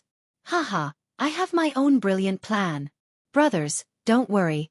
I guarantee that I won't lose face. I might even get first place and have the Saint and Her Highness bestow it on me. The crowd naturally did not believe his words, and all of them shook their heads endlessly. Seeing that everyone didn't believe him, Li Wangyu couldn't help but roll his eyes and come up with a mischievous idea. Brothers, since you don't believe me, why don't you make a bet with me? Chung Chumo and the others looked at each other warily and shook their heads. No, what's there to bet on? Hurry up and tell us, what's your plan? Chung Chumo and the others couldn't be blamed for being nervous. After interacting with Li Wangyu for so long, even an idiot would know that he never lost a bet. No matter how absurd the bet was, the winner would still be this brat in the end. Thus, how could the wastrels be willing to make a bet with him? Chung Chumo and his 2 brothers looked at each other and cracked their knuckles as they surrounded Li Wangyu with sinister smiles. Zio, are you going to tell us or not? If you don't blame us for being rough. Yuchi Baolin, Yuchi Baoqi, Feng Yai, and the others also laughed heartily as they surrounded him, looking like they would beat him up if he didn't tell them. Compared to this group of silk pants, Li Wangyu was as weak as a quail. He simply hugged his head with both hands and squatted on the ground. Spare me, hero. I'll tell you everything. His actions naturally caused the group of profligate sons to burst into laughter. In fact, the idea that the beautiful boss gave Li Wangyu was very simple. It was the merry-go-round. Since he didn't have the time to find a skilled craftsman to carve a complicated and exquisite flower lantern, he might as well use a trick and win with something new. The principle behind the marquee was actually very simple. It was the heat generated by the burning of the lamp that caused the airflow to push the wheel axle to rotate, thus causing the paper cut on the wheel axle to rotate. The light projected the paper cuts onto the lampshade, and the images automatically circulated and moved around. As for the merry-go-round, although there were later historians who said that it had been recorded in the Han Dynasty, in fact, the merry-go-round only appeared in the Song Dynasty. In the Southern Song Dynasty, Wu Zimu's Dream Beam records, there were records of the merry-go-round being sold in the Lin and night market in the capital. Zhou Mi's Old Wulin stories also had a description of the lantern, which was like sand playing with shadows. Li Wangyu and his beautiful boss had transmigrated to the Tang dynasty for nearly a year, but they had never seen anything like the merry-go-round. Therefore, Su Chongqing had a flash of inspiration and came up with this idea for Li Wangyu. After listening to Li Wangyu's explanation that he wanted to make a flower lantern that didn't require manpower and could make the images in the lantern rotate on their own, the profligate sons couldn't help but be dumbfounded. Zio, don't lie to us. How can this flower lantern rotate on its own if no one drives it? That's right, I've never heard of such a thing. This flower lantern isn't your water wheel. Without the power of water, how can it rotate on its own? Li Wangyu rolled his eyes. This group of scientific idiots was really difficult to communicate with and explain. He was too lazy to talk nonsense with the profligate sons. He just ordered Niu Wu to invite Yan Liben to his residence to help him make the flower lantern. Yan Liben was good at setting up mechanisms. If he wanted to make the merry-go-round, how could he do it without the help of this disciple? Moreover, he had to borrow the craftsman of the general supervisor, and he also needed Yan Liben, the general supervisor and junior supervisor, to coordinate. When the profligate sons saw that Li Wangyu didn't seem to be joking, they became even more interested. They all stayed in the Lai hut, waiting to see how the flower lantern that could rotate on its own was made. Since his master had summoned him, Yan Liben naturally didn't dare to neglect and hurried to Kaihua Square. When he heard that Li Wangyu hadn't made the flower lantern yet, he was also very anxious. Master, this is all my fault. How could I forget to remind you? Please forgive me, Master. I have already made the flower lantern in my residence. I'll ask someone to send it over later. Li Wangyu naturally smiled and waved his hand to reject Yan Liben's words. Even if he didn't, he couldn't be so thick-skinned and shameless as to steal his own disciple's flower lantern. That would be too shameless. Liben, there's no need to be anxious. There are still 3 days until the Lantern Festival. It's enough time for me to make an unprecedented flower lantern. Haha. After Li Wangyu finished speaking, he brought him to the study and began to draw the diagram of the merry-go-round on a piece of paper. The profligate sons also hurriedly rushed over and looked at the diagram that Li Wangyu drew. Wonderful, Master. It's really wonderful. I understand now. As expected, when the oil lamp in the flower lantern burns, the heat it emits can move the axle. It's really simple. Why didn't I think of it before? Master is very talented. I understand now. Yan Liben was indeed good at mechanism construction. After Li Wangyu's explanation, he immediately understood the principle behind it. Yan Liben bowed deeply to his little master, indicating that he had learned a lot. To him, learning how to make mechanisms was one of the greatest joys in his life. And his master was always able to create something unexpected, which made him very happy. The profligate sons could only look at each other in dismay. They didn't understand what this master and disciple were talking about. What did they understand? Why didn't they understand anything? Li Wangyu disdainfully glanced at the profligate sons. He couldn't be bothered to talk nonsense with this group of semi-literate people. Master, I'll go to the construction supervisor and find a few skilled craftsmen. We definitely can't delay the Lantern Festival's flower lantern. Yan Liben quickly went to the construction supervisor and helped Li Wangyu find a few skilled craftsmen. They then started to make the flower lantern in the Lai hut residence. 3 days passed quickly. With the help of Yan Liben and the craftsmen, the flower lantern was finally made. The profligate sons surrounded the completed flower lantern. They were like a group of grannies who had just entered the Grand View Garden. They were very curious. Tsk tisk, it's actually like this. Ziyu, how did your 7 orifices exquisite heart grow? Feng Yai exclaimed. If the officials of the imperial court saw this, wouldn't they be so shocked that their teeth would fall out? It's no wonder that my master always says that Ziyu is an unworldly talent and wants me to learn from you. Yai, don't mention it again. Just talking about it makes me angry. After the saint's birthday, my master came back and gave me, Erlang, and Sanlang a good beating. In the end, he even said that we should learn from Ziyu. Speaking of this matter, I have a belly full of anger. Ziyu, tell me, how will you compensate us brothers for our loss? When Cheng Chumo heard Feng Yai say this, he suddenly remembered that he had been beaten up by Cheng Yaojin for no reason. He was so angry that he stomped his feet. That's right. We brothers are the same. When the Yuchi twins brought up this matter, they were also angry. Li Wangyu was baffled by the words of these brothers. Cheng Yaojin and Yuqi Jingde, these two old hoodlums, what did it have to do with him? Were they still reasonable? However, a wise man knows better than to fight when the odds are against him.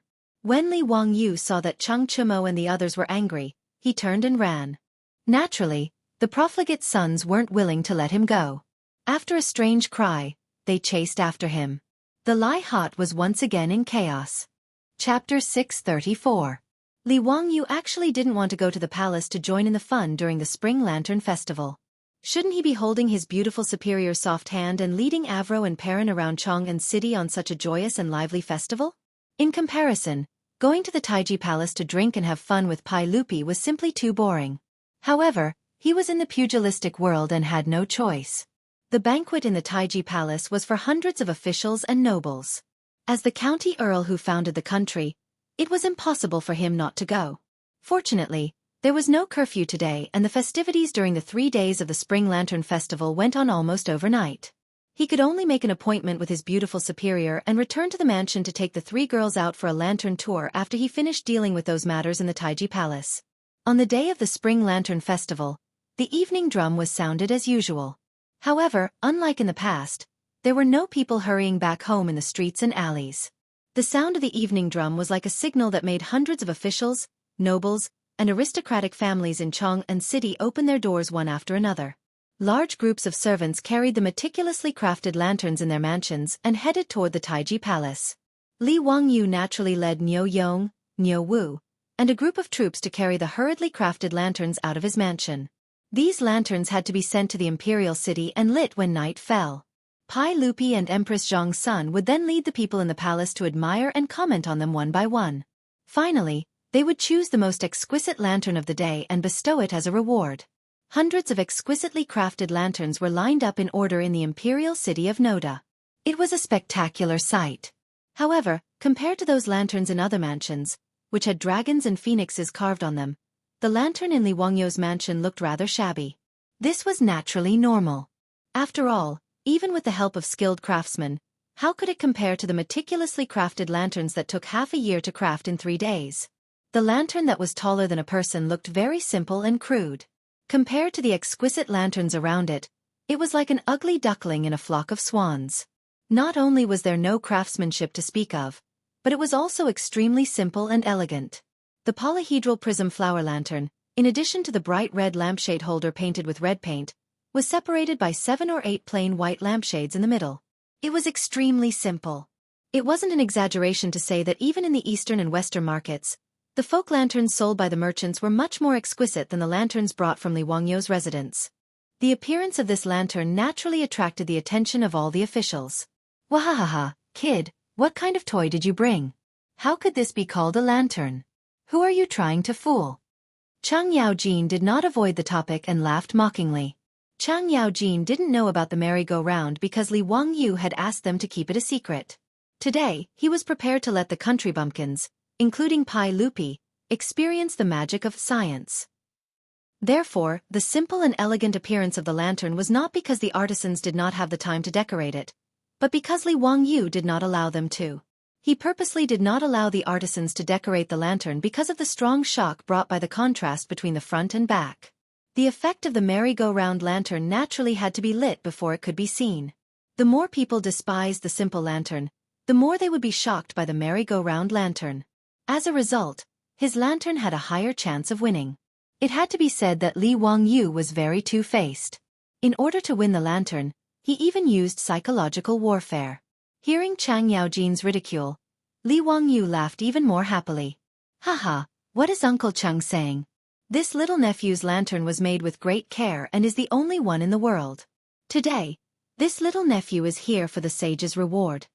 Cheng Yaojin was taken aback by these words and almost wanted to reach out and touch Li Wangyu's forehead. Was this fellow crazy? Carrying such a simple and crude lantern into the palace. He actually had the nerve to say that he wanted the reward? Cheng Yaojin wasn't the only one thinking this. When they heard Li Wangyu's words and saw the lantern he had ordered his troops to carry to the imperial city, there wasn't a single person who didn't laugh. Those close to Li Wangyu, such as Yuqi Jingde, Feng Xianling, Du Ruhui, and Yu Shinan, naturally couldn't help but shake their heads, unable to understand what this brat was up to. And people like Hou Junji, Wang Renyu, and Zhang Yuanshou naturally scoffed at his words. If not for the fact that today was the Spring Lantern Festival and they didn't want to spoil the mood, they would have mocked and ridiculed him.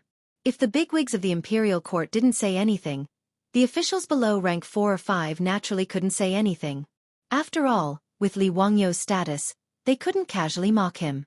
Even so, the officials couldn't help but point at the lanterns Li Wangyou brought over. From time to time, there would be a burst of light laughter from the crowd. Clearly, they were all laughing at the lanterns offered by the county count's manor. Fortunately, the time had come, and the officials were invited into Taiji Palace. Pai Lupi continued to hold a banquet in Taiji Palace for the officials. Today was the Spring Lantern Festival, so there was no need for so many formalities. It wasn't just Pai Lupi who was attending the banquet. Empress Zhang's son, Consort Yang, and the other concubines of the imperial harem were also present. Even Li Wangyou's 3 disciples, Pai Lupi's sons Li Chengqian and Li Tai, as well as First Princess Li Lizzie, had appeared in the hall. Seeing Li Wangyou appear, the 3 little ones immediately ran over obediently and bowed respectfully to Li Wangyou. First Princess Li Lizzie was cute as she pulled on Li Wangyou's sleeve and complained angrily, "Teacher, I made a bet with my brothers today that the lantern you made would definitely be the most beautiful lantern in the world." Humph, the 2 of them didn't believe it. After Li Lizzie finished speaking, she didn't forget to stick out her tongue and make funny faces at Li Chengqian and Li Tai. This extremely cute appearance made Li Wangyou laugh uncontrollably. Haha, Chang'e is right. Since Chengqian and Qingke don't believe it, we won't show them our lantern, okay? Li Lizzie nodded seriously. Yes, we won't show it to my brothers. Li Chengqian immediately explained to Li Wangyou, "Teacher, don't listen to Chang'e's nonsense. Chengqian didn't doubt that the lantern you made wasn't beautiful." Yes, it was Qingke who said it. Li Tai was also anxious. The little fatty said angrily, "Nonsense, it was clearly the crown prince who said it." "Teacher, of course Qingke believes you." Li Wangyou smiled and patted the heads of the 2 little ones lightly. "All right, don't talk nonsense. You 2 sly little fellows, don't think that I don't know who said it." The commotion caused by the 4 of them laughing attracted the attention of many in the great hall. Everyone was very surprised and envious that Li Wangyou could be so close to Li Chengqian and the others, but they had nothing to say. After all, Li Wangyou was the teacher of the crown prince, and princess. This matter was irrefutable. Li Wangyou was also a member of the imperial family, and had a close relationship with the imperial family. No one could say anything against this. Even so, there were still people who were dissatisfied and snorted coldly. "County Count Hu, the crown prince is the heir to the throne. He is the ruler. How can you be so presumptuous and disrespect the law?" Li Wangyou was stunned when he heard this. Where did this trash come from? It was like a toad yawning. What big words! Chapter 635. The speaker was a middle-aged man that Li Wangyou didn't recognize. Today was a festive day, and the officials didn't need to wear court robes when entering the palace. Li Wangyou couldn't tell the rank of this middle-aged man. "Who are you?" Li Wangyou narrowed his eyes and asked in dissatisfaction. What did it have to do with him talking to the 3 little ones? The middle-aged man arrogantly replied, "Yu Jining, the son of the crown prince's concubine." The reason he had stepped out to provoke Li Wangyou was naturally because of jealousy. He was jealous that Li Wangyou was able to become a county official at such a young age. He was jealous of Li Wangyou's close relationship with the crown prince. As the son of the crown prince's concubine, he felt that he should be the one close to the crown prince. Naturally, he couldn't stand seeing Li Wangyou and Li Chengqian being so close. Li Wangyou couldn't help but raise his eyebrows. The son of the crown prince's concubine was a 4th-rank official. He was a subordinate of the Eastern Palace and was a high-ranking official that assisted Li Chengqian. In the words of later generations, he was the head of the crown prince's office and had a lot of power. It could be said that he was Li Wangyou's colleague, and had the same responsibility of teaching the crown prince. The difference was that although the son of the crown prince's concubine had the responsibility of teaching the crown prince, he wasn't the crown prince's teacher. On the other hand, Li Wangyou was the teacher that the crown prince, Li Chengqian, Li Tai, and Li Lizzie had kowtowed to him. The last teacher referred to by the ancients referred to Li Wangyou's relationship with Li Chengqian and the others. The son of the crown prince's concubine wasn't included in this category of teacher. To be honest, only the crown prince's grand tutor, Crown Prince's grand tutor, and Crown Prince's grand guardian could be considered the Crown Prince's true teachers. However, the three teachers had no real position. Pai Lupi had once joked that he would make Li Wangyu the Crown Prince's grand tutor, scaring Li Wangyu to death. What kind of joke was this? He was only 16, and after the new year, he would only be 17. How could he dare to accept this reward? The title of the Crown Prince's three master teachers was an honor that only secondary rank 1 bigwigs had. If he really agreed to Pai Lupi's request, it would be strange if he didn't get scolded to death by the bigwigs in the royal court. Fortunately, Pai Lupi was only joking. He also knew that it was impossible. Thus, although Li Chengqian and the others had taken Li Wangyu as their teacher, and Li Wangyu was nominally the imperial teacher, this was a personal relationship, and not the official relationship recognized by the imperial court. Li Wangyu had read about this Crown Prince Yu Jining in the history books. He was the son of the Crown Prince's concubine. According to the historical records, this person could be considered a loyal subject. When Li Chengqian was arrogant, extravagant, and indulgent, Yu Jining had always admonished him. He had even written 20 volumes of admonition to admonish him. At the time, Pai Lupi had been overjoyed. Not only had he rewarded him with gold and silk, he had also promoted him to the position of Crown Prince. Later on, his mother had passed away, and Yu Jining had to resign to observe mourning. However, Pai Lupi had stolen his love, and he had been reinstated. The new Book of Tang also recorded that because Li Chengqian was angry at this person, he had sent an assassin to kill him. In the end, the assassin could not bear to do it, and Yu Jining had escaped with his life. When Li Wangyu had read the history books, he had felt that this Yu Jining was actually not a good person. Deep down, he was just a person who had deceived the public to gain fame. Otherwise, as the Crown Prince's left concubine, and as the Crown Prince's subordinate, not only did he not give advice to Li Chengqian, he even used the excuse of extravagance and indulgence to gain Pai Lupi's favor. He put on the appearance of a straightforward subject and did his best to persuade Li Chengqian. The 20 volumes of admonition were even more laughable. When Li Chengqian was the Crown Prince, he was only addicted to singing and dancing, and his life was a bit extravagant. As the Crown Prince's subordinate, he actually wrote 20 volumes of admonition. In Li Wangyu's view, how was this admonition? It was clearly writing black material for Li Chengqian, reporting him to Pai Lupi. When Yu Jining's mother passed away, it could be seen that this person was infatuated with his position. Pai Lupi only had to persuade him a bit, and he happily returned to the Crown Prince's position. It could be seen from this. As for the new Book of Tang where the Crown Prince sent an assassin, in Li Wangyu's view, it was even more ridiculous. The Grand Crown Prince of the Tang dynasty sent 2 assassins to kill an old man, and there was actually a situation where the assassins could not bear to do it. How much of a failure was this Li Chengqian? Moreover, this kind of extremely secretive matter could be openly written into the history books. Wasn't this purely a joke? In Li Wangyu's view, this kind of thing was simply a scholar pouring dirty water on Li Chengqian. In fact, Li Chengqian did not make any big mistakes back then. He just lived a bit extravagantly. With his status, was this even a problem? In Li Wangyu's view, Li Chengqian's tragedy was basically forced out by the Crown Prince's subordinates and Pai Lupi.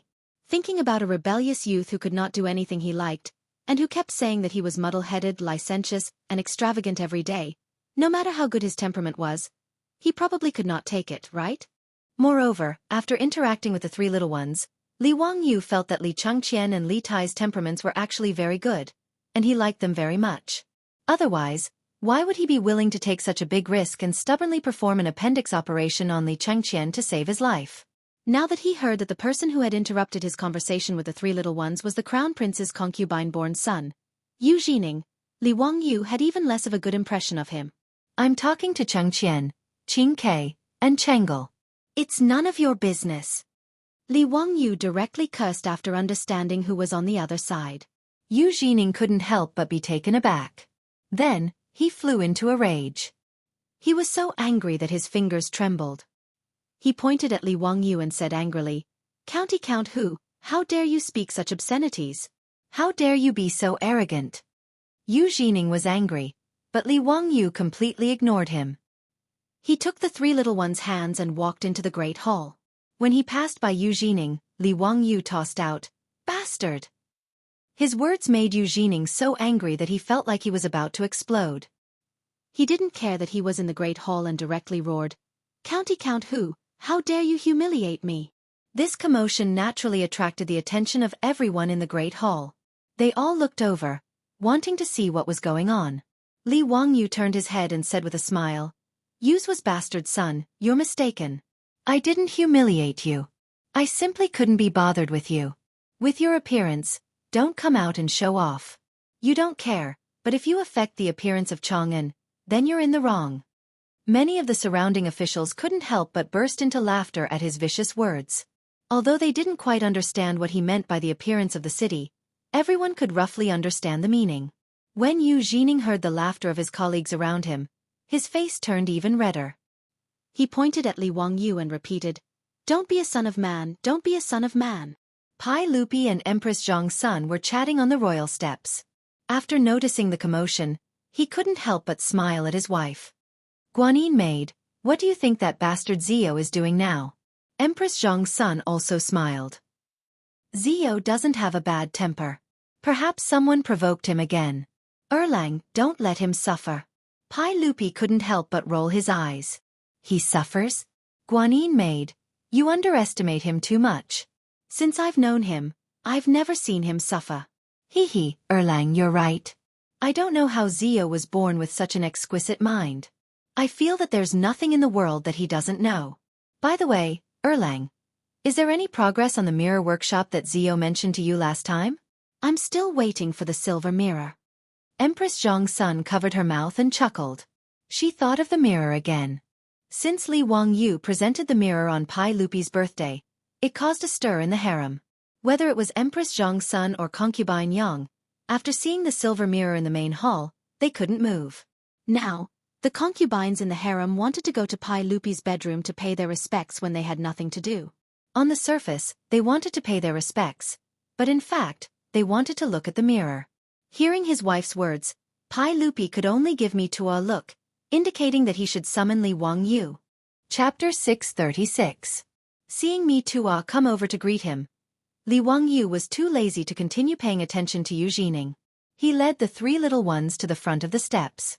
Pai Lupi was just about to walk down the steps with Empress Zhang's son when Yu Jining squeezed through the officials and fell to his knees with a plop. "Your Majesty, I want to accuse County Count Hu of disrespecting the law, disrespecting the ways of ruler and official, and disrespecting the Crown Prince. This is truly treason." Yu Jining had been scolded by Li Wangyu until he lost his head. He ran directly to Pai Lupi to complain. However, he didn't think about it. Crown Prince Li Chengqian, Li Tai, and Li Lizzie had kowtowed and offered tea in front of Pai Lupi and Princess Zhang's son. How could the relationship between the two sides be stirred up by his words? Pai Lupi didn't even raise his eyelids. His tone carried some impatience as he asked, "Yu Jining, what do you mean?" "Your Majesty, County Count Hu came to the Great Hall and saw His Highness the Crown Prince. He didn't salute and greet him. He even disgracefully slapped the Crown Prince's head. This is disrespect." At this moment, Pai Lupi was thinking the same thing as Li Wangyu. He didn't say anything. What does it have to do with you? However, as the ruler, he naturally couldn't be like Li Wangyu. He could only nod and say, "I understand." Yu Jining didn't realize Pai Lupi's impatience and continued to chatter. "Your Majesty, His Highness the Crown Prince is the heir apparent and the ruler of the officials. County Count Hu is like..." Before he finished speaking, Pai Lupi slapped the armrest of the throne heavily. "I said, I understand. You may leave." Yu Jining was stunned and stopped talking.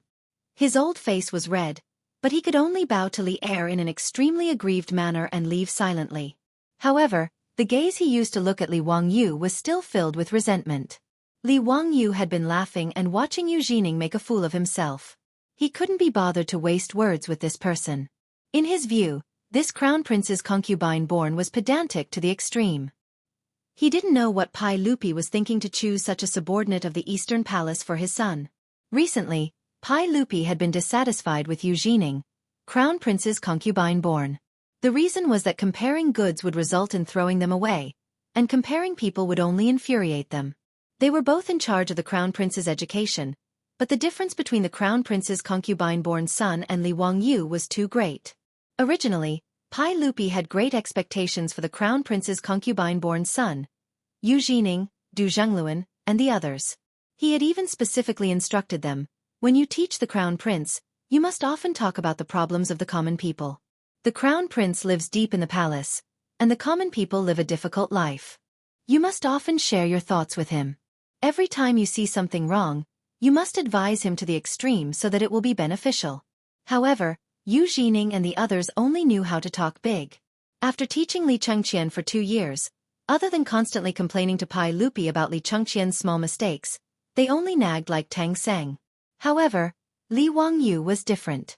Not only did he send Li Chengqian, Li Tai, and the others to Dingzhou village to have them interact with people of the same age, he was also good at guiding the 3 children to think about problems. Now, Pai Lupi felt that his 3 children had not only become polite, but also virtuous. Every time he thought about how he had forced Li Wangyu to accept the 3 children as his disciples, Pai Lupi felt very proud. Comparing the two, he naturally became less and less satisfied with the subordinates of the Eastern Palace. Pai Lupi did not feel that Li Wangyu had done anything wrong by treating Li Chengqian and the others this way. After all, he himself was not born in the orthodox royal family, and did not care much about etiquette. That was why the Confucians of later generations said that the Tang dynasty was dirty. It meant that the Tang dynasty was too liberal in matters of etiquette and ethics. After sending Yu Jining away, Pai Lupi called Li Wangyu to his side. Zio, your aunt wants to ask you about the mirror workshop. She is still waiting for the mirror to be used. Empress Zhong's son unhappily rolled her eyes at her husband who had betrayed her. She smiled at Li Wangyu and said, Zio, that silver mirror is indeed rare. Not only do I like it, but all the concubines in the palace are also looking forward to it. Erlang is also stingy and is unwilling to give it to me, so I can only count on you. Concubine Yang also smiled and came over. Zio, don't forget to give me one of your mirrors. Li Wangyu smiled and said, Aunts, don't be anxious. Recently, because of the new year, the progress has been a bit slow. However, there is a ready-made place for the mirror workshop. It is in the valley of the Jade Star Palace. After the Lantern Festival, in less than 10 days, this nephew will definitely send the mirror to the palace. He was not speaking nonsense. Nowadays, the valley where the Jade Star Palace was located had almost become the industrial base of the Tang dynasty. The coining workshop and the military equipment workshop were both there. Every day, there was constant noise and black smoke. After Pai Lupi went to inspect it once, he was so angry that he stomped his feet and shouted that he had been fooled. A good imperial palace could be considered to be abandoned. With such an environment, he would not live here even if he was beaten to death. As for the mirror workshop, Li Wangyu naturally arranged for it to be located here. There was a blast furnace to smelt copper, and it was convenient to use hydraulic forging hammers to forge the mirror surface. Most importantly, using silver amalgam to cast the mirror would produce mercury poison during the production process. It was naturally suitable to throw it in this valley far away from the residential area. This mirror workshop was the same as before. The imperial family owned 60% of the shares, Li Wangyu owned 40%, and the sales were naturally handled by his beautiful superior. Now, the production process and methods were handed over to the supervising craftsmen sent by Pai Lupi. After the Lantern Festival, they would officially begin the production. Empress Zhong's son and consort Yang were very satisfied with Li Wangyu's reply. The Lantern Festival's imperial banquet was naturally very relaxed. There was endless wine, musicians played music, and palace maids danced. It was lively and cheerful. When it was time to light the lanterns, Pai Lupi helped his wife stand up. Everyone, it's time to admire the lanterns again. I wonder which one of my beloved officials thinks that their lanterns will win first place? Pai Lupi asked the officials with a smile. Before the others could speak, they heard Chang Yaojin's hoarse voice shout. It's hard to say for others, but the lanterns in Li Zio's residence will definitely win first place. This old fellow even purposely emphasized the 2 words first name. His words caused all the officials and nobles in the hall to roar with laughter. Li Wangyu rubbed his nose in embarrassment. This old man really wasn't a good person. Pai Lupi, Empress Zhong's son, consort Yang, and the others were confused by the officials' laughter. What? What's so special about the lanterns in Zio's residence? Yes, your majesty. Zio's lanterns are quite special. Haha. Fong Xianling explained from the side, but he couldn't help but laugh. Even though he was on good terms with Li Wangyu, he couldn't help but laugh when he thought of Lai Hot's extremely simple lanterns. Even Zhang Sun Wuji cupped his hands toward Pai Lupi. Your Majesty, Zio's lanterns for the Lantern Festival this year are really, haha, quite unique. These words naturally caused all the officials in the hall to laugh. Pai Lupi and Empress Zhang Sun looked at each other and felt that the crowd's laughter was very strange. He simply said, in that case, let's go take a look. We are also very curious about what kind of lanterns Zio will make. He and Empress Zhang Sun led a few concubines out of the hall. Chapter 637. Although it was the Spring Lantern Festival, they had to be careful of candles in the palace. Therefore, all the lanterns were placed in the Imperial City. Between the Taiji Palace and the Imperial City, there was a wide street. This was also for the safety of the Taiji Palace. Therefore, the side of the Imperial City that was close to the Taiji Palace had a road that was 100 meters wide. At this moment, all kinds of lanterns were brought over by the officials and nobles. They lined up in a long line and filled the road between the Anfu Gate and Yanxi Gate. Pai Lupi led Empress Zhang Sun, the imperial concubines, and the officials and nobles out of the Taiji Palace's Chengtian Gate and saw the lanterns sent over by the various residences. At this moment, the lanterns had already been lit up by the servants of the various residences. The oil lamps on the lanterns emitted all kinds of bright lights in the night sky. Pai Lupi wasn't in a hurry. He pointed at the lanterns with Empress Zhang Sun and concubine Yang, and commented on which residence's lanterns were more exquisite and ingenious. There were devil's lanterns, screen lanterns, pagoda lanterns, carriage lanterns, jade lanterns, beaded lanterns, sheepskin lanterns, and so on. For the Spring Lantern Festival, all the residences had put in a lot of effort. The craftsmen who made the lanterns ingeniously used beast horns, feathers, and silk to make the lanterns into the shapes of lotus flowers, peonies, chrysanthemums, and so on. The lanterns were colorful and varied in shape, containing different auspicious meanings. Good. This year's lanterns are indeed exquisite. Compared to the previous years, they are more exciting. Pai Lupi nodded and praised. Zhang Sun Wuji at the side immediately said, Your Majesty, this is naturally because our Tang dynasty is prosperous and the people are safe. Therefore, there are many skilled craftsmen. Now that our Tang dynasty has the aura of prosperity, it is all because of your Majesty's contribution. Haha, what you said does make some sense. Pai Lupi accepted Zhang Sun Wuji's flattery without blushing. It was obvious that today was the Spring Lantern Festival, and his mood was very good. Li Wangyu secretly gave Zhang Sun Wuji a thumbs up. As expected of the imperial brother-in-law, his bootlicking skills were amazing. His words to Pai Lupi were just like how Uncle Yu was supporting Uncle Gua on stage. Everyone enjoyed the lanterns along the way, chatting and laughing, and it was very lively. When they reached a lantern, Pai Lupi couldn't help but stop and frown. Empress Zhang Sun and Consort Yang couldn't help but be dumbfounded. Whose manor had sent these lanterns? Why were they so special? Needless to say, the lantern placed in front of Pai Lupi was naturally the marquee that Li Wangyu had ordered people to bring in. The only difference was that the servants had already lit up the oil lamps in the other house's lanterns, but the lanterns in his house were still dark and had yet to be lit. This was naturally what Li Wangyu had instructed Niu Wu and the others to not be in a hurry to light the oil lamps. He wanted to personally light the oil lamps in front of Pai Lupi to give everyone a surprise. Pai Lupi didn't know what he was thinking. He frowned and looked at the extremely simple lantern for a while, and then thought of the laughter of the officials in the main hall. He couldn't help but laugh. Haha, if I didn't guess wrongly, this lantern must have been brought into the palace by you, Zio, right? It's indeed very special. Come, tell me, what's the deal with this lantern of yours? Li Wangyu chuckled and stepped forward. He bowed and said, Hee hee, Uncle has good eyesight. You can see it with one look. That's right, this is the lantern that I specially made for you. This lantern took a lot of effort from me. There's only one in the whole world. Uncle, take a look. Isn't my lantern the winner today? Pai Lupi, Empress Zhang Sun, and concubine Yang looked at each other. They thought, could it be that this kid's lantern has some secret? He wasn't in a hurry to speak. He walked around the lantern and looked it up and down several times. However, he couldn't see anything special about it. No matter how he looked at it, it was just an extremely simple and ordinary lantern. Other than the fact that it was slightly bigger, He couldn't see anything strange about it. The officials were originally making fun of Li Wangyou's lantern, but when they heard him say the same thing in front of Pai Lupi, they couldn't help but feel doubtful. Could it be that this ordinary lantern really had some secret that they couldn't see through?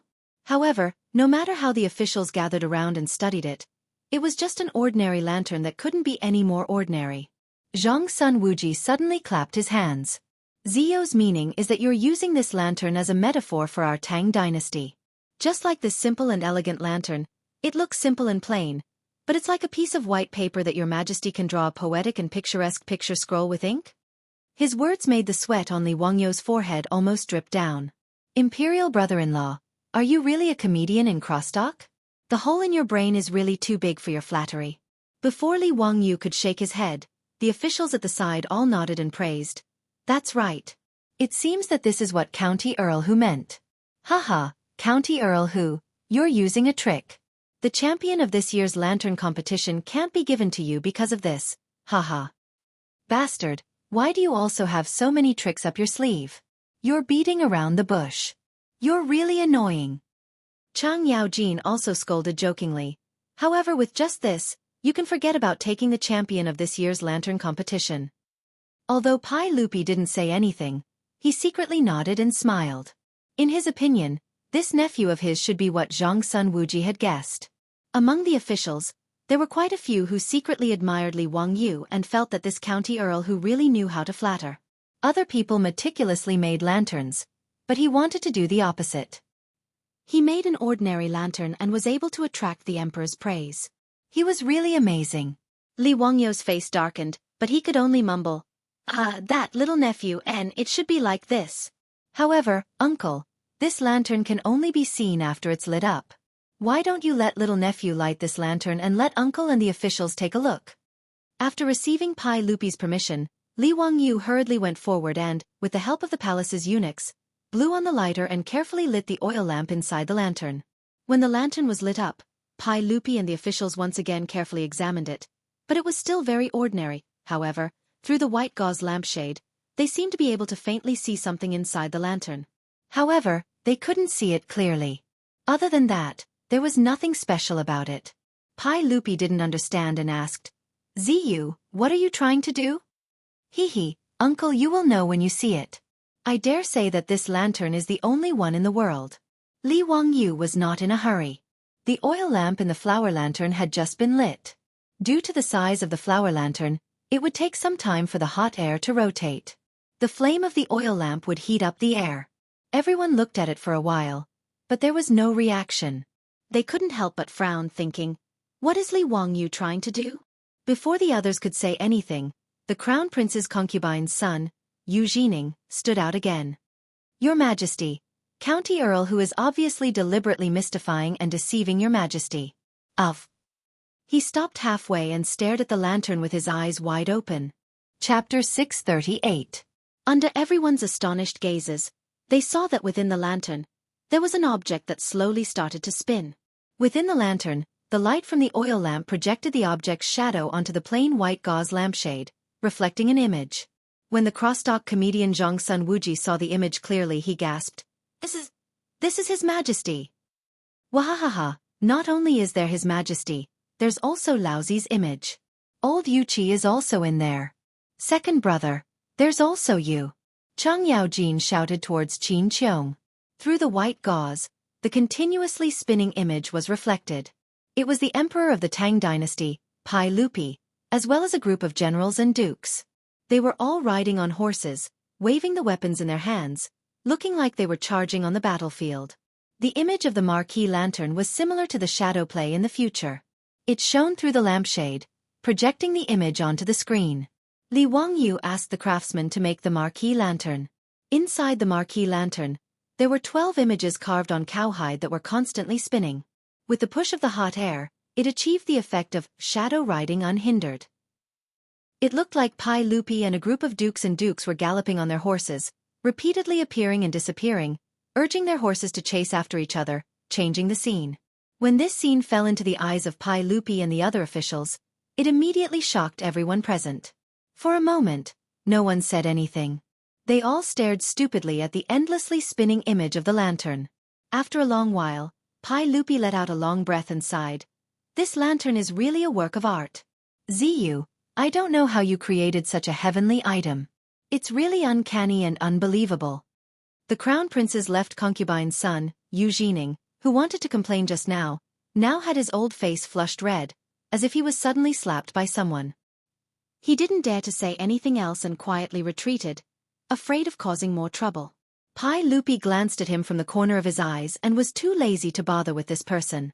The crowd of officials and nobles surrounded the lanterns that Li Wangyu presented, each of them praising it endlessly. Wahaha! Didn't I just say that Li Zio is the winner of today's lantern festival? What do you think? Don't you think I, old Cheng, have a discerning eye?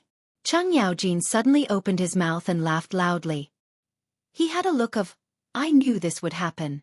Everyone who saw this wanted to give this shameless old man a kick. King said that in Taiji Palace.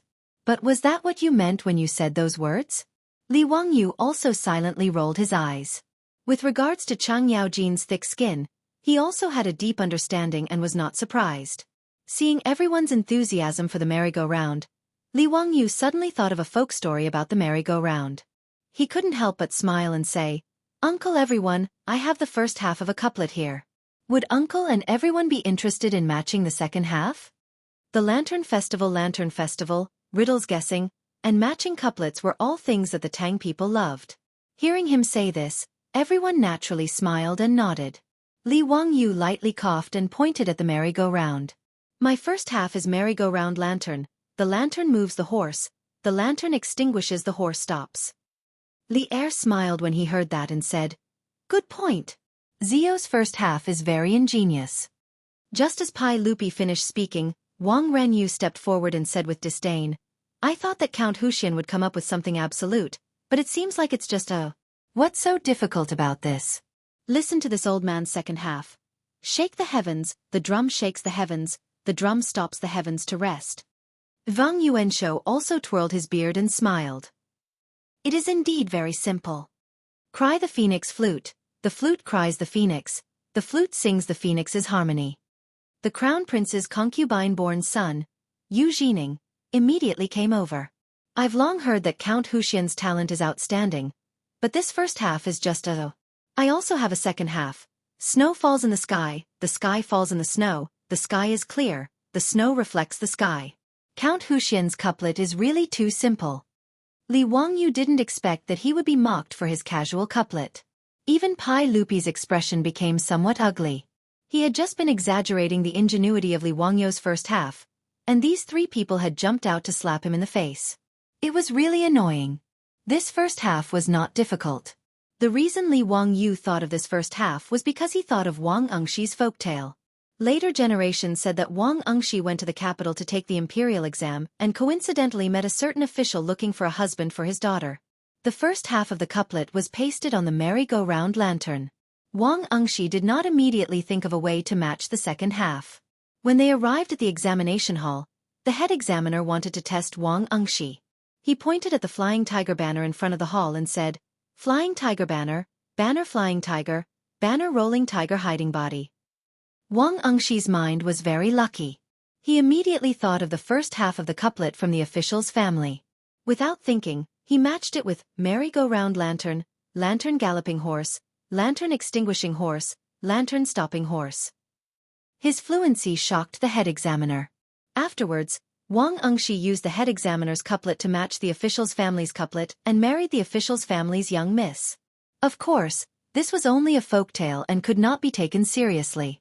Of course, Wang Engxi would not be unable to match such a simple couplet. Li Wangyu had said the first half of the couplet to match the situation, and to amuse Pai Lupi and the officials. He did not think that he would be mocked by Wang Renyu and the others. How could he endure this? His eyes turned and he said with a smile, Haha, it seems that Duke Wang Duke Zheng are also knowledgeable people. That is very good. I do have a few couplets here, but I have never thought of a second half. I think that for Duke Wang, Duke Zheng, and this Yu's Washu son, it should be very simple. Would Duke Wang, Duke Zheng, and Yu's Washu son be willing to teach me a thing or two? Wang Renyu stroked his beard and smiled proudly. Couplets are just a small path, just words for a game. However, since today is the Shangyuan festival, I will not be stingy with teaching County Count Who. Yes, couplets are just words for a game. What is so difficult about it? County Count Who, just say it, I can teach you. Wang Yuanshou was not polite. Hearing this, Li Wangyu couldn't help but smile even brighter. That is good. Duke Wang, Duke Sheng, please teach me. My first couplet is Smoke Locks Willow Pond. Just as he finished speaking, Yu Jining jumped out again. What is so difficult about this? I'll give you a pair of lanterns. Yu Jining's words stopped abruptly halfway through. The blood slowly drained from his face. He opened his mouth for a while, but no sound came out.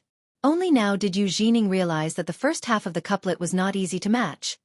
Li Wangyu laughed inside. How could this couplet be so simple? The first half of the couplet had 5 characters embedded in each character, and the concept was very wondrous. Smoke Locks Willow Pond was an absolute first half of the couplet. Over the years, countless scholars had tried to match it, but none of them had a good couplet. Many people in the future even thought that this was the first absolute in the world. Not only had Yu Jining figured out the first half of the couplet and the difficulty it contained, the other officials present, including Pai Lupi, had also figured out the meaning. They couldn't help but furrow their brows. 5 characters. Not only did they have a concept, each character had the 5 elements as water. This was too difficult. Without waiting for everyone to figure it out, Li Wangyu continued, I have a second first half of the couplet. Duke Wang, Duke Sheng, please teach. This first half is. Chapter 639. When Li Wangyu said the second couplet, Yu Jining's face turned even paler. The faces of Wang Renyu, Zhang Yuanshou, and company turned even uglier. It was another absolute. All the characters in the first half of the couplet had the same pronunciation. In addition, the words yen and yen were both verbs, meaning that the smoke from the chimney would follow the eaves to smoke the eyes of the swallow. Together, they formed a story. This homophonic couplet was naturally hard to match. The officials all looked at one another, wondering how this county earl managed to come up with such a couplet. Weren't they deliberately making things difficult for him? Even Yu Shernan, Kong Ingda, and the other Confucian scholars had no idea what to do. Li Wangyu did not wait for the crowd to react, but opened his mouth again and said, My third couplet, the first line is Lonely cold windows empty widows. Everyone was speechless again. Why were the couplets County Count Huxian came up with so many difficult couplets? These 7 words were all part of a side division. Furthermore, they had such an artistic conception. How was one supposed to deal with them? The more Li Wangyu spoke, the more spirited he became. In his previous life, his grandfather had forced him to learn ancient texts. He felt that these ancient texts were definitely very interesting, and thus he had memorized many of them. I have another couplet here. Long, long, long. Please enlighten me, Duke Wang and Duke Sheng. This was a multi-tone couplet. One word, with different pronunciations, combined to form a couplet. Wang Renyu, Zhang Yuanshou, and the others' faces were already pale, and their eyes were glazed over. What the hell were these couplets? Why would there be such an inexplicable couplet? The officials were also dumbfounded. Since when were they so absolute that they could do wholesale? Their gazes towards Wang Renyu and the others were filled with sympathy and mockery. Li Wangyu, the county count of Huxian, was well known throughout the court. Why did they still provoke and ridicule him? Wasn't that the same as asking for a slap in the face? After Li Wangyu said these couplets, everyone thought about it carefully and felt that it was impossible to match them. It was too difficult. Regarding this, Li Wangyu naturally snickered in his heart. Wasn't this nonsense? Although it wasn't that no one could match it, there were still people who came up with an appropriate second verse in the later generations. However, the reason why these couplets were known as the absolute couplets throughout the ages was because they were extremely difficult to comprehend. He did not believe that Wang Renyu, Zhang Yuanshou, Yu Jining, and the other officials would be able to come up with a second verse in such a short time. In fact, they might even be dominated by the terror of these first lines for the rest of their lives.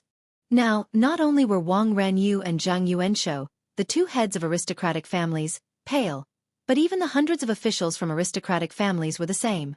How could the one who was humiliated by Li Wangyu be Wang Renyu? The faces of these aristocratic families were also slapped swollen by Li Wangyu's couplets. For a moment, no one said anything. Feng Xianling and the other big shots were happy to watch the show, but the aristocratic family officials did not know what to say. In the end, it was Pai Lupi who helped Wang Renyu and Zhang Yuanshou out of this predicament. He laughed and said, "Ziyu is truly worthy of being called a genius. We cannot match a single one of these couplets. You have made us very embarrassed. Haha." Pai Lupi's self-mocking words immediately relaxed the atmosphere. The officials also laughed and said, "Haha, it's not just your majesty. We are also ashamed. We cannot match a single one of these couplets." Tessese, this old man's eyes have been opened today. This old man always thought that this couplet was just a game, but I never thought that it would make Huxianbo so embarrassed. I am ashamed. Haha, fortunately, the spring examinations do not test couplets. Otherwise, if Huxianbo was the examiner who set the questions, wouldn't none of the examinees be able to get in? The officials laughed at themselves and brushed this matter aside. No one mentioned the couplets again, giving Wang Renyu and Zhang Yuanshou a way out. Li Er looked at the merry-go-round lantern that was still spinning and asked, "Zio, does your lantern have a name?" Li Wangyu shrugged and said, "Uncle, did you forget? Didn't I say it in the couplet just now? Lantern, lantern, lantern, lantern, horse, lantern, lantern, horse stop. This lantern is called a lantern, also called a lantern. As long as the candle in the lantern is not extinguished, the pattern will continue to spin." Lantern? It is very appropriate. Pai Lupi looked at Empress Zhang's son and consort Yang. "We think that today's lantern should be Zio's lantern. What do you think?" "Yes, Erlang is right. Zio's lantern is even more exquisite. What's even more peculiar is that it can make the pattern in the lantern spin without any human effort. I have never seen such a lantern. The lantern is the best of the lanterns today. It is well deserved." Empress Zhang's son nodded. The officials did not have any objections. Such a unique lantern naturally left everyone speechless. After admiring the various lanterns that the officials had sent into the palace, Pai Lupi ordered people to move the lanterns to Vermilion Bird Avenue in Chang'an for the people to enjoy. Today was the Shangyuan festival, so Pai Lupi did not keep the officials any longer. Everyone bowed to Pai Lupi and Empress Zhang's son and left the Taiji Palace, returning to their own manners. At this time, the city of Chang'an was already brightly lit. All kinds of lanterns and streamers had appeared on the streets and everywhere was decorated with lanterns and streamers. The streets were full of pedestrians. Men and women in Chang'an, under the beautiful light, were looking for the face that moved them. The young ladies brought their maids and maidservants to play around with blushing faces. The polite young men kept a distance from the beauties and brushed past them in search of their 500 years of marriage. That night, spring came early. Many shoes and socks were squeezed off on the street, and many tender skin were touched by those hands. For the Tangs, the Shangyuan festival was not stingy with Valentine's Day. To be precise, in the Tang dynasty, the Shangyuan festival was Valentine's Day. In the old plays, there were countless stories about lovers meeting on the Lantern Festival or reuniting with each other. In The Riddle of the Spring Lantern, Yuan Yen and Ying Yang were engaged on the night of the Lantern Festival. In The Two Capitals, Princess Lekong of Nanshan and her husband Su Dian were reunited on the night of the Lantern Festival.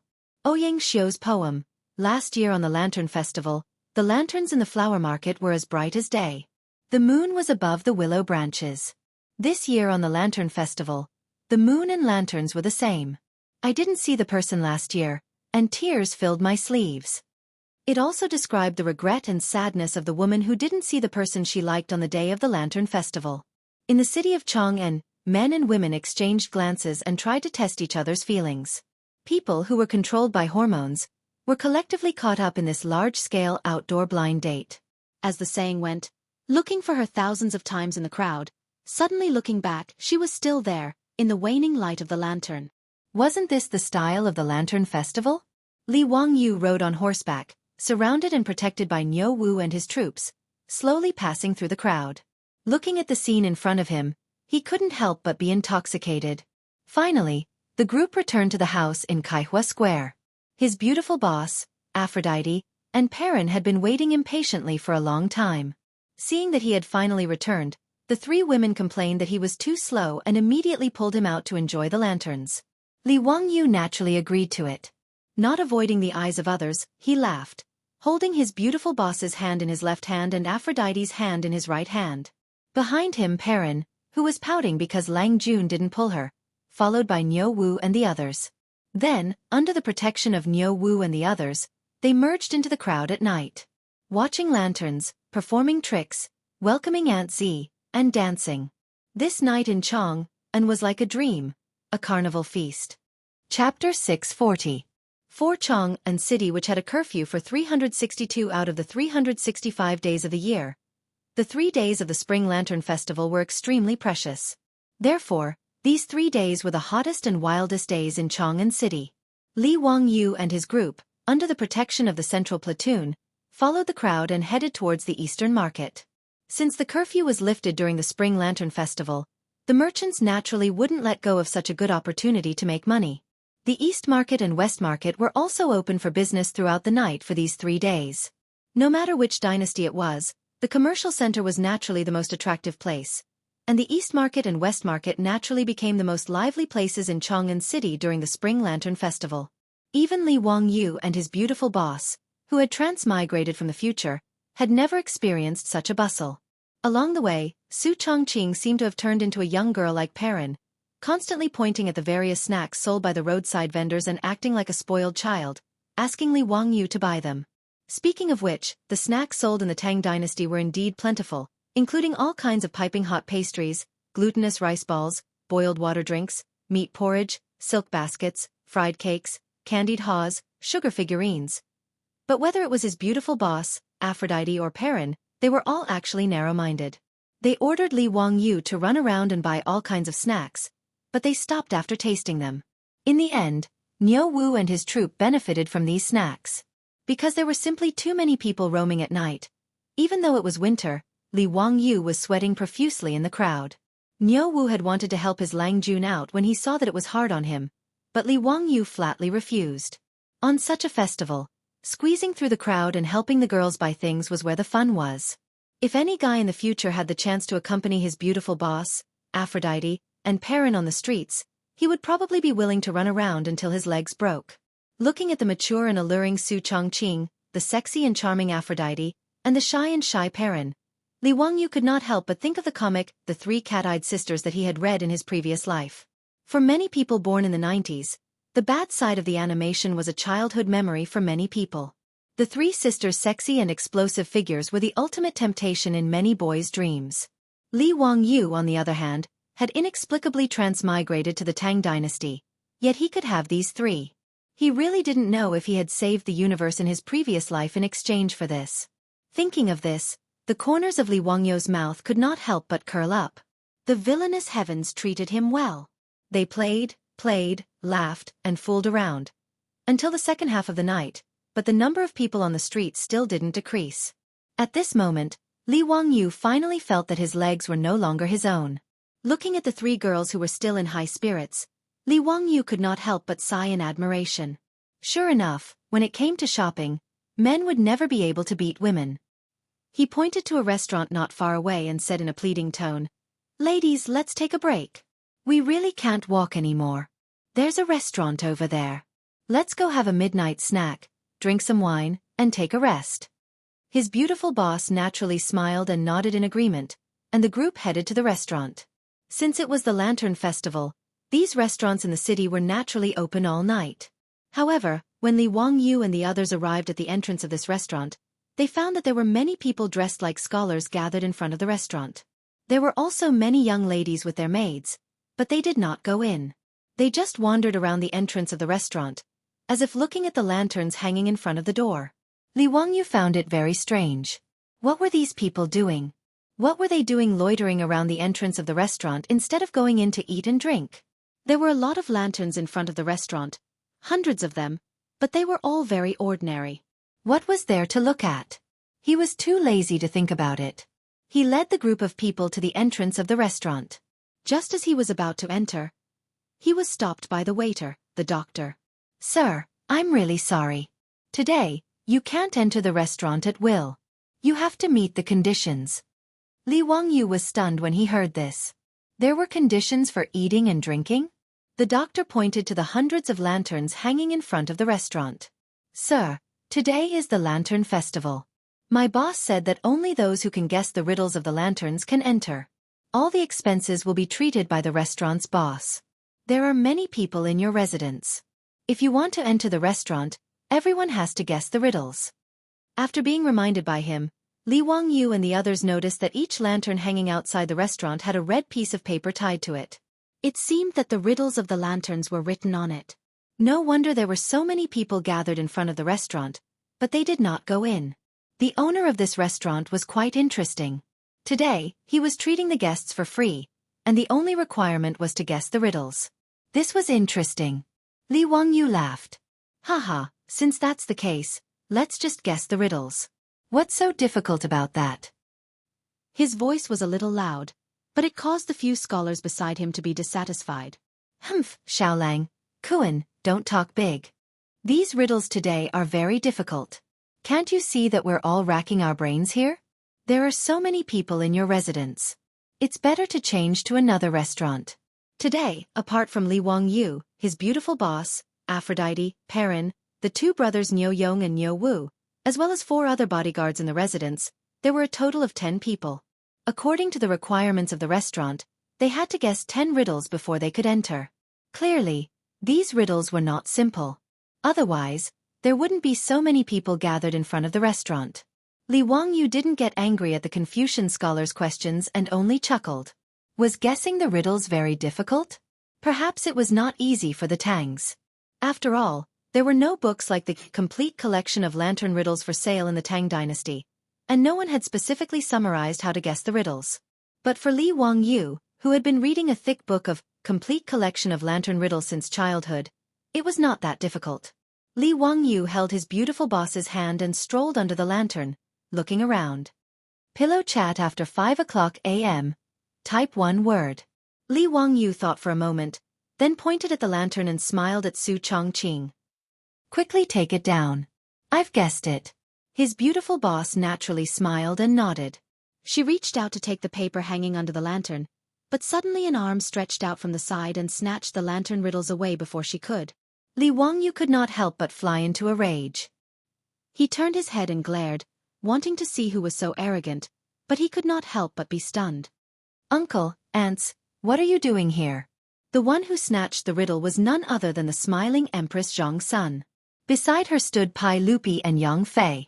The 3 of them were dressed in casual clothes and were obviously traveling incognito. Li Wangyu looked behind Pai Lupi and saw dozens of palace guards in casual clothes hiding in the crowd to protect him. He had seen a few of them several times and was very familiar with them. His beautiful boss hurriedly pulled Aphrodite and Perrin to greet Pai Lupi and the others. Pai Lupi smiled and waved his hand. No need to be so polite. Today is a festive day, and your 2 aunts and I are also here to join in the fun. Empress Zhong's son smiled and waved the lantern riddles in her hand. Chongqing, you don't have a problem with this, do you? The beautiful boss naturally knew that Empress Zhong's son was joking with her. She covered her mouth and chuckled. Of course I don't have a problem, but you'll have to ask Wang Yu for the answer. I don't know. Empress Zhong's son turned to look at Li Wangyu, waiting for him to give the answer. Li Wangyu rubbed his nose with an embarrassed smile. What else could he say? Naturally, he smiled and replied, Ants, Zhen Bian can be understood as the side of the character Zhen, which is derived from Zhen. Wu Yang is Mao, which is derived from Mao. Chatting past Wu Yang can be understood as the character chatting has passed Wu Mao, leaving behind air. Therefore, the riddle is the character de. Empress Zhong's son nodded in satisfaction and took the riddle to the doctor with a smile. Sure enough, she exchanged it for a small wooden tablet, which was the proof to enter the restaurant today. Pai Lupi was not in a hurry. He strolled around with his hands behind his back, looking for the riddle, wanting to solve it himself. Li Wangyu naturally did not disturb him and looked for the riddle himself. Now that there were even more people who wanted to enter the restaurant, he had to make more guesses. Chapter 641. For Li Wangyu, these riddles were actually not difficult. Most of the riddles in the Tang dynasty were guessing riddles. In fact, there was a pattern to follow. At least compared to the puzzling brain teasers of the later generations, the riddles were much simpler for those who had studied them. The later generations even summed up the method of guessing the riddles into 20 rules, such as the correct deduction method, the reverse deduction method, the increase of characters, the damage of characters, and so on. Li Wangyu walked to the next lantern and looked up. The riddle hanging under the lantern was, Flying Swallow in the Sky, fighting a character of the Qin dynasty. He thought for a moment and immediately tore off the riddle. However, he was not in a hurry to find the doctor to verify it. Instead, he continued to wander among the lanterns and guess the riddles.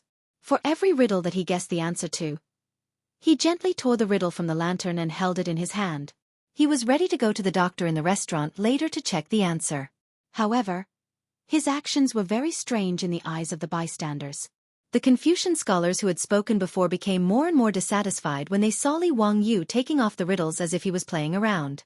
Someone could not help but say, Mr. Xiao Lang, if you don't guess the riddle, don't take off the riddles like this. How can we guess the riddles when you are so mischievous? That's right. If everyone was like you, tearing off the riddles regardless of whether they guessed it correctly or not, how can others guess it? Mr. Xiao Lang is so mischievous. Aren't you letting down the kindness of the owner of this restaurant? Faced with the accusations of several Confucian scholars, Li Wangyu could not help but be stunned. He guessed his own riddles. What did it have to do with these people? Was their sense of justice so overflowing to this extent? Why don't you go and save the earth? When he looked around and saw many beautiful young women around him, who were covering their mouths and chuckling, pointing at them, he immediately understood. It seemed that these guys were obsessed.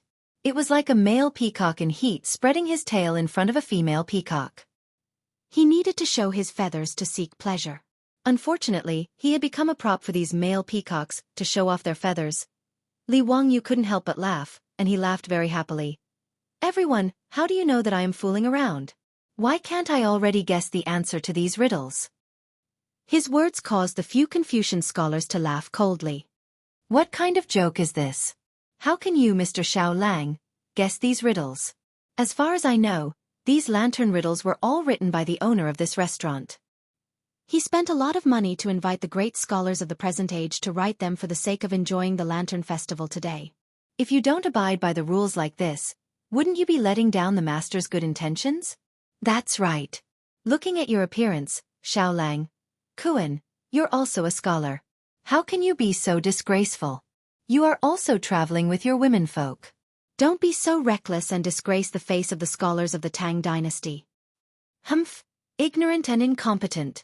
Do you think these lantern riddles are a game used in elementary school? Seeing that many people around them were looking at them, these people raised their voices more and more, and even seemed to be defending the integrity of the scholars of the Tang dynasty. Li Er, Empress Zhang's son, concubine Yang, and their beautiful boss naturally noticed the commotion on Li Wangyu's side. However, when they understood the words of the few Confucian scholars, they all had smiles in the corners of their eyes, as if they were ready to watch a good show. Even Niu Yong and Niu Wu wanted to come over and scold those ignorant Confucian scholars, but they were stopped by Pai Lupi's eyes. There were actually Confucian scholars who dared to scold Li Wangyu for being ignorant and incompetent. In Pai Lupi's eyes, it was really interesting. Now Li Wangyu's reputation in the scholars of Chong and could become more and more famous. Not to mention the poems sung by the prostitutes in Ping Kong Square, the several essays of epigraph of my shack were enough to make his name immortalized. If it were not for the fact that Li Wangyu was too young and had not yet reached the age of 20, he might really be respected as a great scholar in the literary world. Even so, now there were often scholars in Chong and who rushed to the Lai Hot of Dingzhou village in Hu County, wanting to submit their poems and essays and ask Li Wangyu for advice. For these fans who came to him, Li Wangyu politely declined and ignored them. What a joke! He just plagiarized some poems and essays, which could be used to show off, but if he wanted to give advice, he would be asking for humiliation. Although Li Wangyu had been forced by his grandfather to learn ancient poetry since he was a child, if they really wanted to talk about it, the scholars of the Tang dynasty who had been immersed in essays, laws, decrees, and moi since childhood could easily defeat him. How could Li Wangyu ask for humiliation by giving advice on poems and essays? Wouldn't that be exposing his own shortcomings? He had been rejected too many times. Now there was a rumor in Chong, and that Li Wangyu, the Earl of Hu County, was unreasonable and quite arrogant. Regarding this, Li Wangyu could only smile bitterly and shake his head. Was this the after effect of being a plagiarist? In short, all the civil and military officials in the imperial court, including Pai Lupi, sincerely admired Li Wangyu's talent and learning. Even the aristocratic families like the 5 surnames and 7 looks had to pinch their noses and admit this. Therefore, today in the Taiji Palace, when Wang Renyu and Zhang Yuanshou heard Li Wangyu say the couplet, they couldn't wait to show off and give him a blow. However, they didn't expect that even a small trick like couplet would be defeated by Li Wangyu. It was very embarrassing. Li Wangyu naturally didn't disappoint Pai Lupi. After hearing the words of the scholars, he directly waved the thick stack of riddles in his hand and said, "Haha, since you all think I'm fooling around, then let's see if I'm right." After he finished speaking, he walked to the doctor at the entrance of the restaurant, picked up the riddles in his hand, and handed them over. "Excuse me, I want to guess the riddles. This riddle is to wake up naturally at 5 o'clock and type one word. It's very simple. The combination of xing and yu is the word wake, so the answer is naturally xing. Is it correct?"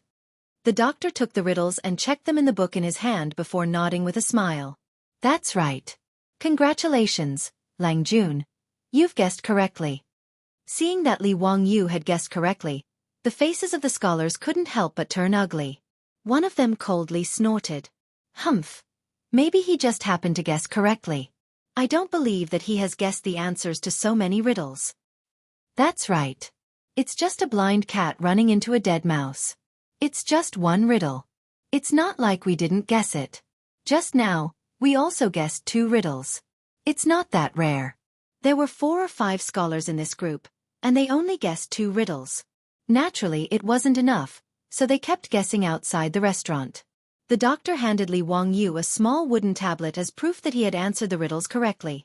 Li Wangyu waved his hand. "There's no rush. We'll calculate it together later. I still have a lot of riddles to guess." He picked up another riddle. "Paint it white and it's black. Type one word. Paint the word 7 with white, and it becomes the word soap." The word soap is black, so the answer to this riddle is 7. "Doctor, is it correct?" "Congratulations, Lang Jun. You've guessed it again." The doctor's words made the faces of the scholars suddenly turn ugly.